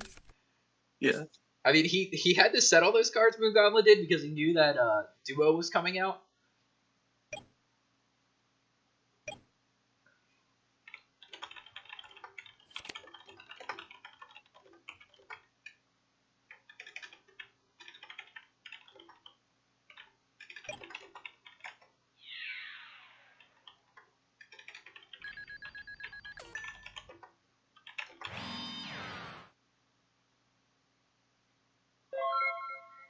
Thousand coming through here. I mean, this is just just an awkward spot for X23 here. He wants to try to pressure, but those 3 cards in the hand, or 3 cards face down, are all spell cards. Yeah. So he's just going to be able to activate it and get the reload. I mean, I guess it depends on what they actually are. They could be stuff like Spell Reproduction or Feather the Phoenix that can't actually be activated. By the way, this Royal Magical Library should be defense. Yeah, it should be. Oh, there he goes.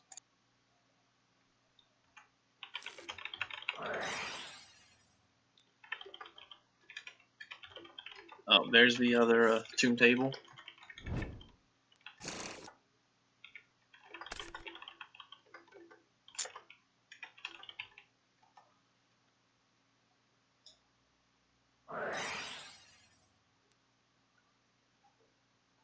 Yeah, Tune Table that he didn't use before.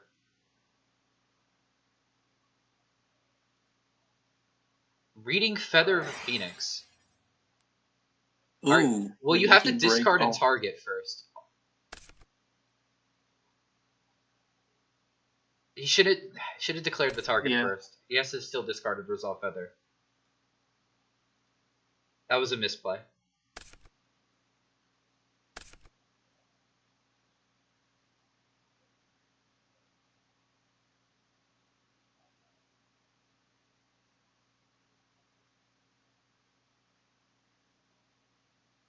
Yeah, I don't know if X23 is familiar with how this deck works,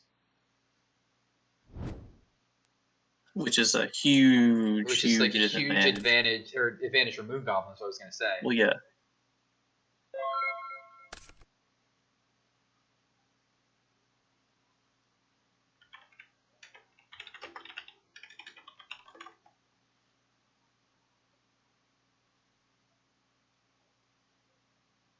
What did he discard for Vatregeki? Oh, he discarded Duo.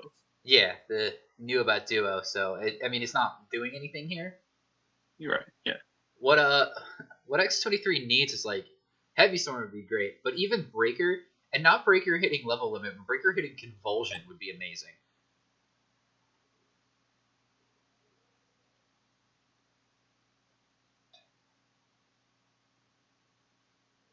Yeah, for sure, because then he wouldn't get his Graceful this turn. I guess like if that's a set Faith, he could flip Faith for Duo wouldn't do anything. But he's been able to use Regeki Breaks pretty, and what's it called, the Regeki Break and Ring pretty well here to get rid of the Royal Magical Libraries. Just turn off the engine, but nothing else to add to the board. Graceful Charity is just going to draw Moon Goblin 3 cards here. We'll see Upstart, Feather, and Reversal Quiz. Has to get rid of 2 of them here. Not the greatest draws, to be honest. Unless that down card that Moon Goblin has is something amazing.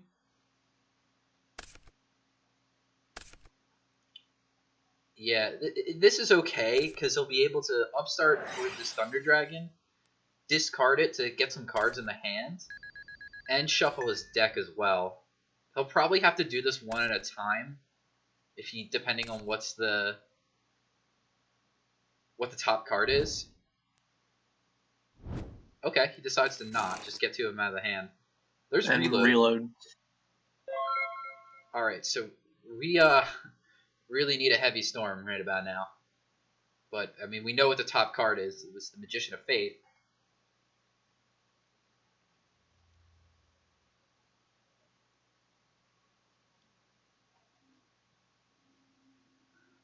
He had all turn. He could have looked at what his draw was.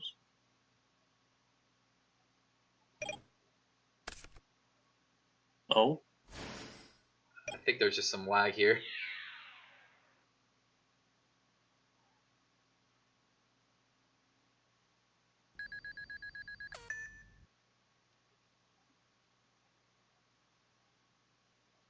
Yep. I mean, he's not entitled to give that information. It is public. It is technically public information, I think. Not after he draws it, though. If he didn't know. Oh, it becomes unknown. Yeah. He knows that it should be there, though. That there should be a card. He knows what it's going to be on his next turn, but it's not public knowledge once it's been drawn. That specific card, but he knows that what the card should be. Right. Correct? Yeah, if he paid attention, but he clearly didn't because he asked what it was. So he doesn't have to say, even though it was public knowledge before? Correct. Okay.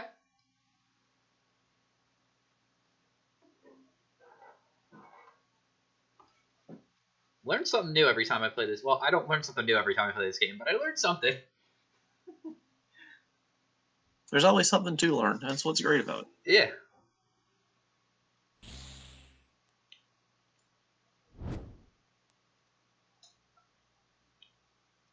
There's a good chance he draws blanks here. Yep.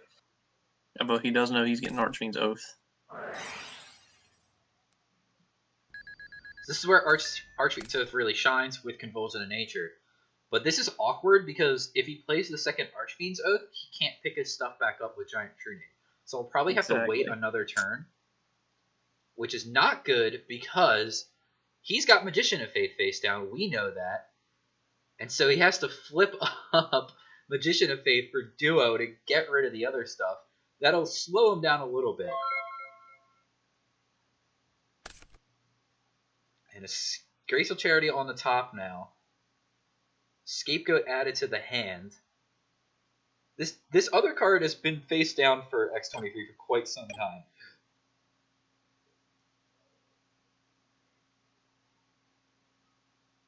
I doubt he's not, like, he's got to flip up this Magician of Faith and just, yeah, get rid of the... And it's not like his life points matter in this matchup anyway. No, no.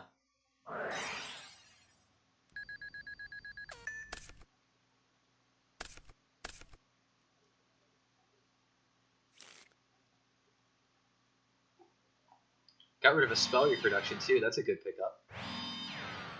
Setting 2 cards. Okay. This is just going to get True Nated away. Unless one of them's Regeki Break and he can hit the... You can hit the Archfiend's Oath and then the engine's just off. Yeah. But he would have set Regeki Break a while ago.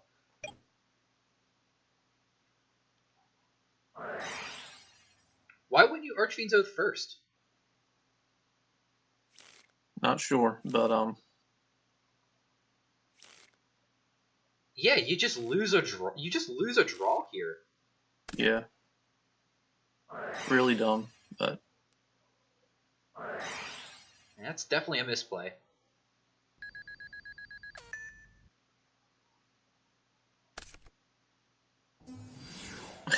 even dumber is the fact that he's allowed to do this. Allowed to do what? To play Royal Magical Library. Oh man, just like getting off those, like all his best cards right off the top of Archfiend's Oath every time. It's really, it's got to suck to be an X23's position. He's gonna lose because Graceful Charity's gonna get like Heavy Storm. Hopefully, it's gonna get like Book of Moon. That was Toon World, the card that was hanging out the entire time.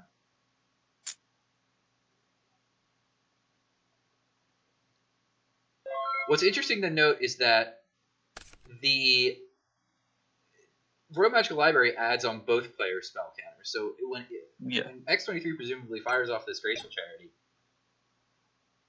But after he plays it, he can play as many spells as he wants. Yeah. So drawing 3 cards here. That's excellent. There's Chaos Sorcerer. Can that do anything in the matchup? If he discards a Light and a Dark here, it's going to be really good.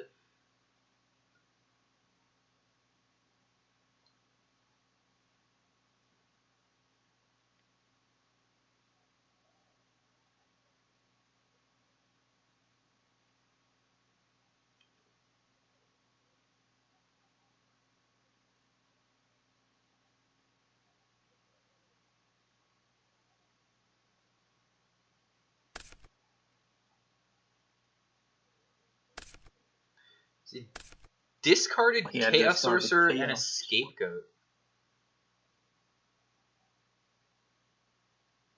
What else could he have?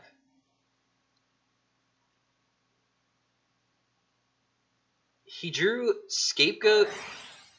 Oh, Meta's a good one. Oh man, no, that it's is not a good one. why. Because it can't attack. Yeah, but he's drawing. Oh yeah, or unless he has a tribute monster. If he has a Parshath right Well, now. he's getting Thunder Dragon next turn. Oh, he has Light Dark in the grave. Well,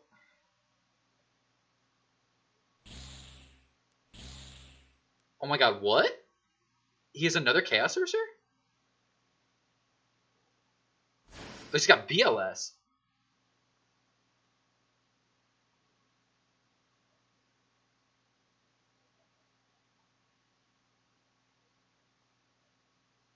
Oh, he needed that for Light Dark.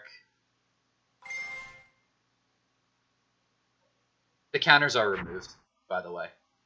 Yeah. Because it's not a monster anymore. So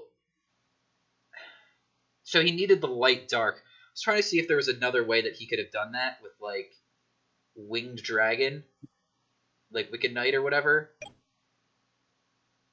You know what I'm talking about? The Wind 1200 guy.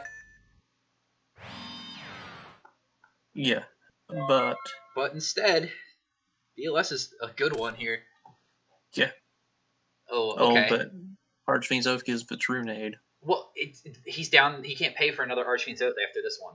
This is what I was saying earlier, is that if you can get in a position like this where you just keep poking them, they cannot resolve their win condition. Like, if their engine just shuts down like this. This is a Serpent attack away from victory, too. Yeah, I don't think Moon Goblin can win here. I think it's just over.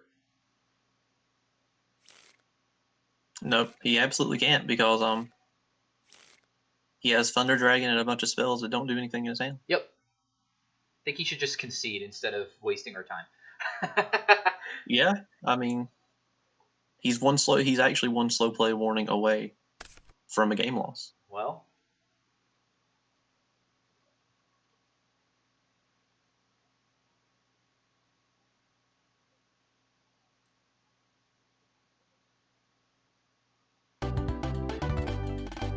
so Moon Goblin's gonna admit defeat here. X23S is going to take game one. We'll see if there's any adaptation on X23S's side, and we'll see if any kind of side deck techs come out.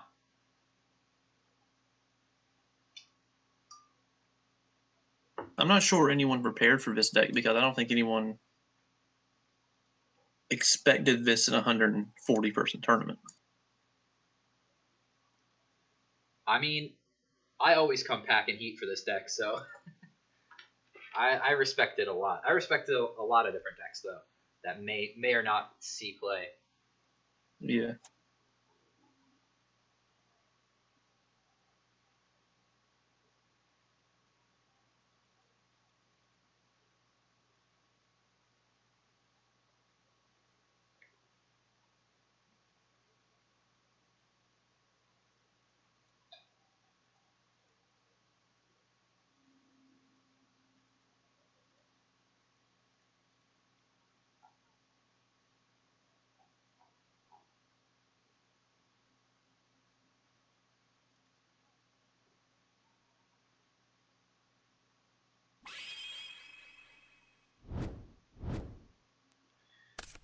All right, Moon Goblin's going to go first here, see if he starts off with the engine or if he just has to try to stall like last time.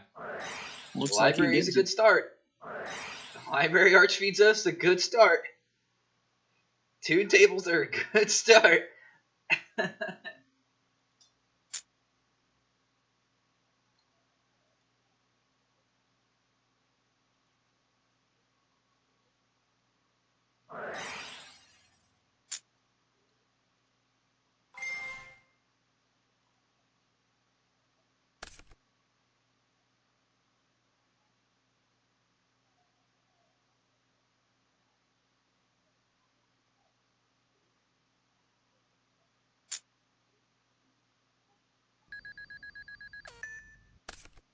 We've seen Moo Goblin equip this Black Pendant a lot. Well, from the games that we've watched of him, just to add an additional spell. Just kind of crazy how all like the combo pieces in this deck, the cards that you actually just like win the game with, just add on to your engine as well.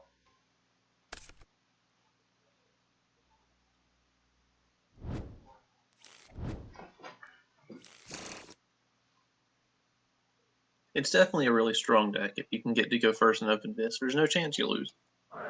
Just about. I mean, there's a chance that you lose. Yeah. It But I just mean, is gonna. if you open this, There's still a chance that you lose though. Like,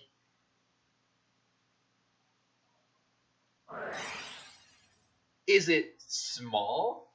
Yeah, it's very small it's pretty chance. small with this kind of opening. But it's still a chance, which is that's kind of why it's like frustrating, because as the player you don't just want to just like concede to it if it's happening to you, Yeah. because they could potentially mess up, or like I've explained time and time again, if even though they have this Archfiend's Oath going, if they can't resolve it, like where they resolve multiple Archfiend's Oath and pay themselves down and still haven't drawn the combo, they can't win. At least that turn. Yeah. And it's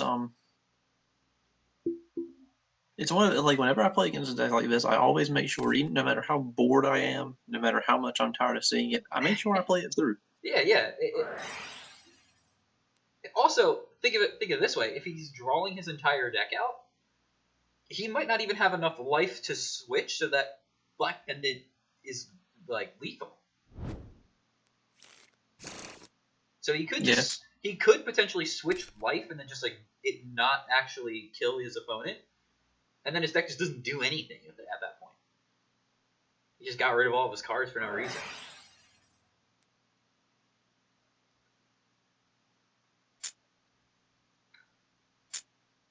Also, if they happen to just card destruction, and the opponent sided in Nico Main King, that could just become the end phase and give the opponent a turn. Did he put the right number of counters on there? Oh, okay, I see. Yeah, it looks like it.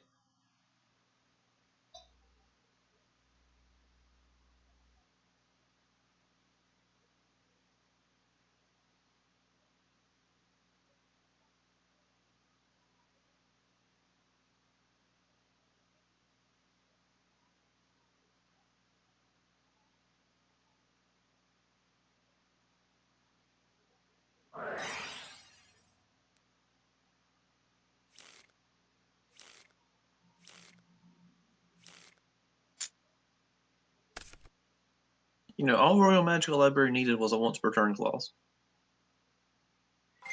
Look, I'm not in the business of designing cards. I just put them down on the table.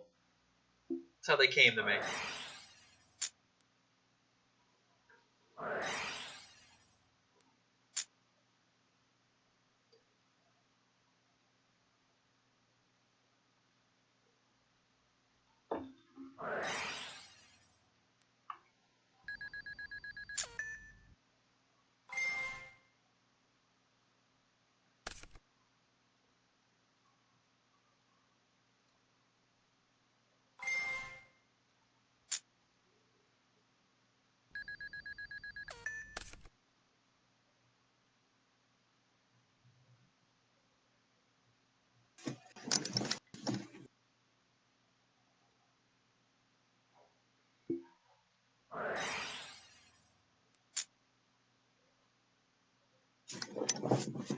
There's a lot of factors too you got to keep in with this deck, like zone placements as well. Like if he can't play another continuous spell, he has to have a Giant True Day now. I think he drew one from what we saw. Yeah, here it goes.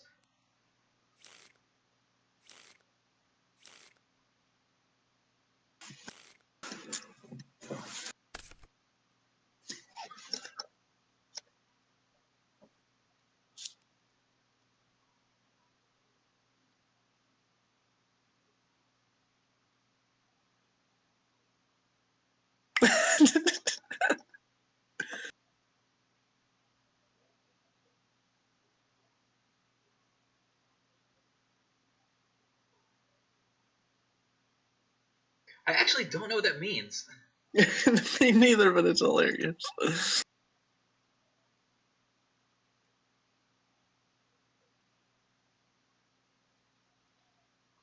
You know, he could just get up and go. Hopefully be back by the time he's done comboing off, but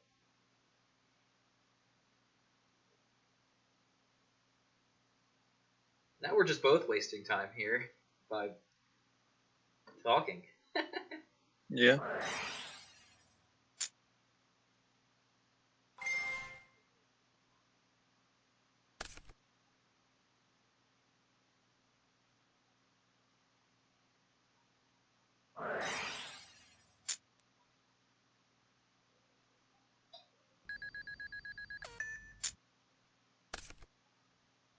There's the card destruction I was talking about. So like I said, if he just fires this card destruction off, that could mean the end phase of the turn.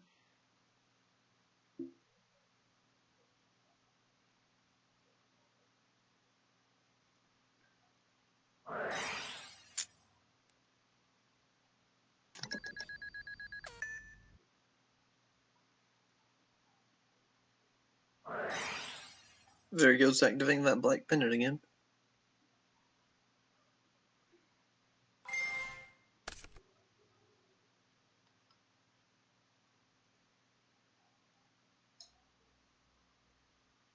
It's the extra spell name. Clog the Zones, once again, only have gone through 2 giant Trunades. Don't believe we've seen the third one. That was yeah. There He it just is. drew the third one. I didn't see it. I must have not been looking at the screen when it was drawn.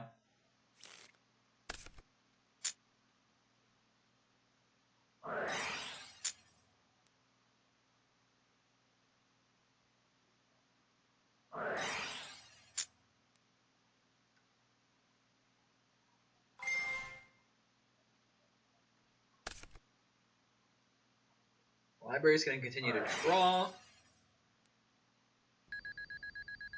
So he's 2,000 life points away. He has the combo in the hand, but he just needs to find a way to deal 2,000 to himself without clogging his zones up.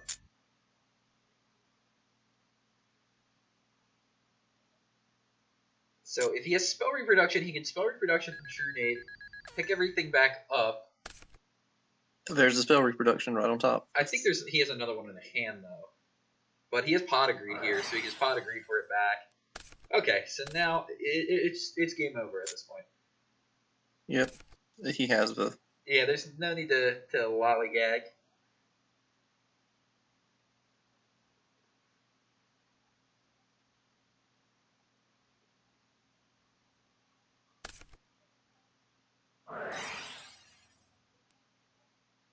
Yep, there it is. Archfiend's 0 for 500. He has a black pendant in the question. It's cool that you can get it wrong with Archfiend's Oath, too. So you just discard your stuff, pick your things back up with Trunade.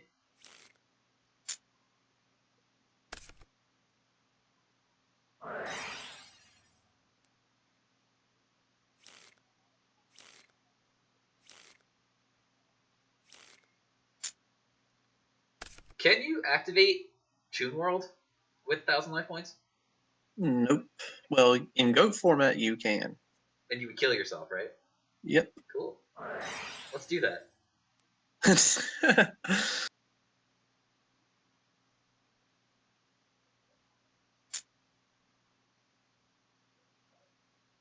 And that's why we call it Library FTK.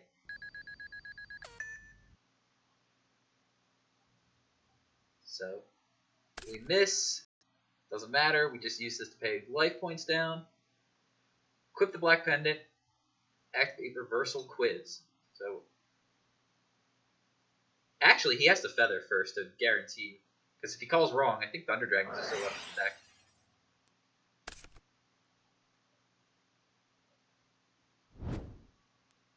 There you go. So for those of you who aren't sure how this works, Reversal Quiz, he has to send everything in his hand and the field to the graveyard, and then he has to call the top card of the deck. Calls a spell, flips it up, it's Trunade, and so now the life points are switched, so X23's life becomes 500. And Black Pendant resolves on a separate chain, which Black Pendant's effect is that when it's sent to the graveyard, You deal 500 to your opponent.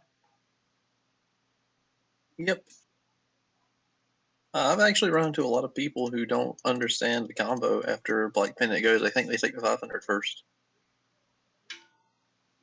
Yeah, that's not how Yu-Gi-Oh works. Can't just do something in the middle of something else resolving.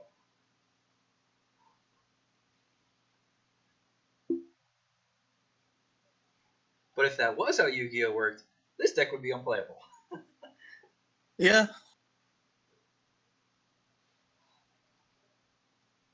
X23 gets to go first, though, so if he can open some Regeki breaks and Moon Goblin does not have True Nades, we might can see a strong comeback here.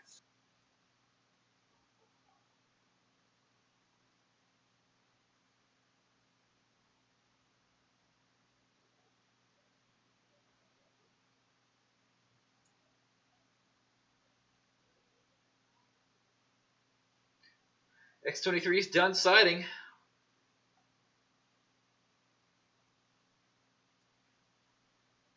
Game 3. We'll get to see here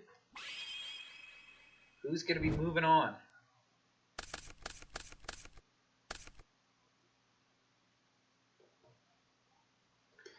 I mean, Game 1 was kind of interactive.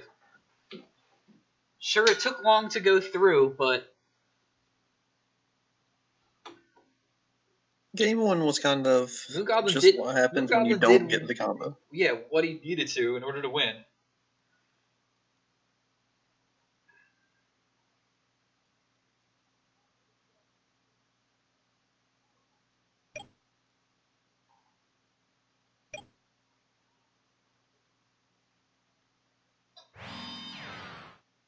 Oh, congratulations, by the way, to Aleph. We forgot to mention, has, just by top 4 in the tournament here, has qualified for the World Championships.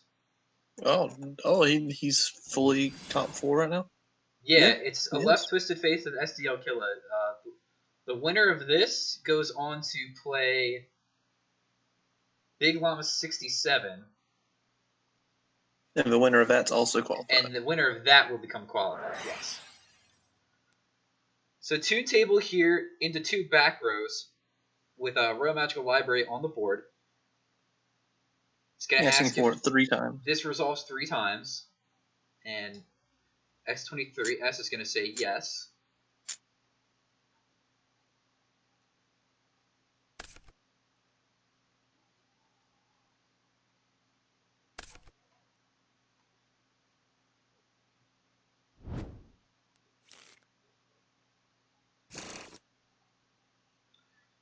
So X23 has, I don't know what's in the side deck for them, but a side deck card that I actually like with this deck is either Hallowed Life Barrier or Pikaru's Magic Circle. Because it's a chainable card that you can use when they try to Giant True Nade you that essentially just ends their turn. Yeah, because I mean they can't win at that point. Yeah, because they can go through the rest of the combo, but if they do, both of those effects for Pikaru's or Hallowed Life Barrier prevent you from taking any burn damage that turn that they activate. They're sort of like a threatening roar for burn effects. Yep. Or I mean, actually for battle damage as well. Yeah, that's specifically for Hallowed Life Barrier. Yeah, Pikaru is it's a burn Wabagoo. It's really nice. Yeah. So that's something that I like in particular because now you have, like X23's in a spot here where they have to think about what they're going to chain to, and if it's something like, see, MST's not the greatest here. I guess it takes a spell away, but it sucks because it adds a spell. Yeah, well, it was going to add a spell anyway with True Nade. Yeah. He just added True Nade back to his hand. There you go. Yeah, so he didn't really lose anything MSTing there. He was going to get he blocked True Nade from getting a spell counter to it. Yeah, he blocked the library from getting an extra spell counter down the line. And if he can't combo off this turn, at least the level limit's not going to prevent level 4s from trying to go through. It's more important that library wins defense, though, because it's got 0 attack.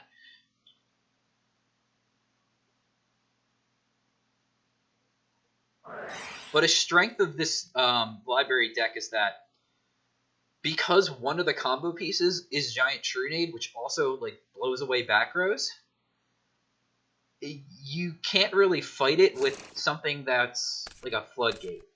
The only one that would be relevant is like Anti-Spell Fragrance, but then you have to like drop a spell canceller main phase 2 or something to like, or turn 2 to like completely shut the deck down.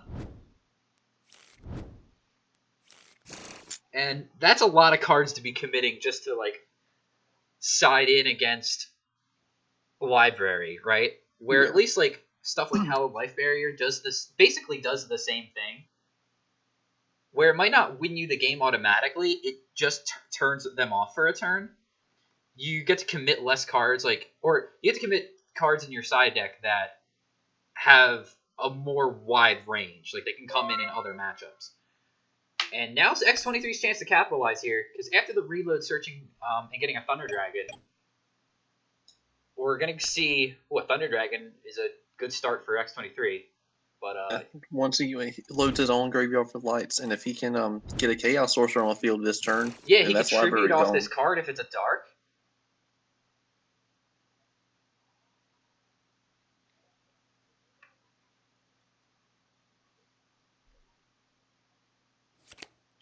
Night Assailant. What a sick. Very, very nice. Night very Assailant's good. Man-Eater Bug Effect. Pretty good here. And he tribute summons it, looks like, for Thunder Dragon. Probably.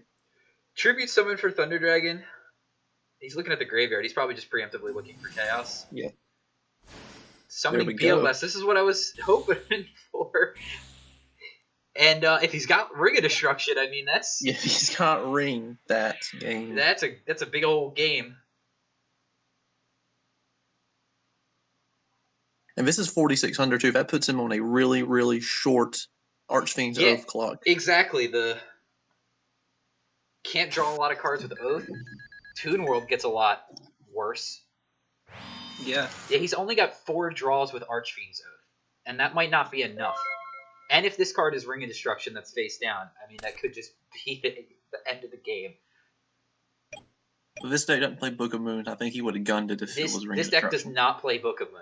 It really cannot afford to. It kind of needs all of its combo cards.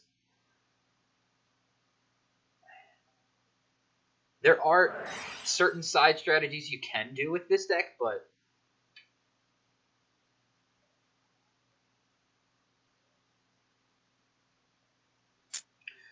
we have 2 Thunder Dragons. Oh, he's taking the risk with Archfiend's Oath here.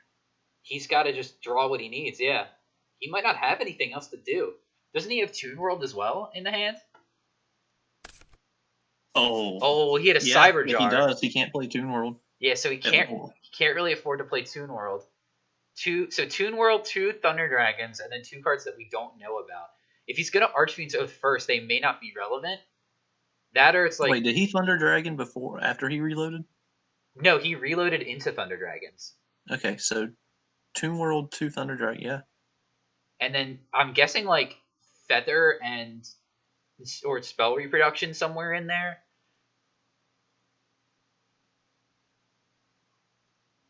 Yeah, I mean, probably. I mean, if he had to gun Archfiend's Oath, not knowing anything about his deck, Spell Reproduction, get rid of another Spell Reproduction and Trunade, and that's got to get reload. It's got to unlock his hand. I guess it could get back level limit. Yeah, I was thinking it could get back level limit. He could try and slow the game down. Imagine if he just Regeki breaks here end phase. Oh my god, X23 would have to be like jumping out of his seat.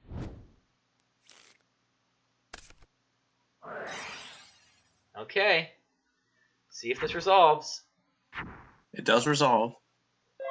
But what if he has Heavy in hand? Heavy works too. Anything to break level limit here. Yeah. X23 is thinking it end phase. Yeah, the Breaker would be good. Mobius the Frost Monarch. This would be the truest +2 off Mobius. He just said Mobius. Oh my god! Yes, I love it. You ever win the game off of Mobius? I cannot say I've won the game off Mobius like this.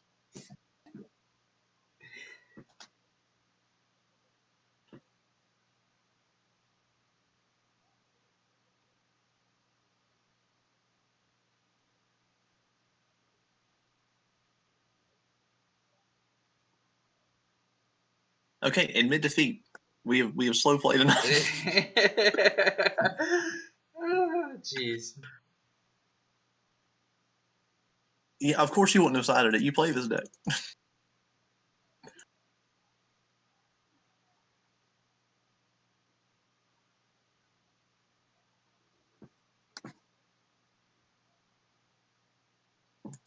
I actually never played this. That's what I was thinking beforehand, that he didn't really know what to do versus it. But Yeah. Mobius the Frost Monarch coming in for the sideboard, being able to clear out this level limit area B. Man, that is actually a finisher that I love. The Night Assailant into the Thunder Dragon into the BLS. That was crazy. into As the soon as I Mobius. saw that, I was like, he's got to have a Chaos in hand, right? And it was the best card in the whole format. So, like... Oh, man. That Man, was... I mean, big ups to Moon Goblin for getting deep in the tournament with a truly good deck. Like, that deck is very, very good and powerful. But Wing Zero here, X23, doing what needed to be done in order to overcome. Yeah. And we might take a short little break here. I know I'm going to take a quick little break. I'll keep the book up, but... Yeah, I'm going to get myself a little something to eat, too. And maybe by the time that we start the next match, then Gate Garden will be back, too, and we can have the trio. Hopefully. All right. So I'll be right back here. And I'll be back as well.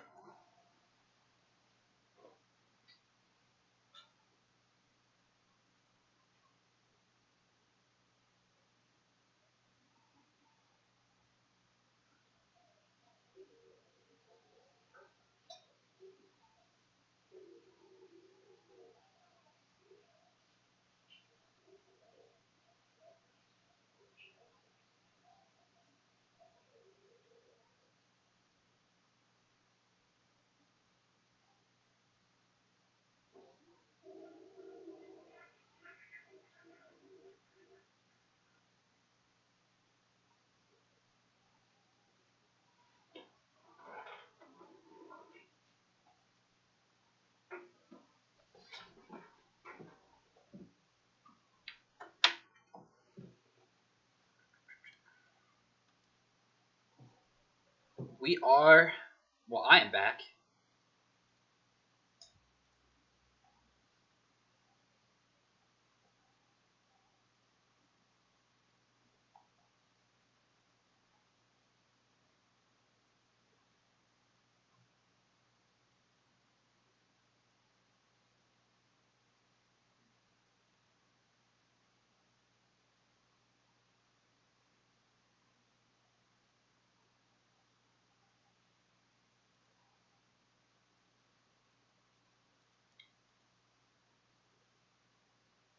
Is the next game up? We're looking for X23 here.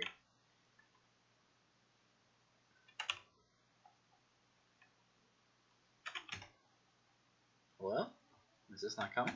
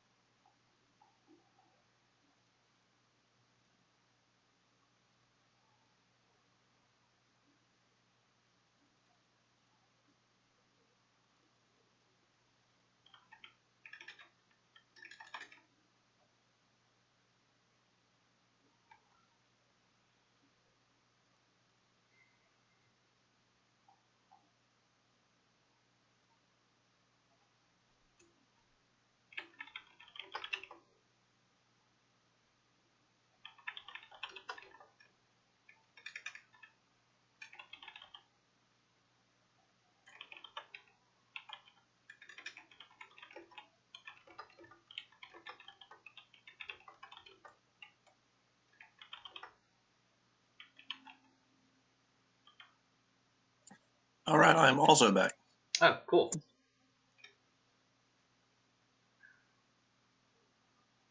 Oh, Big Llama is WZ. I think so. I thought WZ was Twisted Fate. No, Wait, is it?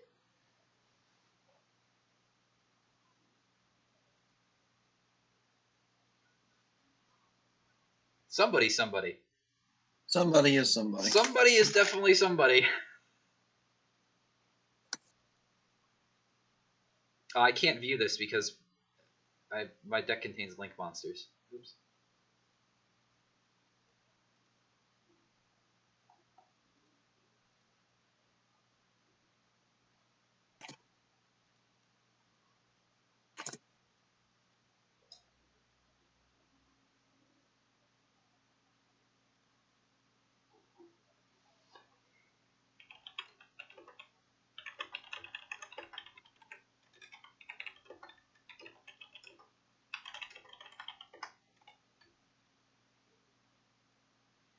And we are in the game. So this is Losers Quarters.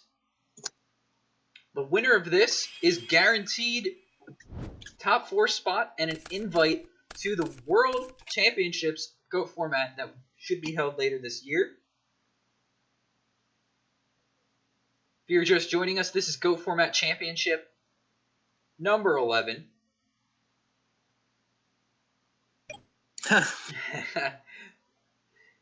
Little snide comment. Little WZ snide right comment up the top here. And my name is Mascus. Here I'm joined by Cameron. Cam. Hopefully, And, Game this Guardian is 44 should be a, coming back soon with us after they're finished up eating. It's been a long day Yeah. of goats for everybody here, but we still got top 4 to play out after this match goes through. Yes, the winner of this match will get their invite to the World Championships, but the winner of this tournament is taking home a cash prize of $139. There was a dollar per entry added to the prize pool for this event. So it's not over yet. And of course, you want to be the winner of the tournament because you want to say, look, I won GOAT Format Championship number 11. Exactly. This matchup here is Warriors versus Chaos Control. X23S is on Chaos Control and So, WZ's on Warriors. So do you remember what Twisted Fate was on? I do not. I thought this was Twisted Fate. Yeah, I forget what they were on. I know we have Warriors in, I think Chaos Warrior in SDL in the finals, grand finals right now. Twisted Fate, I think they're on a Chaos deck in top 2. So in the winners finals, or losers finals is where they're sitting. And then losers semis, we already have Aleph, who is playing a Reasoning Gate deck. So diversity here within the top 4, potentially. We're going to see this second Warrior deck, or just a pure Warrior deck, it seems like, in WZ, or we're going to see a Chaos Control deck from X23 make it to the top spot. Knight Assailant flipping up here. Has to target a monster an opponent controls. My control is pretty good here, because if that was something like a Grace or a Magician of Faith, just been able to get Graceful Charity back. But getting rid of... Yeah, the flip effect, and it stays on the board, which is really... Oh, it's really bad for X20. Why'd they discard 2 3S, cards? but... Donzalu's not that good.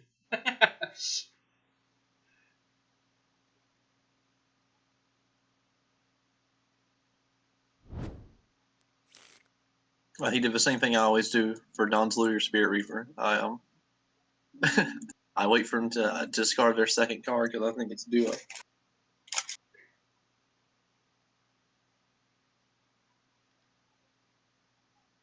Yeah, they don't take 200. Mind Control's not that good either.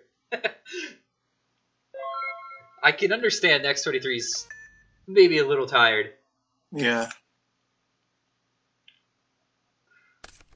And that's the thing about tournaments like this.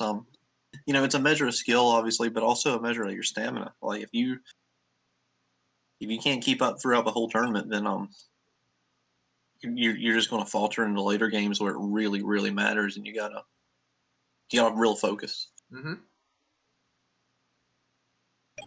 Well, we did see a Tsukiyomi here, so Tsukiyomi is going to be able to reset Night Assailant, flip Night Assailant back up, and take out the Dansaluk.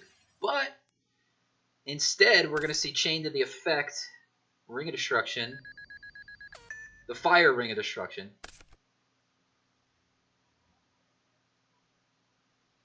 Indeed, yeah, the grenades. The real good one. That's a real Ring of Destruction there. Like,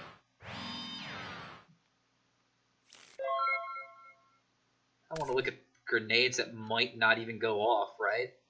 Right, like fire is just going to burn you. Fire's just going to get you right there. Oh, see? Look how weird this one looks.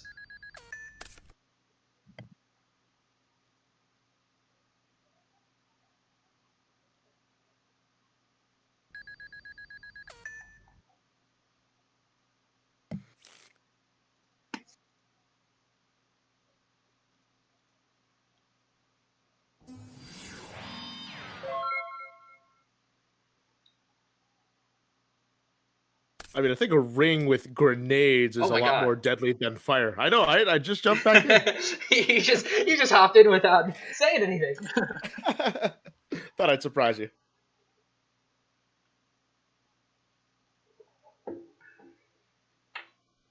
Nice to be back with you, gents.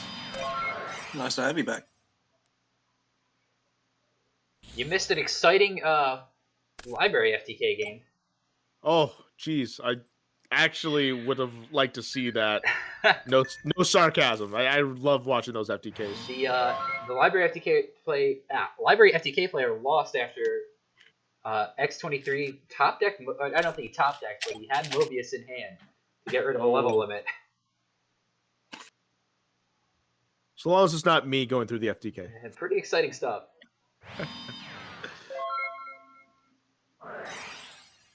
Dustin got a lot of back and forth in this game so far. Yeah, Dustin picked up that fresh set, which was a bluff knock.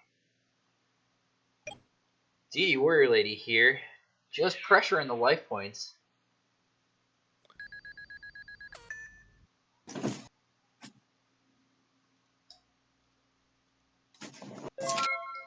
X23 just is not able to really get anything going.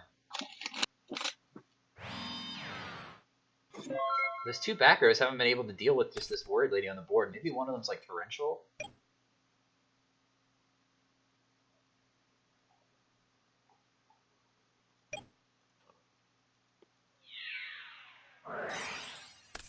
Had to spin the Book of Moon there. That's not optimal.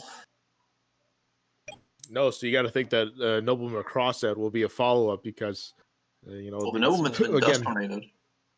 Book of Moon not really doing much. Or they could have Book of Moon Nobleman, but that's just a lot to deal with a DD Warrior Lady. It really is. There's the Nidoria. We remember seeing that earlier. There's Torrential. Greedy play into Torrential. So now it's going to be... It's even right now, but WZ's going to get up a card on the draw here. Needed, and that Graceful Charity could help as well. May not be the most optimum time, but it is crunch time for 23, and he'll pretty much take whatever he can get at this point. Yeah, they need a light in the graveyard as well.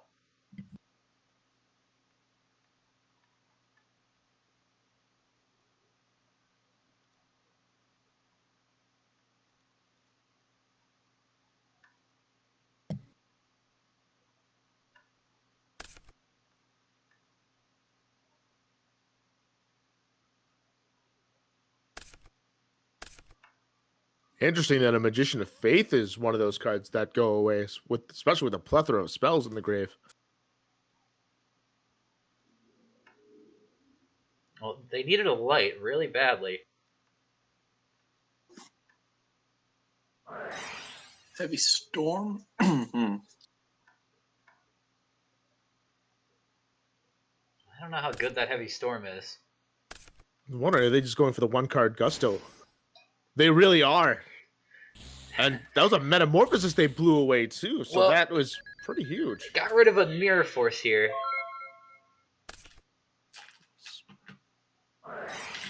Oh, that's not gonna Oh, be good. wrote it Exile for Force Exile is coming. Force. Yeah, but it's going to leave him open. Wrote it for Exile Force, premature DD Warrior Lady? It's possible.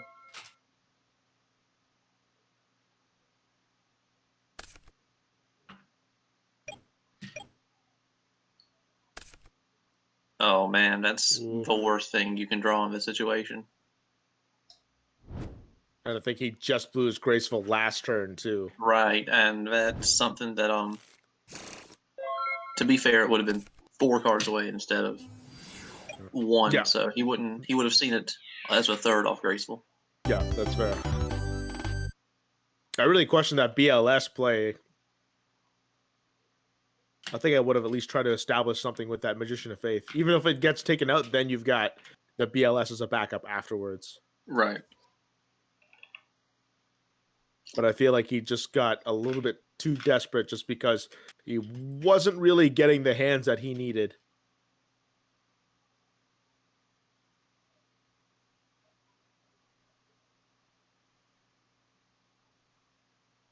It's only just game 1, so let's see what happens going into the next game. But definitely not the way that X23 really wanted to go with that game.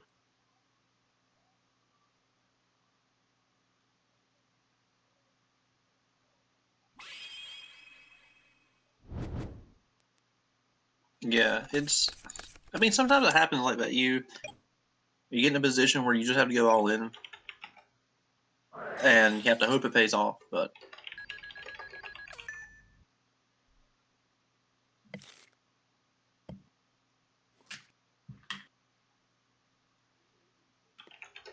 Well, that's typically a good start.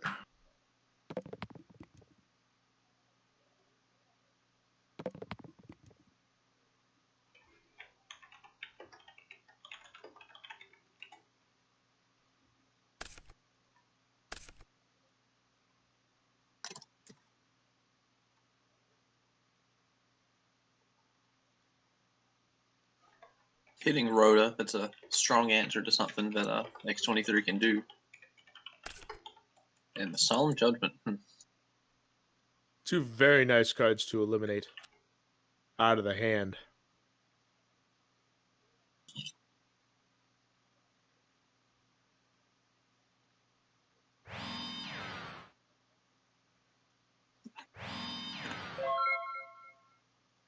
Because Rhoda's kind of that wild card, and then you feel a little bit more safe setting that card.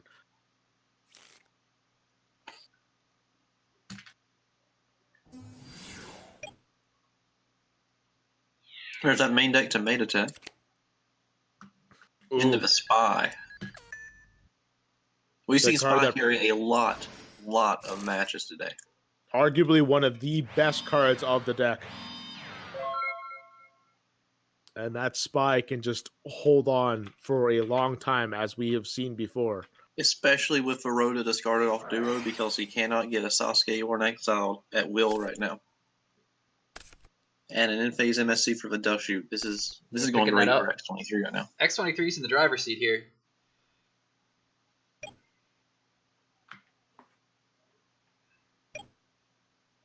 Now we're going to see if he's going to kick in an overdrive or just keep it here on second gear.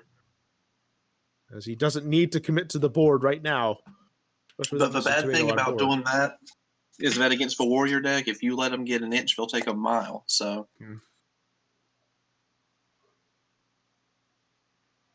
He's up 6 cards to 3 right now. So he can, if he can get by that Mystic Tomato without triggering his effects, be a turnaround here. Oh, and he's going incredibly aggressive. Risking the Mirror Force. Is it there? ugh. No, but this situation still could be just The as situation's bad. still bad. It's effectively a mirror force when it comes down to Tomato. Mm-hmm. At least keep one of the spies in defense. At least one. Yeah. I don't think the damage is Spy worth it, defense but is practically a win condition against Yeah, I Warrior. don't know why they did that. yeah. Because even if that was a Book of Moon, at least you could Book of Moon and save the one spy, and then the one other spy would be taken over. Hey, there's a And now Don you too. have to I mean, confront this probably has some sort of backup, right? Like, there's no way I that would- you do that without it. I would guess so. Yes. Even graveyard. Oh no. Maybe he wanted specifically, To lure out Don's Luke. or to get a dark in the grave. That also works. Does have the light.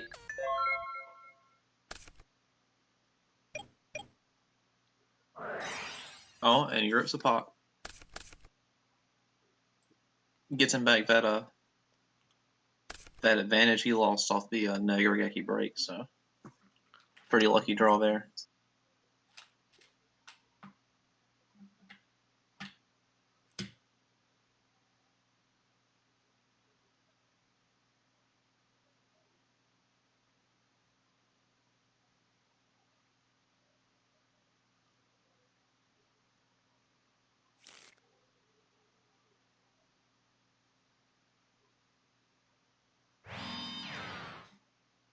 He still has one spy, but still losing a spy is pretty vulnerable because you don't have that option anymore to at least maybe trip one off and try to extend a little bit without having to go too deep into it. And now he's down to one spy. He's got to play incredibly conservative unless he can find a way through this tomato.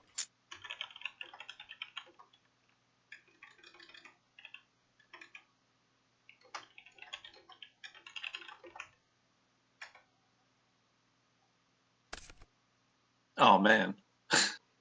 And the pro heavy Ooh. broken vibrator.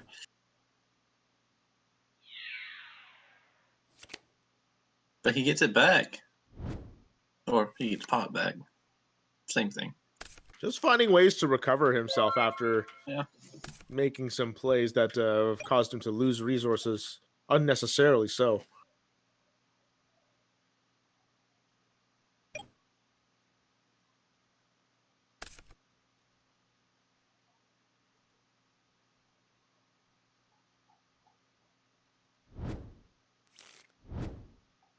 And he gets a T-drag before he plays a pot, which is really, really nice.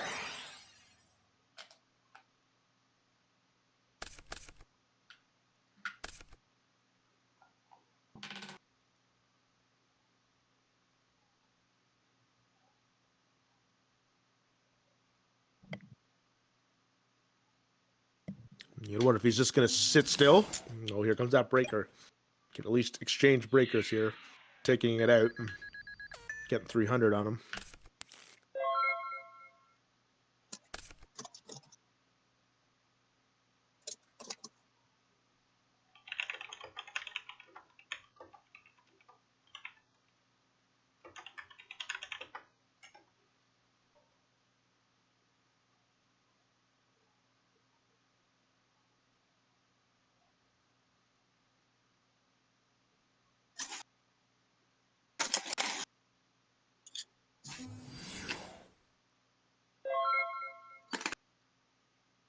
Just summoning another tomato and doesn't even shift the other one to defense.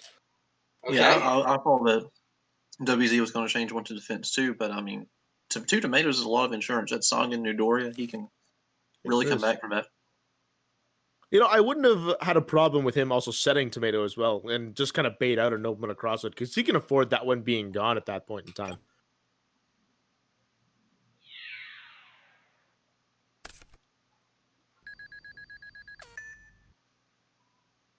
And we haven't seen Sangan yet either No. from WZ's board, so it could be Sangan coming out. You could get the Nidoria too. Nudoria definitely could also be another call. That'll kill the spy since it's the only one left. Yeah, there it is. Indeed. Hello.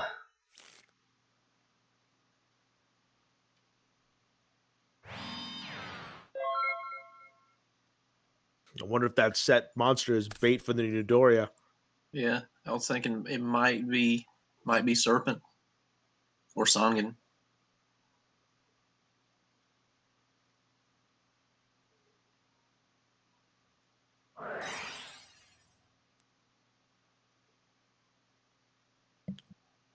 He's just going to decide, well, let's just find out.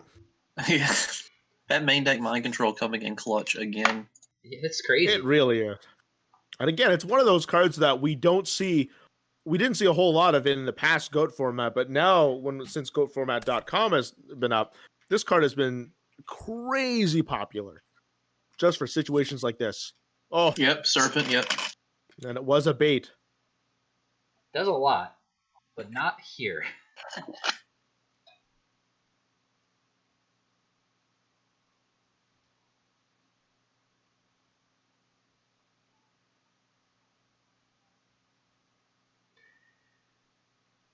So Midoriya can clear Spy, but he has to find another way to clear Breaker. Just gonna switch stuff to defense. Okay. I don't think he needs to press the issue right now. No, but X-23, does he have he has lights in the graveyard, so he could deal with Midoriya through that. Yeah, I mean, he does have a light and a dark in the grave, so he can like really put a lot of resources on board to start clearing it out. Oh, here's a yep. Okay. Put that Serpent back in the grave where it's pretty safe for the time being. For the time being, just another big guy on board. You gotta wonder now if you're gonna attack the tomato and see what comes out. If it's another tomato, probably don't attack it, but just whittle down the tomato bit by bit. That's actually the second. It's only the second tomato, so they can bring out one more.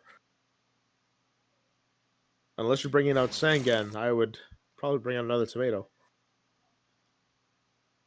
Yeah. In this case, I would not attack this tomato. Assuming he plays Sangan, but he's been bringing out Midoriya lately. He does play Sangan. I saw him search tomato with it in another match. Well, there it is. Now, is this a bait for him to summon a Chaos Sorcerer or a BLS to take out that tomato? But that's Sangan. Although it'd be pretty foolish because he can just ram the Midoriya in afterwards. Right, yeah. So he just I don't know. Easily gave him That's Sangan. the world we live in, but he's just thinking, well, eventually it's going to come out anyway, so he decides he's just going to bring him out on his own terms. Exiled Force picking up Breakers. That's fine. Interesting. I think I'd be okay with that exchange if I was X-23.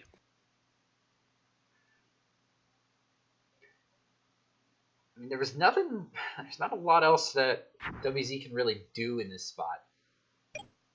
Oh, he's going for it. It's pretty much said that card is in his hand is nothing relevant.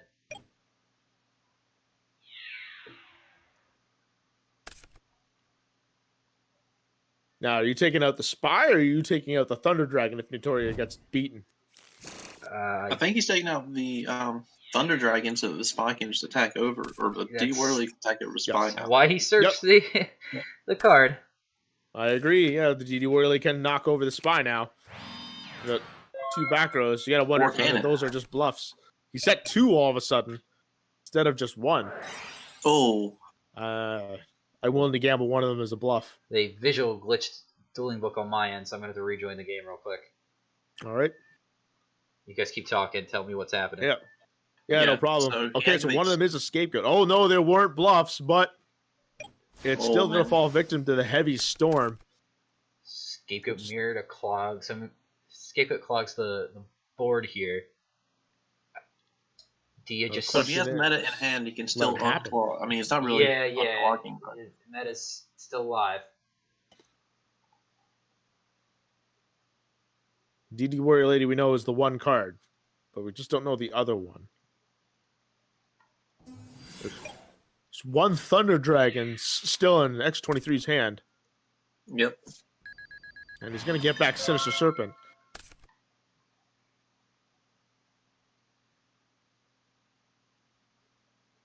I think that's been the card that WZ's been holding on forever, was that Heavy Storm. And he declines the Serpent.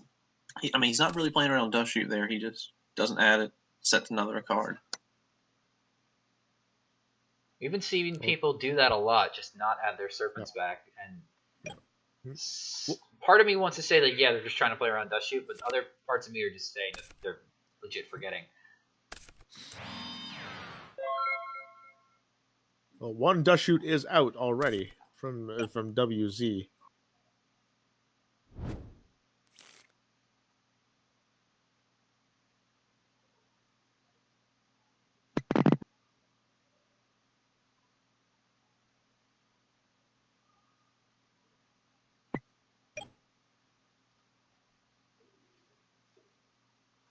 X23 right now in a position where he doesn't need to panic and he doesn't need to commit to the board if needs be, but he's going to make a move anyway. And Book of Moon there. Yeah. Again, one of the greatest neg ones, or in this case, it's a great 1-for-1 as well. Yeah. In setting the cards into the scapegoat, WZ is not playing very passively here when he could. He could goat lock him. But he also can't really afford that being a faith right now if everything is in his grave. It's a really hard decision to make. If I were in this position, I don't know if I would keep attacking.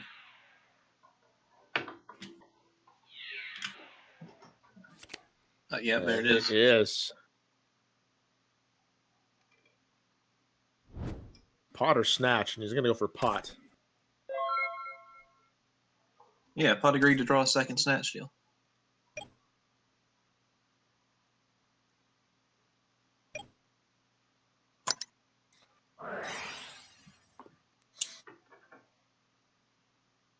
Again, with the card advantage, doesn't need to take any risks quite yet. He can at least survive one more turn. But he might be digging for a Metamorphosis, which would be really good right now. If he's playing in 3, then in 25 cards, I would think he's already seen one that's in his grave. He killed it.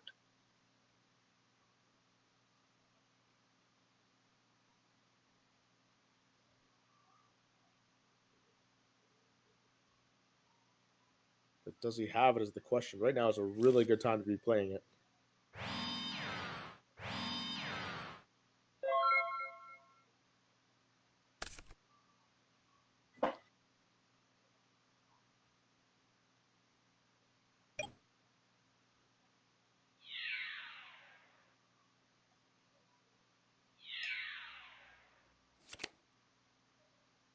Very nice. Ooh, very nice. And that puts one in his grave. He can keep the loop up now. If he can get a graceful charity. He hadn't seen that yet. He's got 14 left. That is true. Tsukiyomi comes down, and that can take out the Ninja Grandmaster.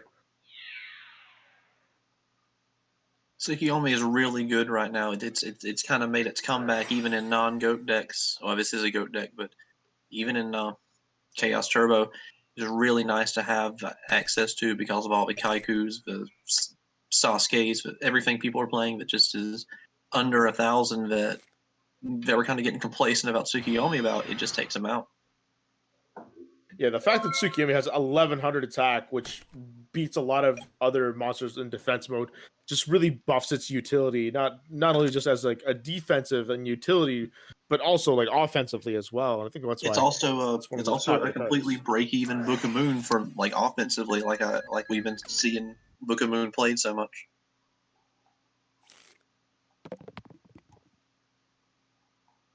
I think one of them is still Thunder Dragon. Sinister and Thunder, absolutely the two cards you do not want to see discarded. Now that sucks. Yeah. Well, I mean, we should have known that Sinister was definitely in his hand and Thunder Dragon. Those two cards were not a surprise. And, you have a 67% chance of hitting one of them. And, of course, you hit one of them, then you know what the other one's going to be.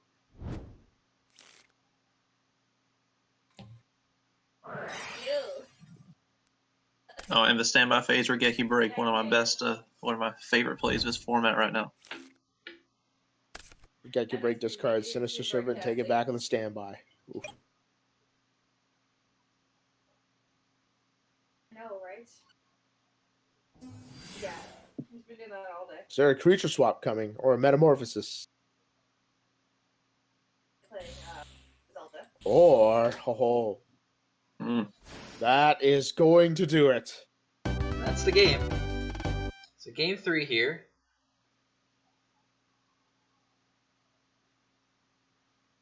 I think he was just summoning that Sinister Serpent just to show off and just have a little fun. There's no need for that whatsoever, but he had game.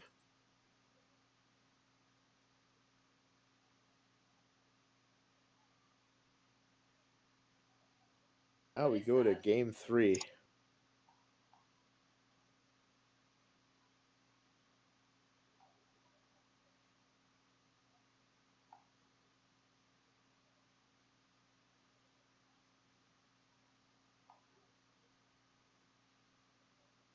And all bets are off on who's going to be able to take this match.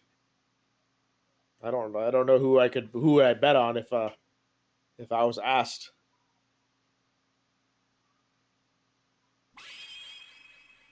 Nonetheless, we are going to game 3, a very hotly contested match. Both these guys have given us a pretty good show so far, as well as past matches when we featured them. For sure. These WZ has one of my favorite teched out main decks of the whole tournament so far that I've spectated. Mind control? Main deck and mind controls, right? Yeah, main deck mind control, Okay. Tomato, Midoriya, Sangan, and Warriors. It's a lot of pressure, a lot of utility. And not to mention, it's an out to every single Chaos monster that's out there. Yeah. Between DD Warrior Lady, Mind Control, and Midoriya, it don't matter if they're attack, defense, or set. And Book of Moon cannot stop it either.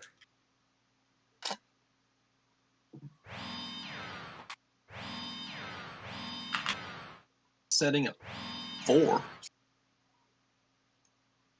That's a lot of back row. That's a lot of backer. It sounds like I would enjoy it. Oof. 4 to start. You know what I'd love to see from WZ is you'll play Mind Control on a Chaos monster, banish a monster, and then flip it down with Book of Moon, then flip it back up, and then banish itself. Get some really... Yeah, that's another good utility of Tsukiyomi. You don't have to waste a card to do that. You do not. Tsukiyomi also works too, yep. No dust shoot from WZ. No, dust shoot. Or at least maybe not yet.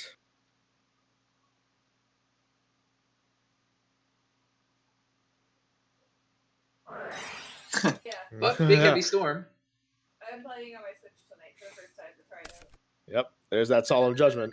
The legendary Right on 4K cue. burn spell. Right on cue.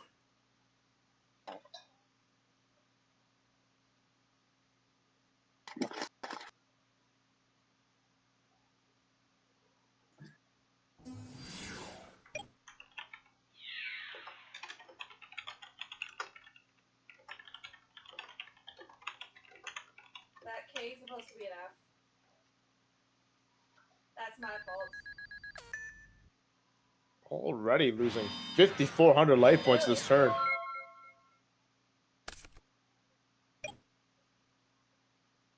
WZ has put himself against the wall here.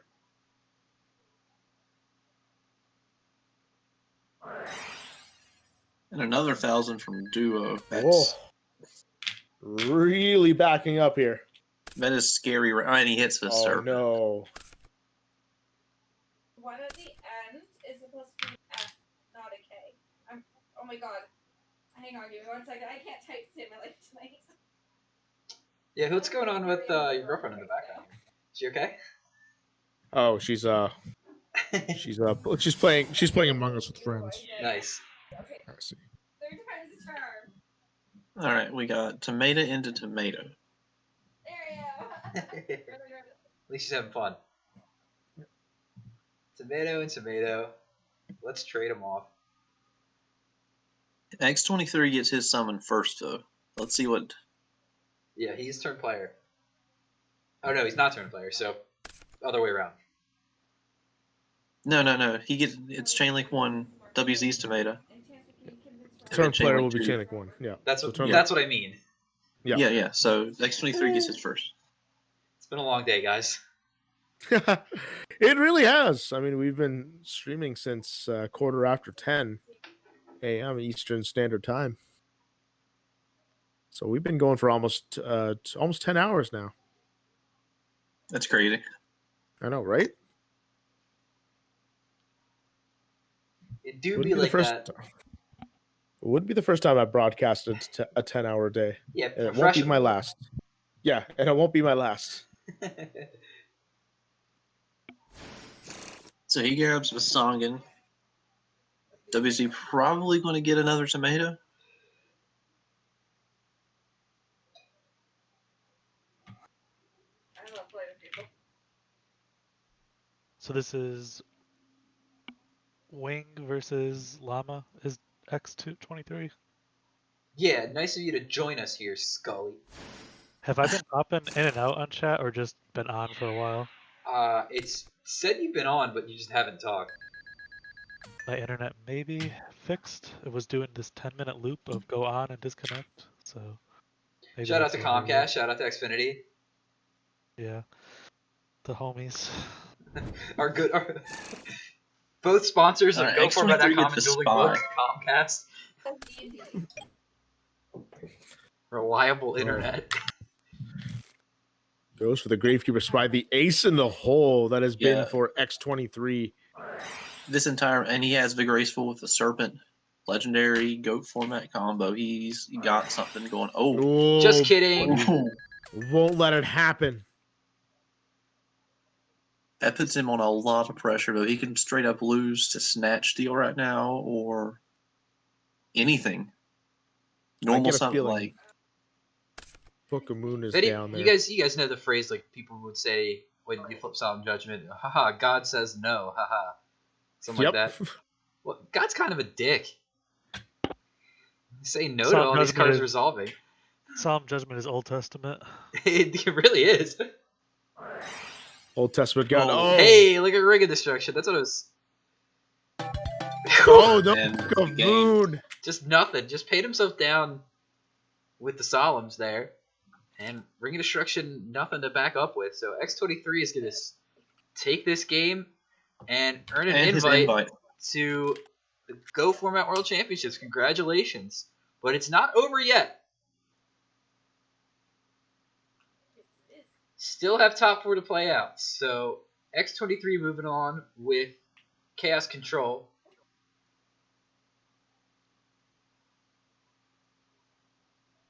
It will be taken on Alpha Yay 2. The bracket updated incorrectly.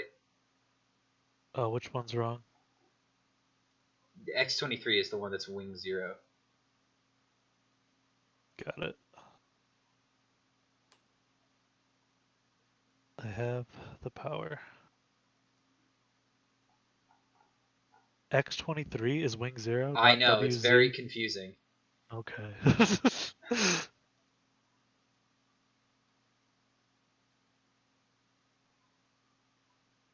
You understand my confusion, though. No, I totally do. It would just be great if people could, put their dueling book name and their Discord name as the same thing, but Yeah, I don't know why people don't want one name for everything all the time. Look at us. Good We all question. use one name. It's true.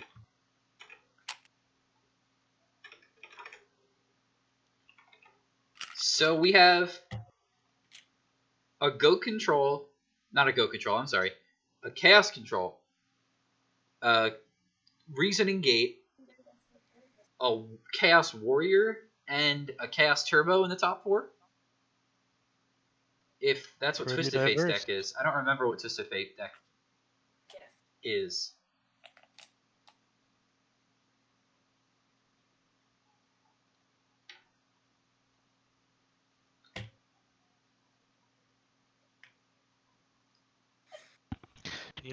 Watching that ring take the win after Solemn was played, there was a long time people just wouldn't play Solemn in GOAT format because of Ring of Destruction. It was very easy to burn because of that card, and every deck was playing Ring of Destruction at that time. Yeah, I really think that's why you almost never saw Solemn. It was considered like a garbage card. Like years later, it'd be like kind of expensive to get once it was played and everything. Yeah. But I mean, at it the is time, garbage. It was like bulk.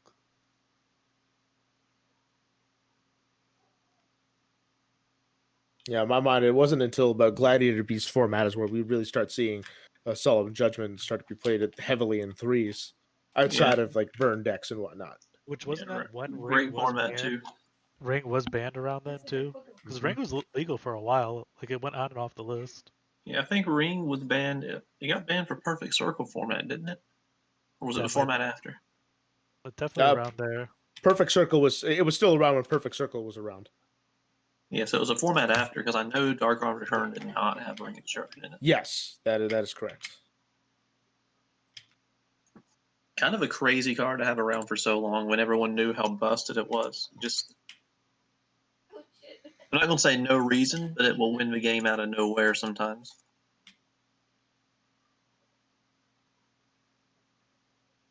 Okay, Garden, you think you could lower your mic sensitivity a little bit? Maybe it won't pick up the Among Us in the background.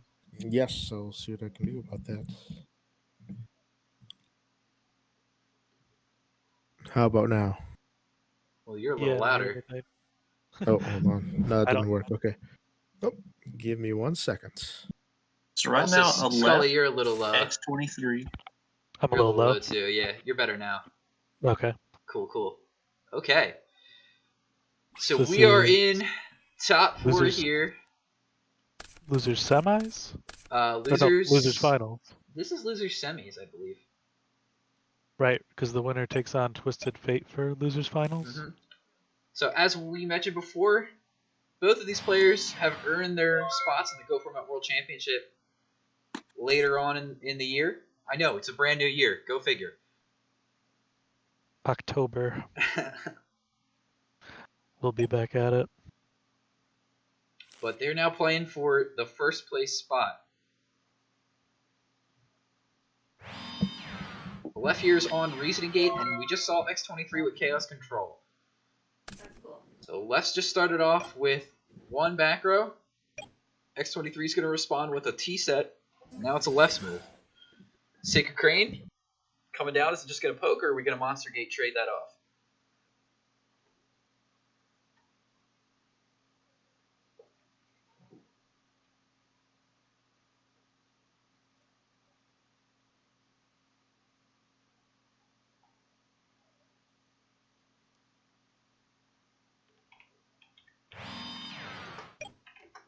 I'm sure X23 is excited to play against an alt-win deck that is not a library right now and wins with damage. Who was it that took out the library? It was Yeah, X23. It was himself. X23. Save the world. I wouldn't believe it was a top deck Mobius to save the world there, but it wasn't. Just had Mobius. Save this tournament from having to be 2 days.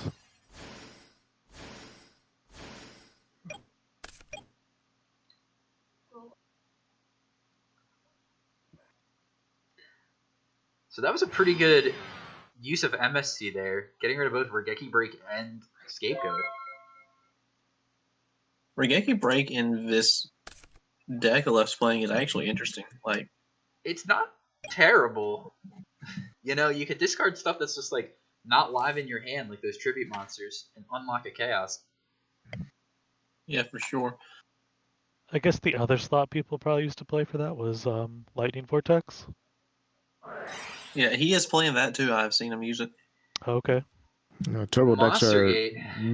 known to play a lot with Lightning Vortex a little bit more just because they want that speed instead.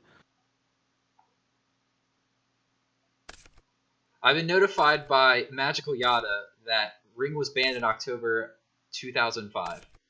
I believe they unbanned it after Yeah, that. they though. did. It was banned for that format, and it was unbanned after Chaos Return format. And he Monster Gates into the Demon. Ooh, probably one of the best cards to put out with Monster Gate. X20C said please no, and Alpha did not care. So what do you grab here? The Defusion? The Pot of Greed? Defusion's probably not the best here. I don't hate it Considering- because you're attacking into a back row if you don't have anything to clear it with, and then you could always Defusion the Democ back once they deal with it. Just get a He also has Monster heavy, though. Gate. It's been very, very relaxing. Get the Opting for Monster the pot Gate. of greed. Opting for the pot of greed here. Yeah, Monster Gate. Get another monster. Well, he probably can't win this turn even because he's too many goats out no matter what. That's why you get Monster Gate. You get another monster.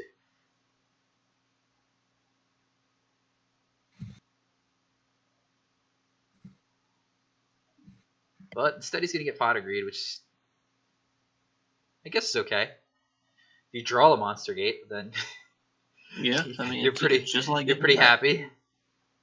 He did normal summon this turn, so he could still normal summon something.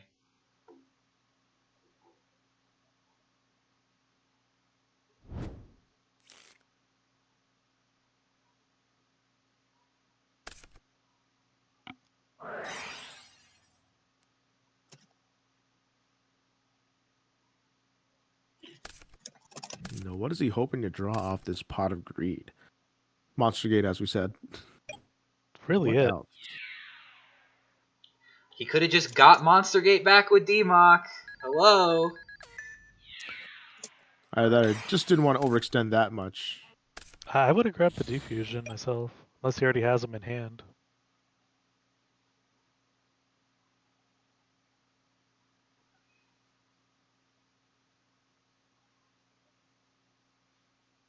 Which is very possible that he already has another Defusion.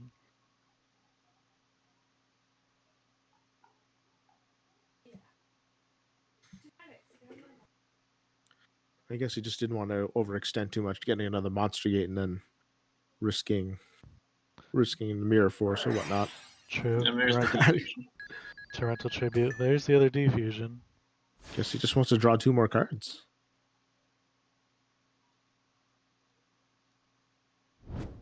Oh, it's now he goes for a Monster Gate. So he could have went for the Monster Gate first. That's what I said the whole time. He might. We don't know which of those he drew off the Defusion though, either, or off the Jeez. Pot of Greed. That is true. But Listen to me. no, Mascus is going wild over here. He wanted that Monster Gate to go through. Mastis sounds like he's getting a little burned out over there. Maybe he just wants the matches to go by a little bit faster so he can be done for the night. This is why I wanted Delinquent to win, because guess what? We would have just figured out if he won already. Just would have FTK'd or not. Okay, move on. There's the Monster Gate. You figured if he's going to play Giant Trunade, Monster Could have Gate's had coming this down. last turn instead. Get the Jinzo now. And if he does score that Jinzo, that is going to be enough. So are these decks only running one Crane with the rare Metal Dragons? Nah, I think you play 2. You need like additional Yeah. lights. There it is.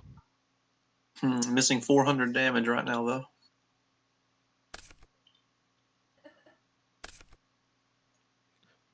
That's an easy tribute summon away. I think it's like 2 Crane, 2 Air Knight, Jinzo. Oh, there it is. Okay, that's gonna be it. That's going to be good enough. Rare Metal, 2 Chaos, VLS, and then Democ. I Of don't- course. And I wanted to say before everyone was thinking it, there's no Gaga Cowboy here, so you can't attack with everybody in Cowboy with the 2 cranes. No, he could have sparked them, right? Could have sparked him. No, that wouldn't be enough, though. You need to spark twice.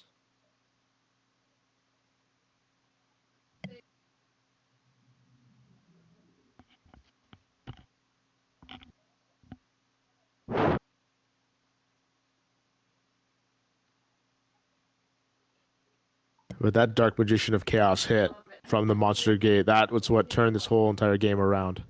Seal the deal. Have we seen this rare Metal Dragon come up for anybody at all? I don't think anyone has actually summoned it, but it is. I like the idea. I think it's just an easy way just to put Darks Engrave, but if he happens to draw it, I'm not sure what his discard outlet is for it. Again, Got marauding Regret Me, right? captain. You summon the captain, special summon the rare metal dragon. You know what you could also do is you could also Summon the Crane. Cyberstein for King Dragon. Special summon rare metal from your hand with King Dragon. Oh, that is true. That is a massive brain. I want to see someone do that now. Rare Metal Dragon Turbo. People are like, oh, I don't want to play Go format with FTK, OTK decks. Stupid reasoning gate. It's like, well, dude, rare metal or King Dragon in the rare metal. It's so cool. Why don't you want to do that? I would have liked to see someone enter one of these tournaments. No, with no. the You see, here's the thing. They want to do that. They just don't want it done to them. Mm-hmm. See someone enter one of these with the Horus Turbo deck. All right. The This is King not Dragoon this is reminded not me a of. joke. This is a direct shout out to the user Magical Yada Nest 086 or whatever number you are. I'm going to ban you. Oh. Had enough of this anti-Mascus slander. Well, we know he has the card D in hand now. Now, is he going to set anything before he activates the card destruction? That he apparently dropped from his hand by accident. Like in Oh. real life when you fumble a card. Oh, instead of Graceful Charity, and he'll say bye to all 3 Thunder Dragons, so we assume. Unless he's got a Sinister Serpent in hand. Say goodbye to Exodia.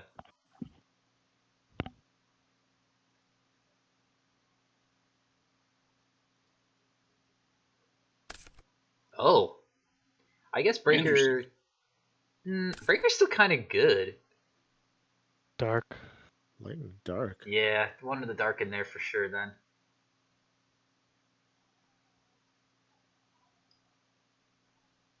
Well, he might be trying to do. Oh my. Wow. So this is. I didn't realize it was him playing it when I watched him earlier. Was it X23 when we saw Jalkin, or We did saw we see Jalkin earlier in the tournament versus Empty Jar. I don't It was a remember weird who board. played it, but Yeah, it was a weird board that I thought he took control of his opponent's Jowgen or something.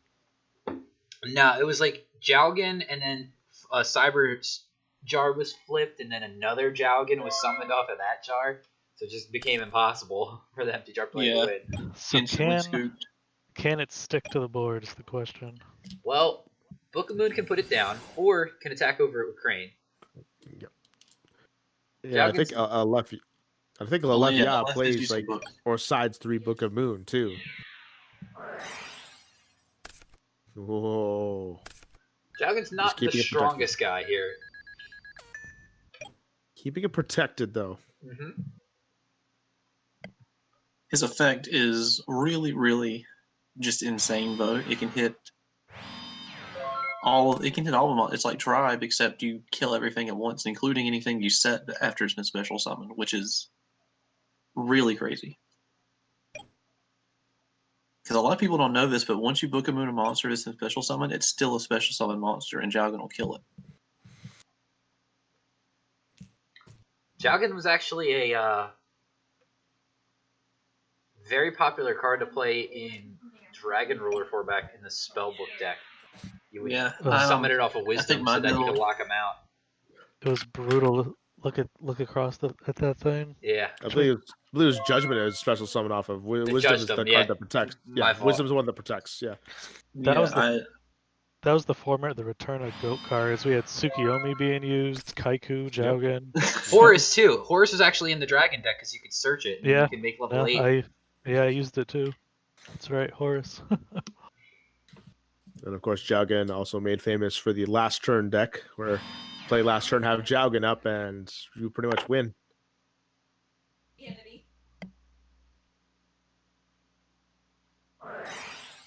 Oh, card destruction. There's that card destruction. This might be a positive though for Aleph because he might want a whole new hand. Oh, he just discarded. Was that 2 Night Assailants? Yep. He did ditch his extra Jowgen. And yeah, Alfe's hand was not too strong. He wasn't even really sitting on dead special summon cards. Although these could be goats and monster. That card destruction did get rid of his book, which is the turn off for Jowgen. True enough. And that might be the killer in this particular game. And he's already blown through one Sacred Crane already. And it would suck right now if he has a rare metal dragon in his hand.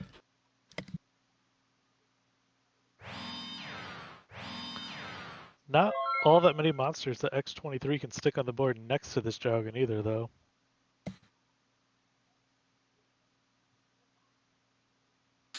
Out 200 at a time. The 30 turn clock.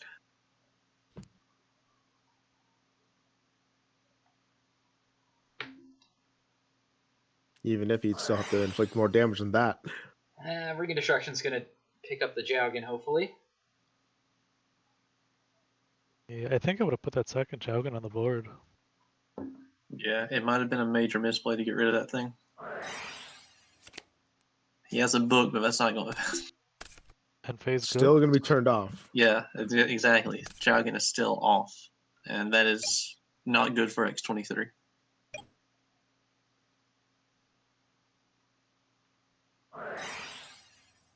Ceasefire. There we go. Desert Sunlight. That would actually be the coolest thing I've seen all day.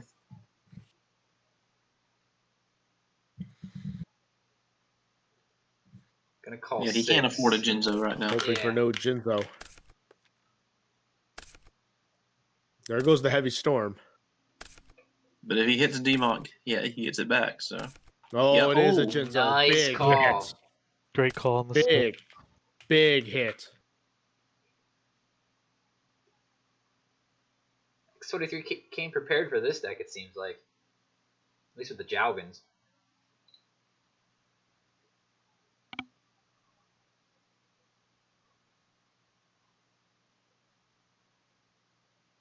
It's a really tough position to be in for a left right now. Like, It's definitely awkward. and unless that's BLS, he can't outbat Jowgen with that sorcerer if he has more protection. Oh, it is BLS. Okay. It's the guy. That's the guy, alright. He said no prio.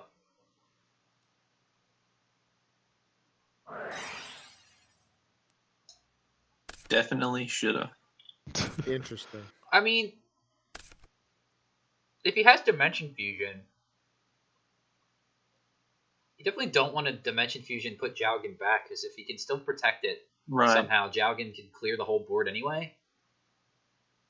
Yeah. Yeah, so if he somehow banishes the BLS and then plays Dimension Fusion, it'll just come right back. I don't know how you There it protect it is. with 3 back rows, though, and oh, that's one way to do it. Ooh, that's one way to buy a turn. I mean, And and now this would have worked either way. Yeah, and now that Jowgen will be able to kill these monsters next turn. And it Yep. won't kill itself either, because he didn't use Prio on the BLS.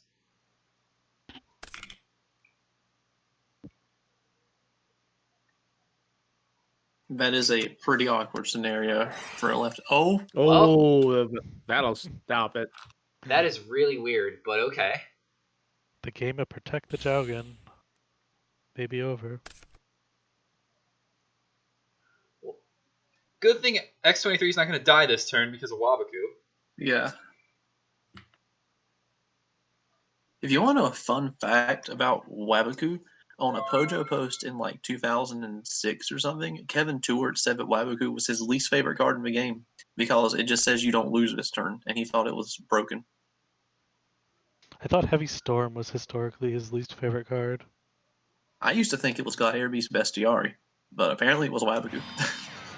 And also, Jowgen would not have killed it. Jowgen does not kill itself, even if it was special summoned. It does. Yeah, it does. Destroy all special summon monsters on field. Well, I read that as all other. You wish. Well, gonna be able to turn off Jinzo.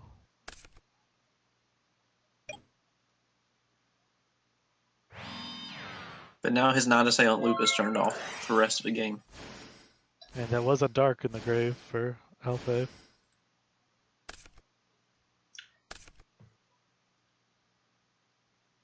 So X23 did see good amount of sideboard cards.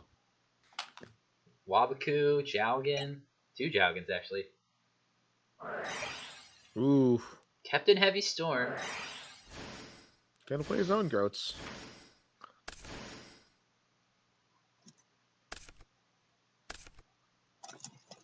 The field is littered with goats.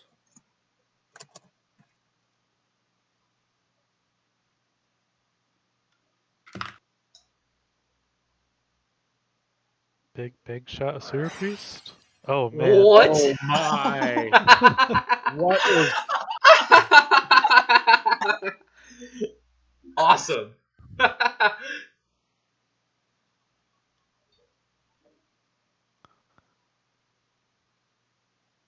and that came out in Dark Crisis. It's gonna be 6,400 life points gained. Oh, man, that is insane.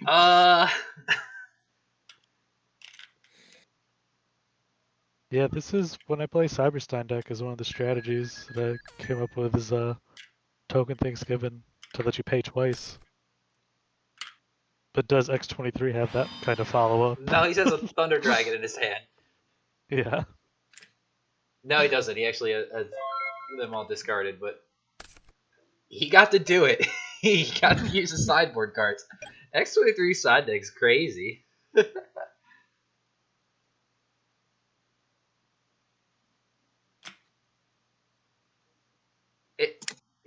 Can they do enough damage in one turn? I don't think they can, but... No, this deck cannot do. And he had another good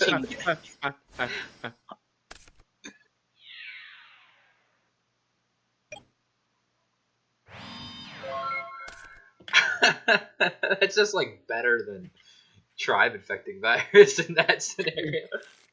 Could you imagine a left playing this on the other side now, playing Token Thanksgiving? And just looping Dimension Fusion over and over. Oh wow, we've seen a lot of stuff today. This is gonna buy X23 a good amount of time. For sure. Hard to lose the game on 13,000 life points. At least in one turn. Like there's plenty of time to draw into like Blackluster Soldier now. And time is definitely what he needs. If Thunder Dragon's the only card in his hand right now. No, it's something else. No, but it's in the grave though. We have All 3 of his Thunders are in the grave. Yep. Yeah.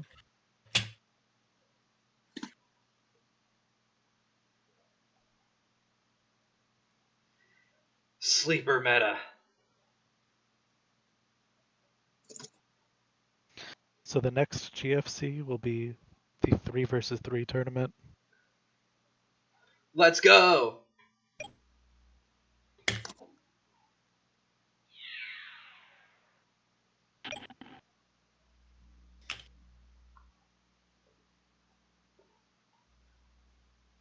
So if SDL ends up taking this, that'll actually be back-to-back GFC wins. I was gonna mention that sometime later. Still a match or two away here from seeing SDL play, but yeah, back-to-back GFC wins and was undefeated the last GFC as well, and is undefeated going into this one. So That's pretty incredible. That's actually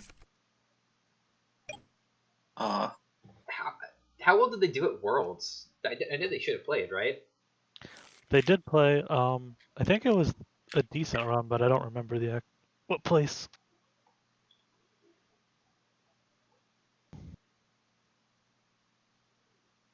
And keep in mind that BLS that got banished from Chaos Sorcerer, that was special summoned properly. So if a Dimension Fusion comes out, that BLS is coming back. True. 2 still left in the deck. And a hard summon of DMOC is possible as well. So don't count that BLS being out yet.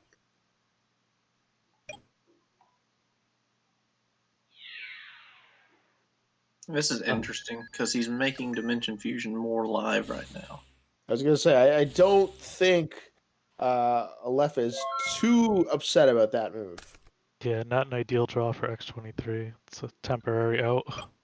SCL finished in 25th place in Worlds with Chaos Warriors as well. So not the set on the field. Not the best showing in Worlds, but I mean he's definitely not a. That doesn't mean he's like a bad player by any stretch of it. So X23 thinking, I'm guessing the second Wabaku set? Whoa. What happens with Jalgin? Nothing. Nothing. It still gets special summoned.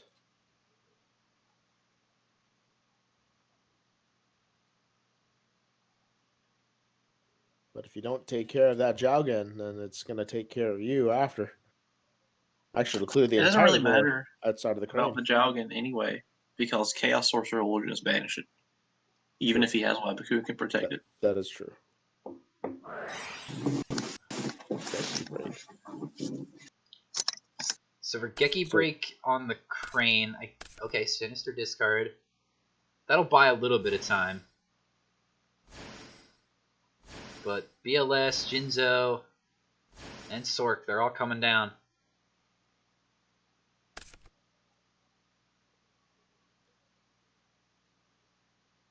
He's only going to be able to hit for 3,000. Yeah. So we assume Chaos Orcers are going to ban DD Warrior Lady. Jinzo will smack the token, and then Blacklist Soldier will make 2 successive attacks. But either way, this still puts Aleph in a very good position right now. It would be 6 cards to 2, and one of them being a Sinister Serpent. Watch X23 draw the 3rd Jalgin per turn. Even a Metamorphosis really doesn't get you out of this spot. Well, I mean, it does. Take the Yeah. BLS Take kill that as back. well. Yeah. Monster Reborn, or Premature Barrel. Dark Sorry, Premature Barrel. I should Dark say. Hole is another one that gets him out of the spot. That'd be Premature pretty good. Barrel will work. On a practical sense, Premature Barrel can work here. Meta actually would be a pretty decent draw.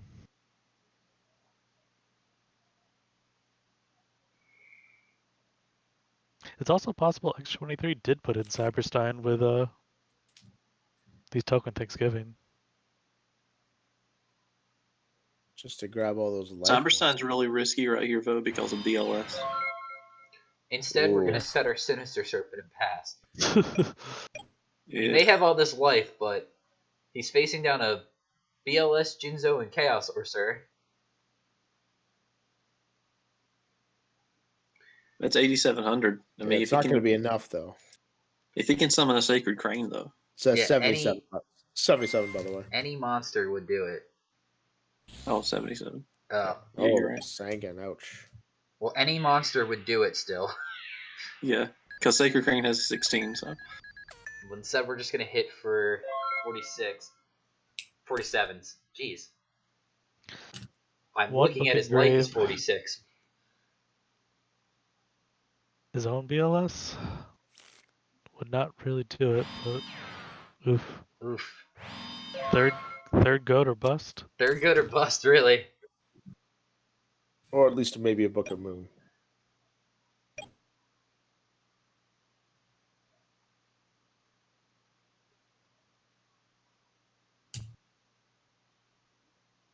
You might as well banish it. Yeah. Yeah, you're Lou Dobbs right now. Is it a book? Oh, it's a Typhoon. It's a quick play, but Typhoon. it's not the right one. Valiant effort by X23. There's the BLS. Was drawing the BLS next turn, but not enough.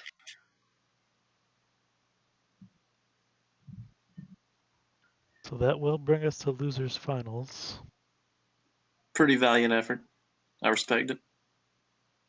Congrats again. I mean, making the top 4, getting your invite, securing that spot in the World Championships. Yeah, I mean, like I said, he doesn't care at this point. He got to use token Thanksgiving, and he got his invite. he's the true He's winner happy. of the day, the true hero that defeated Hey, all the alt-win decks. And 3rd place for a 139 player tournament. Pretty good.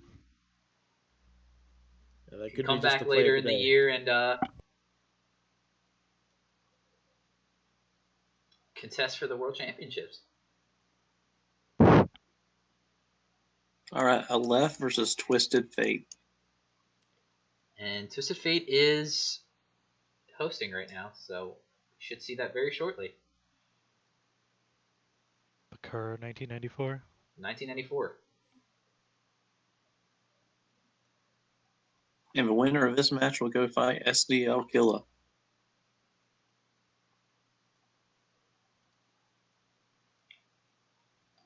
Getting so close to the end. Oh boy, it's been a long day. Can't wait till all the deck lists are published and all the post-tournament coverage goes up. Be interesting to see what everybody brought to the table here when the meta's announced as well. It's going to be a fun tournament to review here. Yeah, for sure. I know I'm going to get rejected, but I'm trying to watch.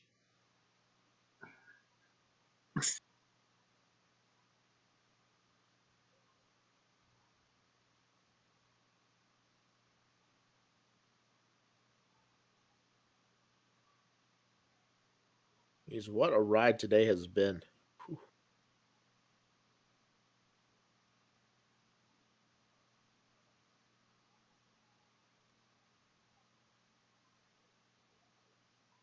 Yeah, so Twisted Fate was on Chaos Turbo.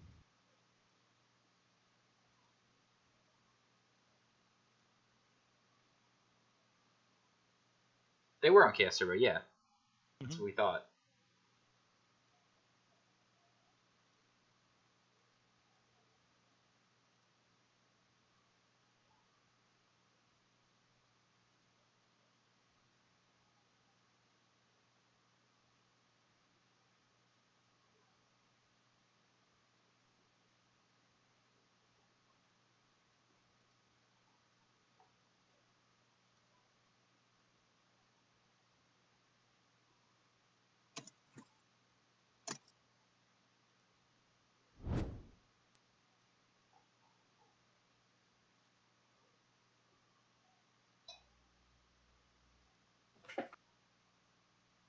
Just waiting for that next match to start. And Yeah, we're in it. we've seen ourselves a bunch of doozy of matches so far, especially a bunch of FTKs in here too.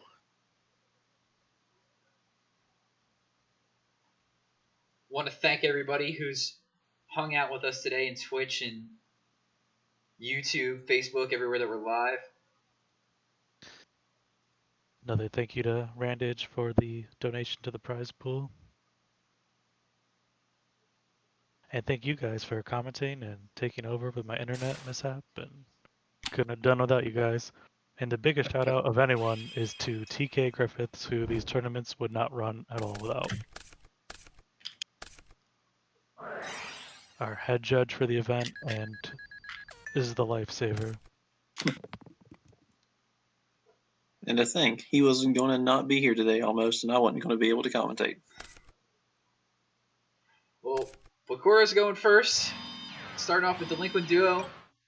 Hit a Reasoning and a True Nade. That's not what you want to see when you're the Reasoning Gate player. Standby Phase, gonna flip a Trap Dust Shoot. Get rid of that BLS. You ever feel like Chaos Turbo does that combination of cards more than any other deck? Yeah, because it's the best deck. It just always does it. Just do it. Duo dust shoot. Oh.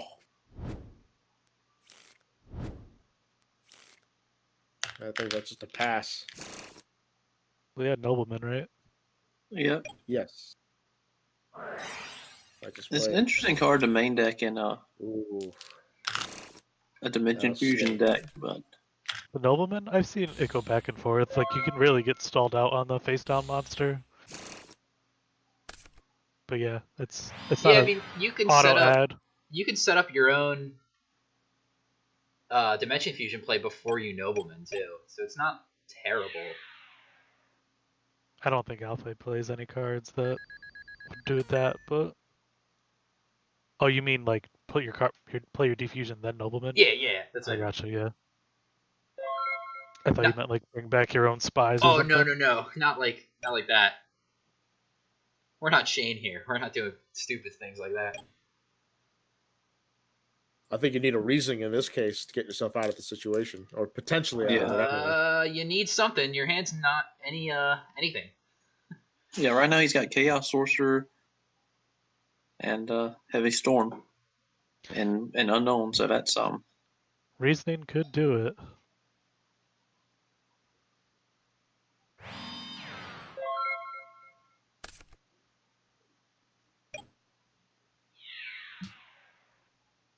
This is why you don't wish your opponent good luck before you start. The Scully philosophy.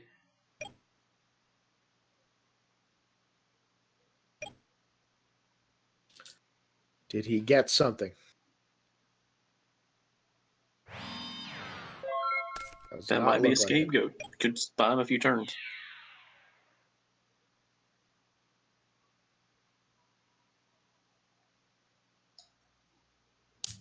I don't think he wants to eat any more of these Kaiku attacks, or he's going to be out of Dimension Fusion range pretty quick. Yeah, he can only afford one more hit, and that's it. So he's got to protect himself.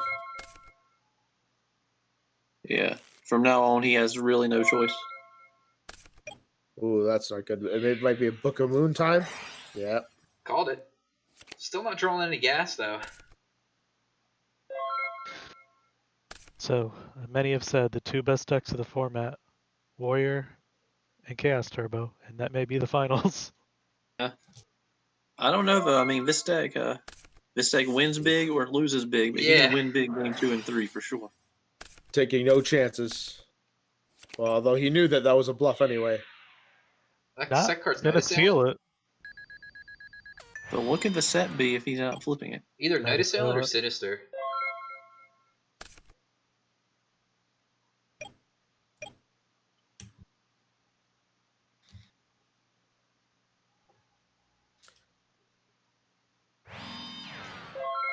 Just not getting anything right now.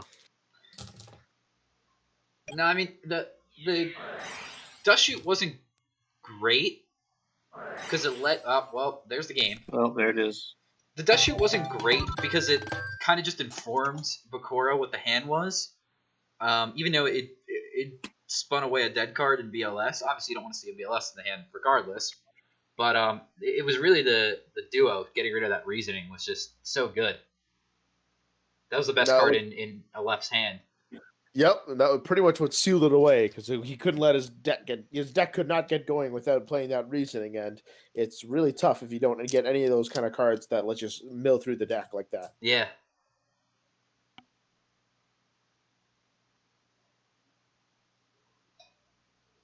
So very rough game for Aleph, who really had no chance from the get-go.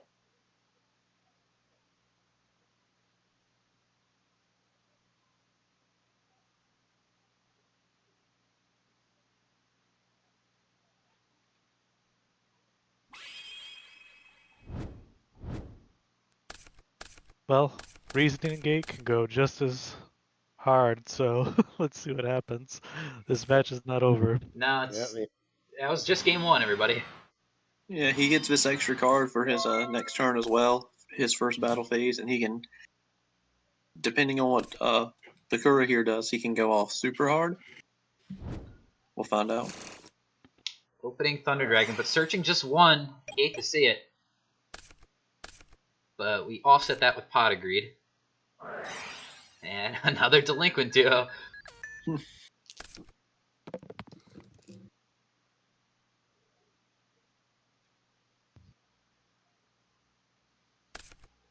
Oh, a very important card. Trinate again getting out of the hand. Here And comes commence the Sangan. pokes. Commence the poking. That's a little tickle. He's coming there to tickle you. So 3 mystery cards and a Sangan for Bakura's side. You gotta think one of these were probably goats that was gonna combo with this monster gate, and now you gotta wait. No gas again from the left side. I mean, Bakura could have attributed for Thunder Dragon and got a search for Sangan. If they really wanted that. You know, this is kind of like the worst feeling when you're in a tournament, because I've been in this position before in modern formats where I get super deep into a tournament and then I brick twice in a row, or just, you know, my opponent has every answer to something when I can get going, and it's just one of the worst feelings, you know. That's the game sometimes, though. I mean, Yeah, It is. you gotta, as much as skill is involved in this game, you still gotta get lucky. Absolutely. That is the nature of card games, having luck. I mean, same thing happened to me on the second last regional I played in. I just bricked both on the bubble, just bricked both times, just after a deck check. It just happens. It sucks, but that's I mean, that's the way the game goes. Same things happen to me every time I just load up a game. You know, just get my Faith Nobleman. yeah. Every game. Ooh.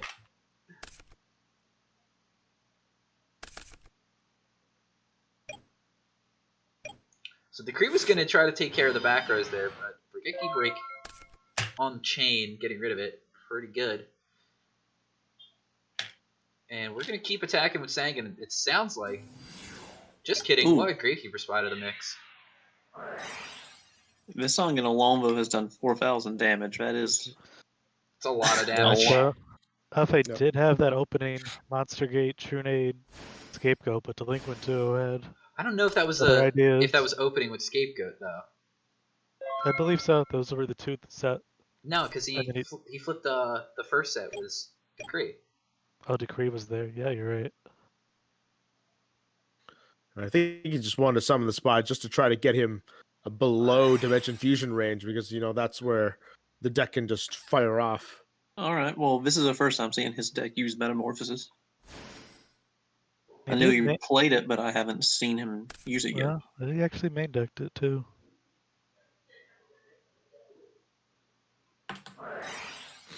Ooh, Regeki Break Ooh. Chainin.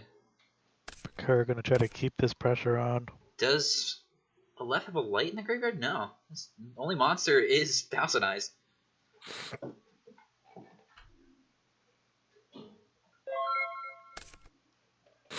Nothing. If he's got another monster, I bet you he's going to summon it because he wants to put him under 2,000.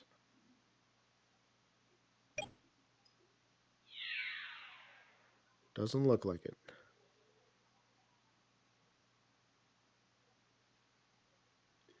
No more Thunder Dragons left to tribute off the Sangan 4 or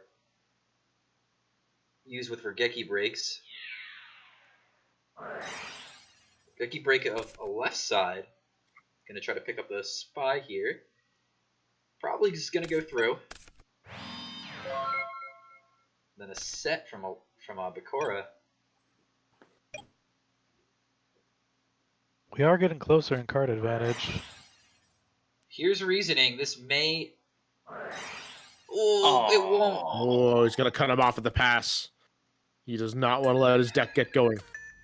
The Old Testament. Damn, no fun. And I think that was a very good solemn judgment.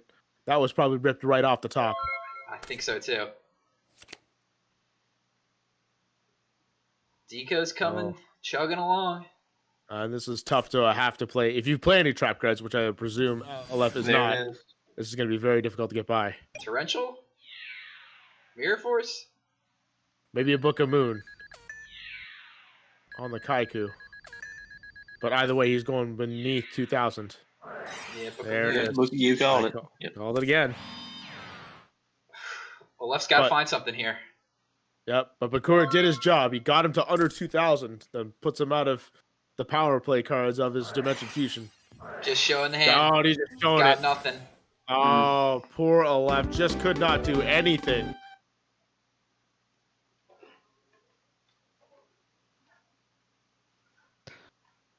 tough. tough break. Run hot all Certainly most is. of the tournament, and then run into And the with that- wall here. So The fact that's that going he to do stripped- it. Bakura is The going to fact move that he on. I mean, he stripped reasoning game 1 off duel. They stripped Monster Gate game 2. It just took away his mill cards right off the bat and just couldn't let him play at all. Yeah, Solemn Judgment just sealed the deal. Like, Mm. didn't let anything get going. So that this brings is us to actually grand going to be finals. a rematch now of winners finals in the grand finals here between SDL Killa and Twisted Fate. Twisted Fate had to sit and wait for losers finals to catch up to him to climb back up to SDL Killa.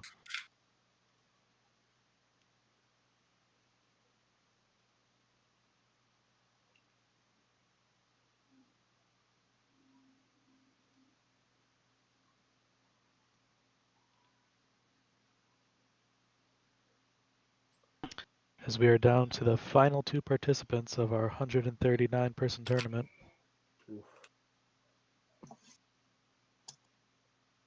It has been a long day, 10 and a half hours of broadcasting so far in this tournament. It's been a long one, but it has been a good one.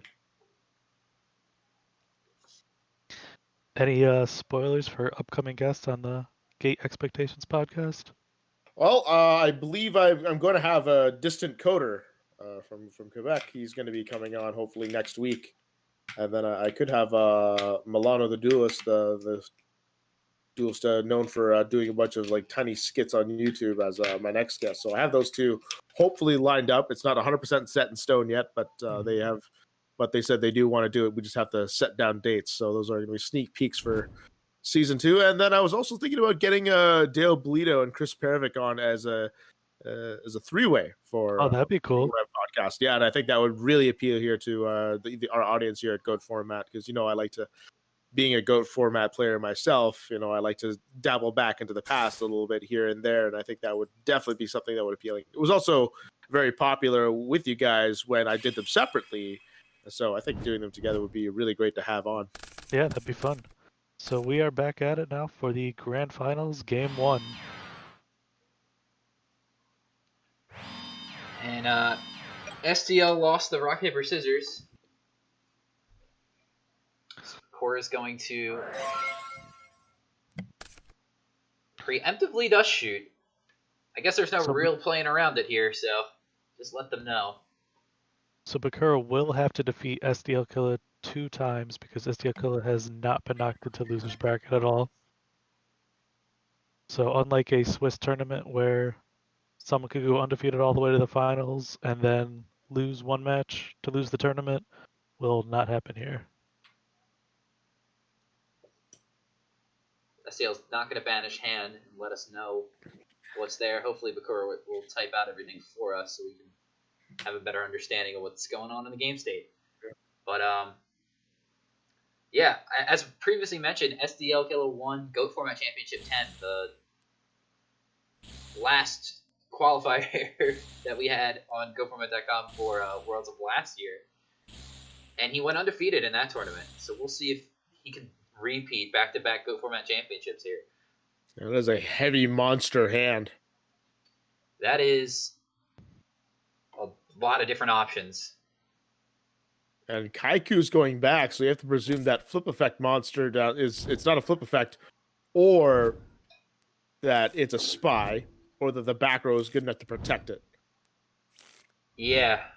Because you didn't send back the Blade Knight. It was Blade Knight Ring, Sasuke, Chaos Sorcerer. Chaos Sorcerer, and what was the other card? Book of Moon. Okay. Yep. And Spy. indeed, it was a spy. Kaiko also was the only other dark in the hand besides Sorcerer, so that turns off Sorcerer from coming down on SDL's side. Here's been the spies we've been talking about as well all weekend long. It's a great feeling opening that dust shoot, knowing you have the spy set with your opponent having no real good answer for it. And Yeah, Breaker's go going to for- force one of the things out here. Now, is it going to be a risky play, or no? He's going to go for the safe play, but He's just going to do it on priority. priority kind of gets eaten up with the trigger effect of Breaker. Yeah. That's what I meant. A lot of people seem to forget that it's not monsters that have priority; it's the player that gets it, and people get confused. Even with the old rules, that's how it always was. Yeah, I wish stuff like that would come up a little more often. Like, the one that could come up more, I guess, is like normal summon Breaker, use priority for tribe that's already on the field or something. Yeah, because like one like a little more practical way of doing it. Mirror Force would be as if like you had a cannon soldier. If you had like a cannon soldier up and you normal summon another monster, then you can still call priority to activate cannon soldier to pop the monster you just summoned. Just as an example. Yeah, that Mirror Force was so good for on Vakora's side. Absolutely. Just add into the board, and we know that's just Ring of Destruction, so it's going to take this damage either way. That's the thing. That was the dust shoot that let Bakura know that SD had nothing but offensive monsters, nothing on the defense. So he was forced to kind of play aggressive because of the hand that he had. Well, and he could just sit back on spies. That is the power of Trap Dust Shoot. Putting a card back is great, but man, getting that info is just even better.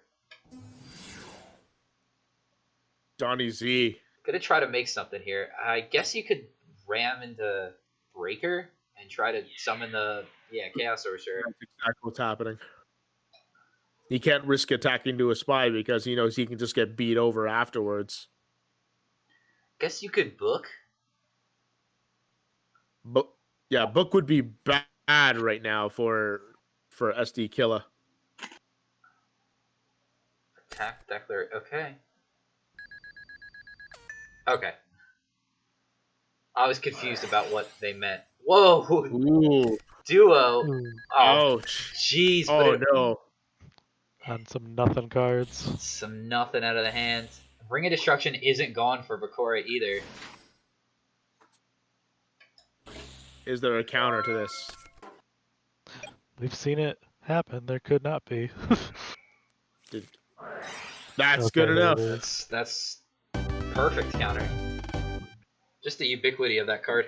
It's so good.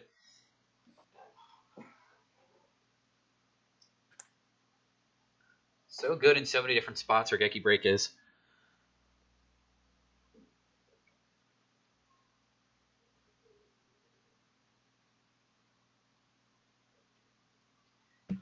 That's one game.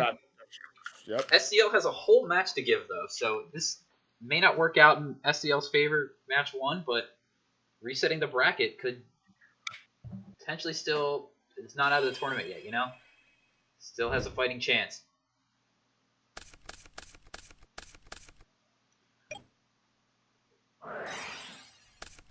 Pot agreed.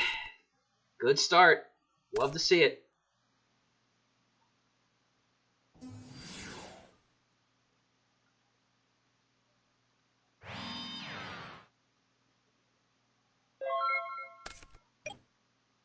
Late night in a set.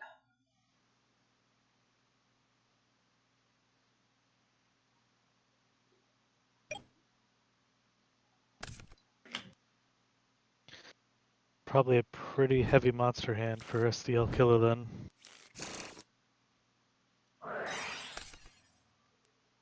Oh. Good opening. More powerful than Pot of Greed. True that. What's better than drawing 2 cards? Drawing 3 and putting lights in your grave. Yep. And thinning your deck. And summoning Kaiko.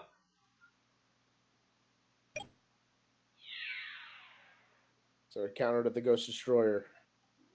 Hope so. Guess not. So only one player has ever won any tournament for our website from the loser side of the bracket, and that was John LeBounty. About a month ago, won the Obelisk Academy tournament to get an invite from the loser side. For the GOAT format website, yeah. defeated his opponent twice, so it has been done before.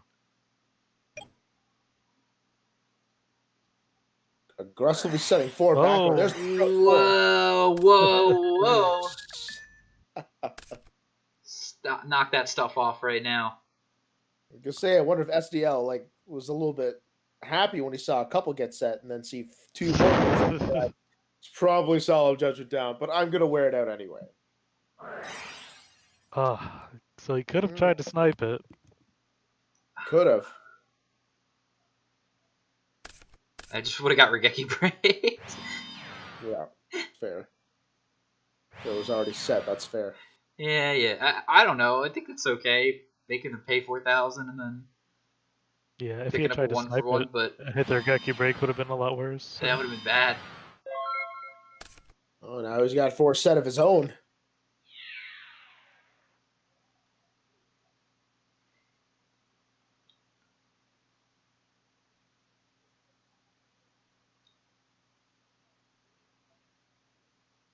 Does his attack go through?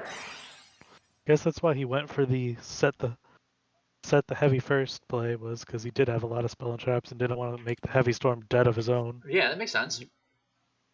Here comes Blade Knight. Can at least overpower the Kaiku.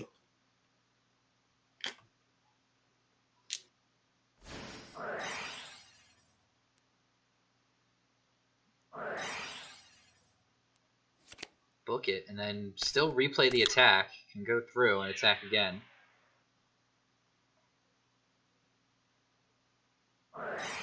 Oh, he's trying to go Sakura. There's a lot of trading going on. There's a lot of trading, but I'd be happy if I was Bakura in that case. Well, he is up on cards, so... Just low on life points. But he's got a save. Another... Nah, I guess Call the Hunt. That's not a card anymore.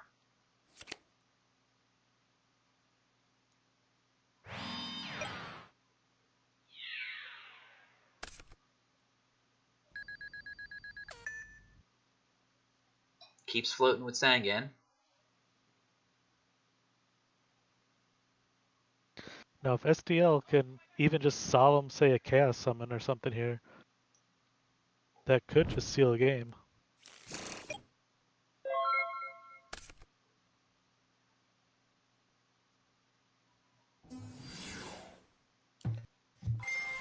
Oh, do you solemn this?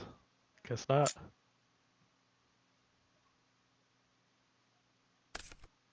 Ooh, that's a good hit. Oh my. New match. Could be. Now with Enough- Mirror Force gone. So he's got enough life points to see a few more turns, but It's weird. It's glitched out on my end. Just like a visual glitch. I see the Snatch Steal, but it's like still in the hand for Bakura. Oh, well, odd. I'm just Looking gonna okay quit for us. and come back in. Yeah, it's just on my end. I know it happens to me sometimes when I'm watching games. Well, he just passes, so we expect another double swing, and that's exactly what's going to happen. Just going right into it. There we We're go. just wasting no time. Yeah, Bakura knows they're on the beatdown plan right now. Keeping it simple, stupid. That's what he's doing. it's gonna be... This was 3 quick duels in a row on Bakura's side so far. Bakura trying to... I would say he's trying to get everyone in bed early, but if he wins, we have another match, so... Desperate Exile Force.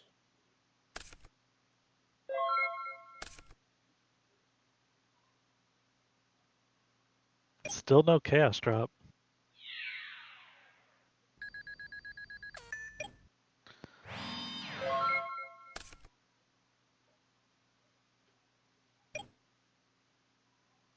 Heavy Storm gone, Pot of Greed gone, Mystical gone. Breaker be good. Nobleman's gonna take care of Faith.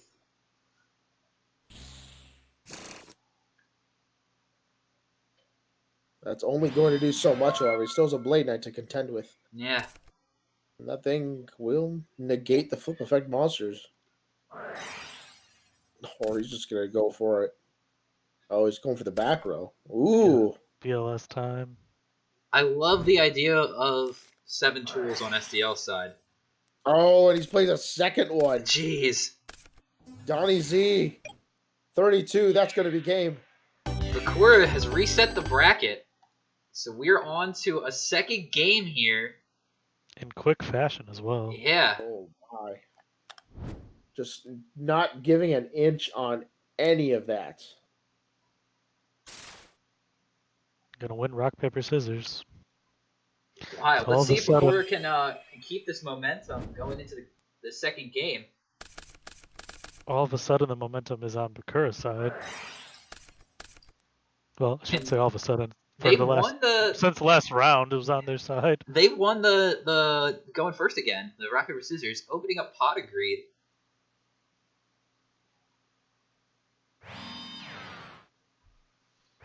T set here. See how SDL responds. Mystic Swordsman. Gonna get Book of Moons. Gonna protect what this card is. And nothing. Back up. Oh, more card advantage with the Koichi. Keep this train chugging. Koichi's gonna walk over run over the spy. So, not the spy, the Mystic Swordsman.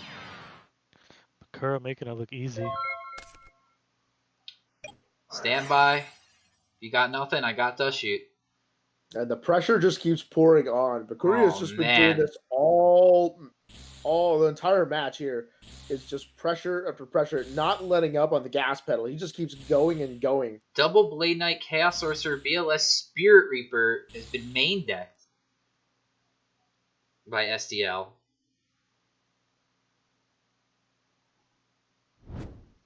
And yeah, Reaper, I like it. I mean, it's the only thing that is stopping the beatdown. Best we could do now is trade off a Kochi. Yeah, I mean, summon your Blade Knight, try to attack over Deco. Just book the Blade Knight. Oh man. Normal summon Spy, I like the play. Bakura's ready to go to bed. They just want this to be over with. The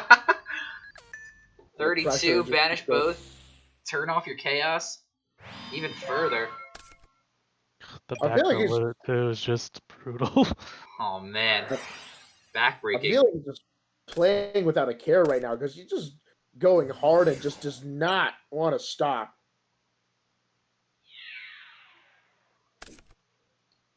He knows those two dead cast monsters also ruin Blade Knight too, so Yep. And another Spy. That's game. Wow. was that even game? Yeah, it was exactly game. Yep. The aggression on Bakura that game. Just going all out. He's just laying everything here on the line, tournament life on the line, and it's paying off right now with 3 straight games.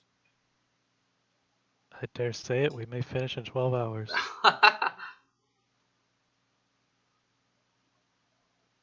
Again, big thank you to everybody who's watching here on YouTube or Twitch. Thank you so much to all our viewers tuning in here to the first Goat Format Championship, number 11 of the first of 2021 on behalf of all of us. Thank you so much for tuning in. Really appreciate you supporting. and SDL's not watching going this. down without a fight, it looks like. We got Delinquent up. I do hope we see a game 3 here. I want to see a good match. Hitting a graceful Ooh, charity, that's a great that's a snipe. good hit.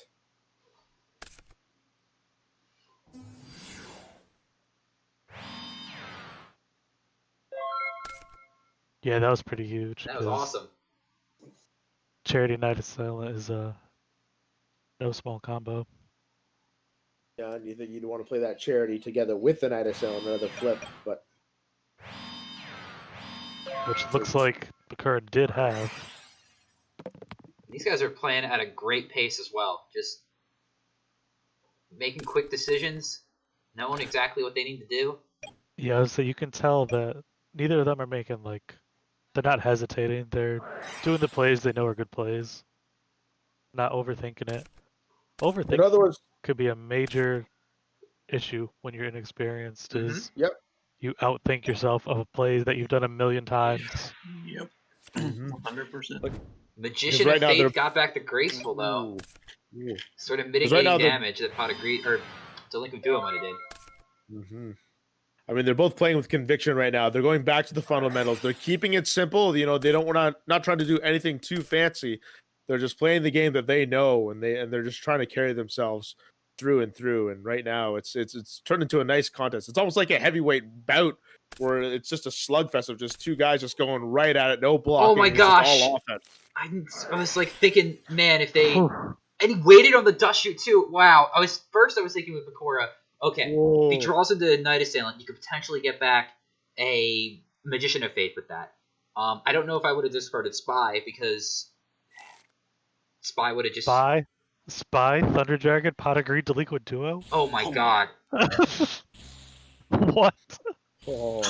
Oh. Never mind. I guess you have to discard Spy with that. Wow. Holy crap.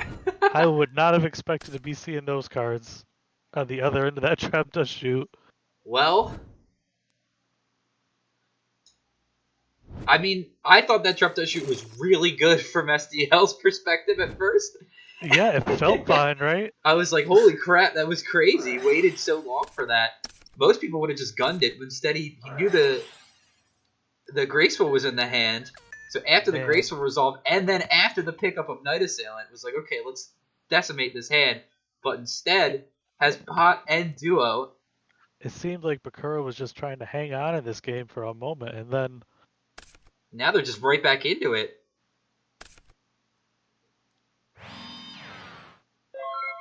Snatch Steal getting sniped, and that's an important card to take away. and drew into another flip effect monster.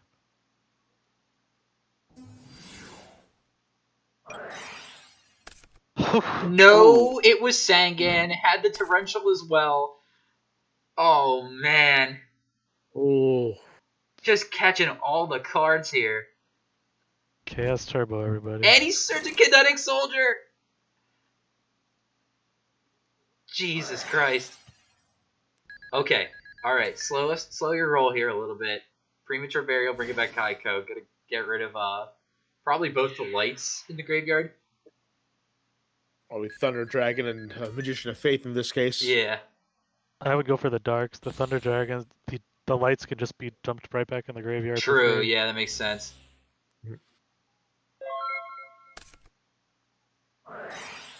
What? Oh. Bakura And is people just want to not- cut MST from the deck. Come on. Bakura is just not leaving any hope for SDL. Cypher Soldier coming out. None of the cards in, like, no warriors can stop this man. It's just bang, bang. Rapid fire pace these two are going at right now. Simplified game state. He does have Light and Dark Engrave. Yeah, he could top deck BLS here, top deck Chaos Sorcerer, and that's... Oh, well, we What got it a looks Chaos like. Monster coming out. Yeah. Whoa! Oh.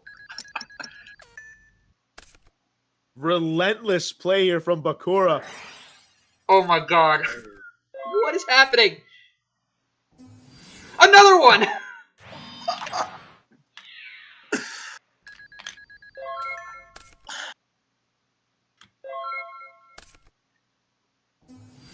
Oh, Do you my have a goodness. limiter? Does he have a limiter?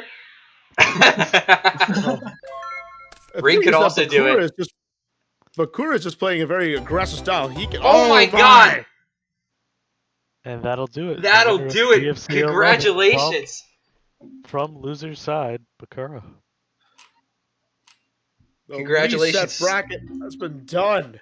Twisted Fate, Bakura 1994 taking it down. Incredible. Crushing the dream of SDL Killer to go back to back. I am in awe right now. That was a crazy game.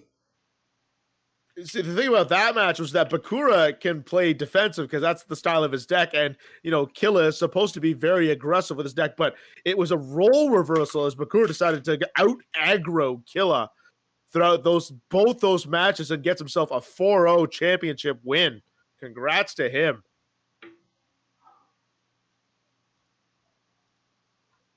I don't know about you guys, but that took a lot out of me.